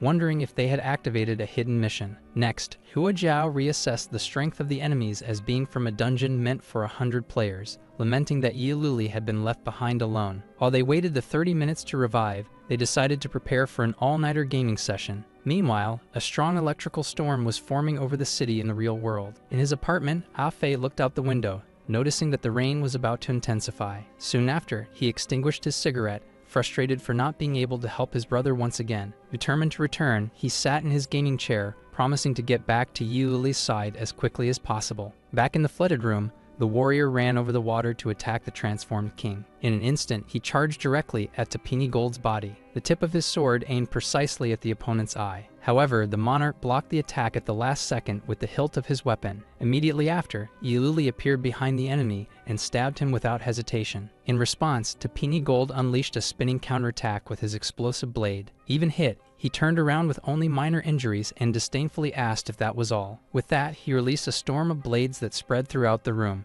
The warrior merely watched as the energy particles completely surrounded him. Soon after, a massive explosion shook the hall, cracking the walls with the impact. The king then explained that he did not direct the blow to avoid damaging his future vessel, ordering him to accept his fate. He then mocked the warrior, questioning how someone with little experience could compete with a king forged in a sea of blood. Realizing the enormous difference in power, Yiluli decided he needed to keep moving to survive. So he ran over the water while the monarch called him a stubborn insect. With a swift movement, he activated a stealth skill to increase his speed. Using the walls for support, he jumped back and forth at high speed. After landing on a balcony, he used an item to strengthen himself, knowing he needed to fight guerrilla style until reinforcements arrived. Seeing the strategy, the king asked with a smile if he wanted to play cat and mouse. Soon after, he declared that he was not a cat, but a tiger, as a new energy enveloped him. With that, Tapini Gold unleashed a telekinetic storm, activating a gravity control over the entire area. Caught by the ability, Yiluli was crushed by the pressure, screaming about the intense weight hitting him. Then the force of gravity began to drag him violently toward the floor of the room. With a victorious smile, the king declared that he had finally captured his prey. However, Yiluli activated a shadow clone and split into two at the last moment. The two clones attacked Tapini Gold simultaneously from both sides. With a quick movement, the monarch used his weapons to create a barrier, defending himself from the blows. While blocking, he commented that the technique was interesting and that he would use it after taking the warrior's body. Soon after, he pushed one of the clones away with a single powerful strike of his sword. Taking advantage of the distraction, the real Yiluli found an opening and advanced to attack. But before he could hit him, the king caught the blade with his own hands, stopping the blow completely. With the weapons floating beside him, Tapini Gold revealed that Yiluli had never faced a one-on-one fight. Then he reactivated the gravity control, violently sinking the warrior into the depths of the water. Submerged, Yiluli realized he was facing 3 bosses at the same time, and decided it was time to fight with everything he had. On the surface, the weapons conversed with each other while the monarch watched the water, waiting for the outcome. Suddenly, something shot out of the water, hitting the distracted king. Wounded, Tapini Gold admitted that his future vessel continued to surprise him more and more. Yiluli then emerged from the water, now transformed into a new dark form and ready for the next phase of the combat. Furthermore, the screen revealed that his transformation came from the Phantom God Earring, a mythical item that allowed for a race change. With that, he activated the Fishman race form, facing the king in a new way. Then Tapini Gold attacked with fury, but the warrior dove into the water and easily dodged the blow. The transformation granted him passive talents, doubling his movement speed in the aquatic environment. While the monarch searched in vain, he shouted for the opponent to reveal himself, unable to find him. Then the fighter began to move at high speed, forcing the enemy to admit that he was too fast. He circled the opponent with unpredictable movements, appearing and disappearing before he could be seen. Soon after, he appeared behind the king, ready to deliver a decisive blow. The sovereign tried to retaliate with a sword attack, but the warrior jumped into the air to escape. Floating above, he merely observed the opponent with a focused gaze. Then he activated the Pigman race, gaining attack and regeneration bonuses in exchange for intelligence. Using the explosion blade ability, he dove toward the king with full force. The attack collided directly with Tapini Gold's arm, who managed to block the blow at the last moment. Even so, while the weapon screamed in despair, he remained alert, not backing down. The blades offered treatment, and the monarch praised him, stating that the vessel pleased him greatly. Soon he declared that he was a new sheath sent from the heavens to house the incomparable sword he represented. Then the king challenged him to show if there were any hidden abilities he could use. Realizing that the previous attack was ineffective, the warrior decided to bet everything on his most powerful technique. Thus, he invoked the hidden dragon in the abyss technique, manifesting an immense energy creature that the monarch recognized immediately. The sovereign commented that the visual effects looked good on television and that now he would have the chance to see the true power of that strike. The energy creature advanced with its mouth open, ready to devour the king. The impact hit Tapini Gold squarely, throwing him back for a moment. In response, he unleashed a storm of blades that sliced through the sky, splitting the energy dragon in half. Even after the confrontation, the monarch merely laughed disdainfully, mocking the lack of power in the attack. Suddenly, his expression changed as he realized something was wrong. Then he discovered that the attack was merely a distraction as the true warrior advanced from his side, revealing that the previous summoner was a clone. With his guard down, the combatant summoned his own hidden dragon in the abyss, launching it at the unsuspecting enemy. The final attack collided with Tapini Gold, causing a devastating explosion that destroyed part of the hall. After the dust settled, he stood amidst the rubble, catching his breath after the attack. As the smoke from the explosion dissipated, an intense red light began to shine where the king had been. Protected by an energy shield, Tapini Gold emerged from the debris, admitting that the power of the technique was not so bad. While wiping the blood from his mouth, he acknowledged that the opponent's cunning was even more impressive than his strength. Before the warrior, the monarch declared that time was almost up and that the game would end there. He merely watched in silence, realizing that his previous attack had weakened the enemy. Then Tapini Gold began to gather a new wave of energy for a final attack. Soon after, he unleashed his telekinetic storm once again to control the gravity of the hall. The water around the combatant began to rise, forming a sphere to trap him in the air. In seconds, the sphere closed completely, suspending the warrior in the center of the room. Then large stone pillars pierced through the water prison, creating an impenetrable barrier. From afar, the king warned that there was no way to escape that trap. Then Tapini Gold ordered him to accept his baptism and dedicate his life to the great journey he proposed. With a sinister smile, he corrected himself and asked if he should actually call him Player Yululi. The revelation left the combatant completely paralyzed, questioning what the monarch had just said. Trapped in the sphere, he questioned the king in shock, while the latter repeated that he was a player. Then, the monarch explained with a smile that the heavens had already revealed to him the secret of that world. With disdain, he commented that the title player was extremely arrogant. He continued, revealing that the heavens showed him that the world was merely a tool to entertain the players. At first, he thought it was a metaphor until his intelligence was enhanced by that entity. With that, Tapini Jin realized the cruel truth. He was merely a pawn, a set of dice with false memories. Even so, he shouted that he would not accept that fate, as he was chosen by the heavens to subvert the system. Soon after, he declared that the players were invaders, and that he would expel them to ensure the future of his people. Still in the sphere, he processed the information, concluding that the king was an NPC who had become self-aware. Then, the monarch questioned him about what would happen to his soul after he took on a player's body. With time running out, he asked one last question, wanting to know if he knew someone named Han Yixiao. Tapini Jin seemed to think for a moment, admitting that the name sounded very familiar to him. Without giving any more answers, he ordered him to ask his questions in hell and moved in for the final blow. At that exact moment, the warrior's eyes shone as he initiated a new transformation. With a swift movement, he transformed into a creature resembling a lion man and blocked the king's attack. Realizing the blow, the monarch shouted furiously upon discovering that, once again, he had attacked only a clone. Meanwhile, the real fighter reappeared safely on a balcony, relieved to have positioned a clone there earlier. He then calculated that the transformation had a cooldown time of 30 minutes, knowing he couldn't be caught again. With that, he transformed into a lizard man to scale the walls of the hall with more speed and camouflage. Irritated by the dishonesty, the monarch decided he would first break the arms and legs of his new vessel. He then used his powers to raise columns of water from the ground, trying to reach the opponent who was climbing. Soon after, Tapini Gold's staff shone brightly, preparing a new type of attack. Using elemental control, he froze all the water in the environment, turning it into pillars of ice.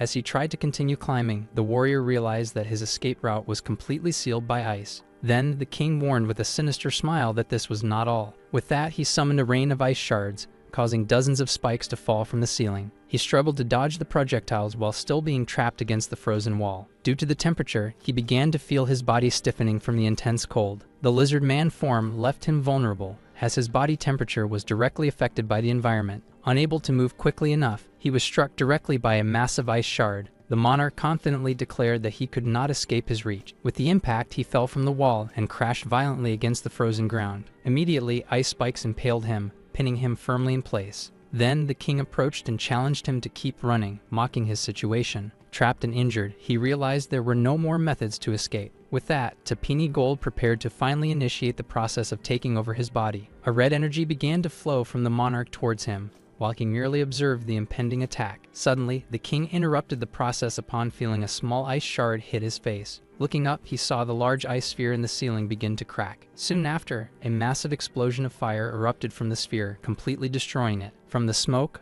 Ah Fi, Hua Jiao, and Little Chili emerged, descending towards the battlefield. As she fell, Hua Jiao prepared her fist charged with powerful energy for an imminent attack. She then struck the ground with a stomp that shook the structure, creating a shockwave that shattered the ice. The trio regrouped, announcing to the warrior that they had finally arrived to help. The monarch stood amidst the dust and debris, watching the trio's arrival. His weapons then questioned how they could be there, as they had confirmed the warrior's death in the previous explosion. With that, the king understood that this was the intriguing ability of the player race, planning to master the technique to create more vessels. Meanwhile, Ah Fei alerted about the face on the enemy's chest, and Hua Jiao explained that it was used for the body-stealing ability. Soon after, Ah Fi decided to focus on freeing his brother, while Little Chili offered to help melt the ice shards. Seeing the movement, the monarch ordered his floating weapons to get rid of those troublesome insects. The staff-shaped weapon charged furiously at the group, promising to crush them for having embarrassed it before the king. Ah Fi and Little Chili then prepared a barrage of fire comets to intercept the attack. To defend itself, the staff creature conjured a gravity barrier that blocked all projectiles. Soon after, it mocked their magic and fired a single concentrated energy beam back. Seeing the counterattack,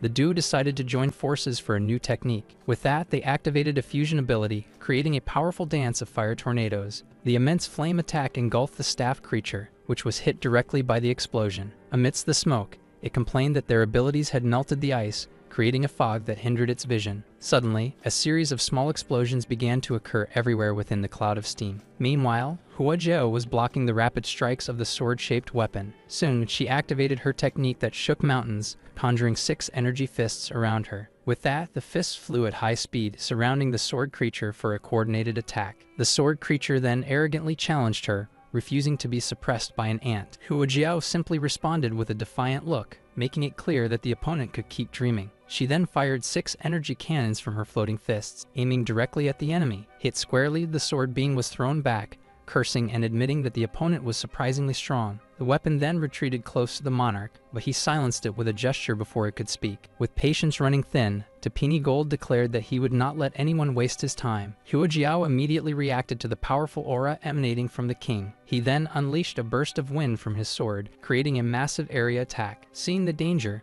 the warriors group shouted a warning, recognizing that it was the same move as before. Suddenly, a new group of warriors appeared on the battlefield, announcing that the Daybreak Guild had arrived to help. The squad leader advanced with his shield raised, preparing to block the impending attack. With a perfect block, the shield not only stopped the wave of energy, but also deflected it into the skies. With the recoil from his own attack, the monarch grunted, feeling the impact of the defense for the first time. Ah Fi then explained that as soon as they returned, they looked for reinforcements and, by luck, found the Daybreak Guild nearby. The Daybreak leader proposed to split the reward equally, and despite Ah Fei's complaints, Yi Luli accepted the deal. With a wild smile, Feng Ya declared that he would go ahead to start the fight as usual. He then charged forward, eager to experience the power of the boss that even Yi Luli could not defeat. Soon after, the guild leader distributed attack orders to his team, who confirmed the plan. Feng Ya sped across the water, aiming directly at the king. The monarch blocked the rapid sequence of strikes with his sword, showing no signs of difficulty. Even with the defense, Feng Ya managed to make a small cut on the opponent's chest. Right after, he dodged with a clone, praising the king for being a lively opponent. Meanwhile, the other 2 guild members advanced from the flanks for a coordinated attack. To defend against the siege, the monarch released a gravity pulse that repelled the 3 attackers at once. From a distance, the archer shot a precise arrow that struck the king's staff, disarming him. With a cunning smile, he confirmed that he had successfully disarmed the opponent. At the same time, the group's summoner used roots to bind the monarch's movements, leaving him immobilized. With the king paralyzed, Feng Ye seized the opportunity and advanced with his Wolf Storm technique. At the same time, the squad's assassin unleashed a thunder explosion, and the 2 energy attacks surged together toward him. Even trapped and unarmed, the monarch simply stared at the 2 powerful attacks converging toward him, ready for the impact. With that, the 2 techniques merged into a vortex of destructive energy that engulfed the monarch. Through the smoke, the 2 warriors plunged their weapons into the king's body, declaring his death. The assassin then realized that something was wrong and shouted for Feng Ya to get away immediately. Suddenly, the monarch grabbed both by the arms and lifted them into the air, declaring that the fight was over. With his overwhelming strength, he broke the warrior's arms with his bare hands. Then he violently hurled them away with a single spinning motion. Seeing the opening, the archer shot an invisible arrow toward the enemy's back. Without even turning around, the king caught the projectile in midair and threw it back at the archer. The arrow returned with full force and struck him, pinning him against the wall of the hall. He then walked toward the summoner and stepped on her summons, completely destroying them. Terrified, the summoner backed away, pleading for him not to come any closer. In the last moment, the squad leader blocked the monarch's punch with his shield, shouting for the team to back off. The king then mocked the defense and began to unleash a series of brutal punches against the shield. Even under attack, the leader declared that his purpose was to protect his companions and that the monarch would face more than just his defense. With a determined look, he asserted that he would also face the king's sharp sword. Soon after, he transformed into his daybreak battle form, releasing an immense dark aura. The two then collided in a fierce exchange of blows that shook the hall. The impact of the fight generated a wave of energy that forced them to retreat for a moment. As the battle continued, the warriors' team prepared to join the fight and offer support. With that, they rushed to help the injured members of the Daybreak Guild, offering potions and assistance. Even with the attack, the monarch remained standing,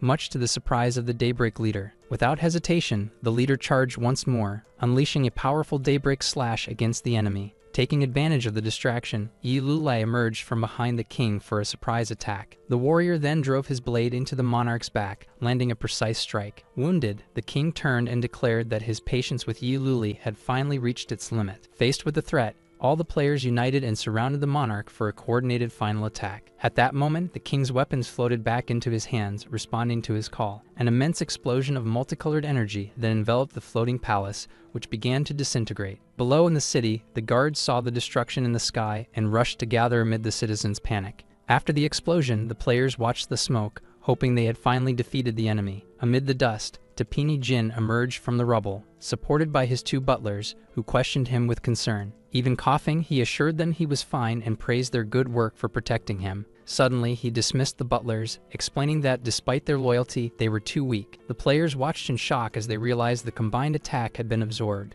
and shouted to finish him off now. With a new energy flowing through his body, the king declared that he would make all the usurpers pay, even if it cost him his vessel. With that, he unleashed an explosion of red and blue energy that destroyed the ground around him. The shockwave from the explosion spread throughout the city, causing a great tremor. Soon after, the ground of the city opened up in huge fissures, causing the citizens to run in panic. From a distance, Huade and his assistant watched the scene in horror, not understanding what was happening. Before their eyes, the floating palace was completely destroyed, falling in flames from the sky. After the dust settled, the monarch was the only one standing amid the rubble, surrounded by the remnants of the battlefield. Even severely injured, the warrior managed to rise from the debris, being the only survivor. The king then laughed upon seeing him standing, declaring that it was his destiny to become his new vessel. At that exact moment, a system notification appeared before the warrior, activating his tome of random conquests. With that, the system screen activated a new achievement, challenging him to defeat Tapini Jin alone. The two then faced each other amid the rubble, catching their breath for the final confrontation. The king questioned whether he still had any tricks up his sleeve, and Yi Luli confirmed he had one last resort. As the monarch watched him with admiration for his fighting spirit, the warrior activated Azura mode, unleashing immense red energy. Yi Luli charged in the blink of an eye, delivering a series of rapid and brutal strikes against the enemy. Even recognizing the increase in speed and strength, the king declared that it was not enough. Suddenly, Yi Lulai landed a direct hit to the adversary's face and violently slammed him into the ground. Even at a disadvantage, the monarch managed to counterattack, throwing him away. Flying towards him, he delivered a blow that slammed him to the ground, causing a massive explosion. Still in the air, he clenched his fist and delivered another strike that Yi Luli easily blocked. The king then realized that the opponent's power continued to increase and that something was forming behind him. Behind the warrior, a manifestation of his fighting spirit emerged, while the screen explained that Azura mode prevented any defense or escape. The battle became a bloody exchange of blows, with both hitting each other without retreating. The monarch cursed Yi Luli as crazy and tried to push him away, but he kept advancing.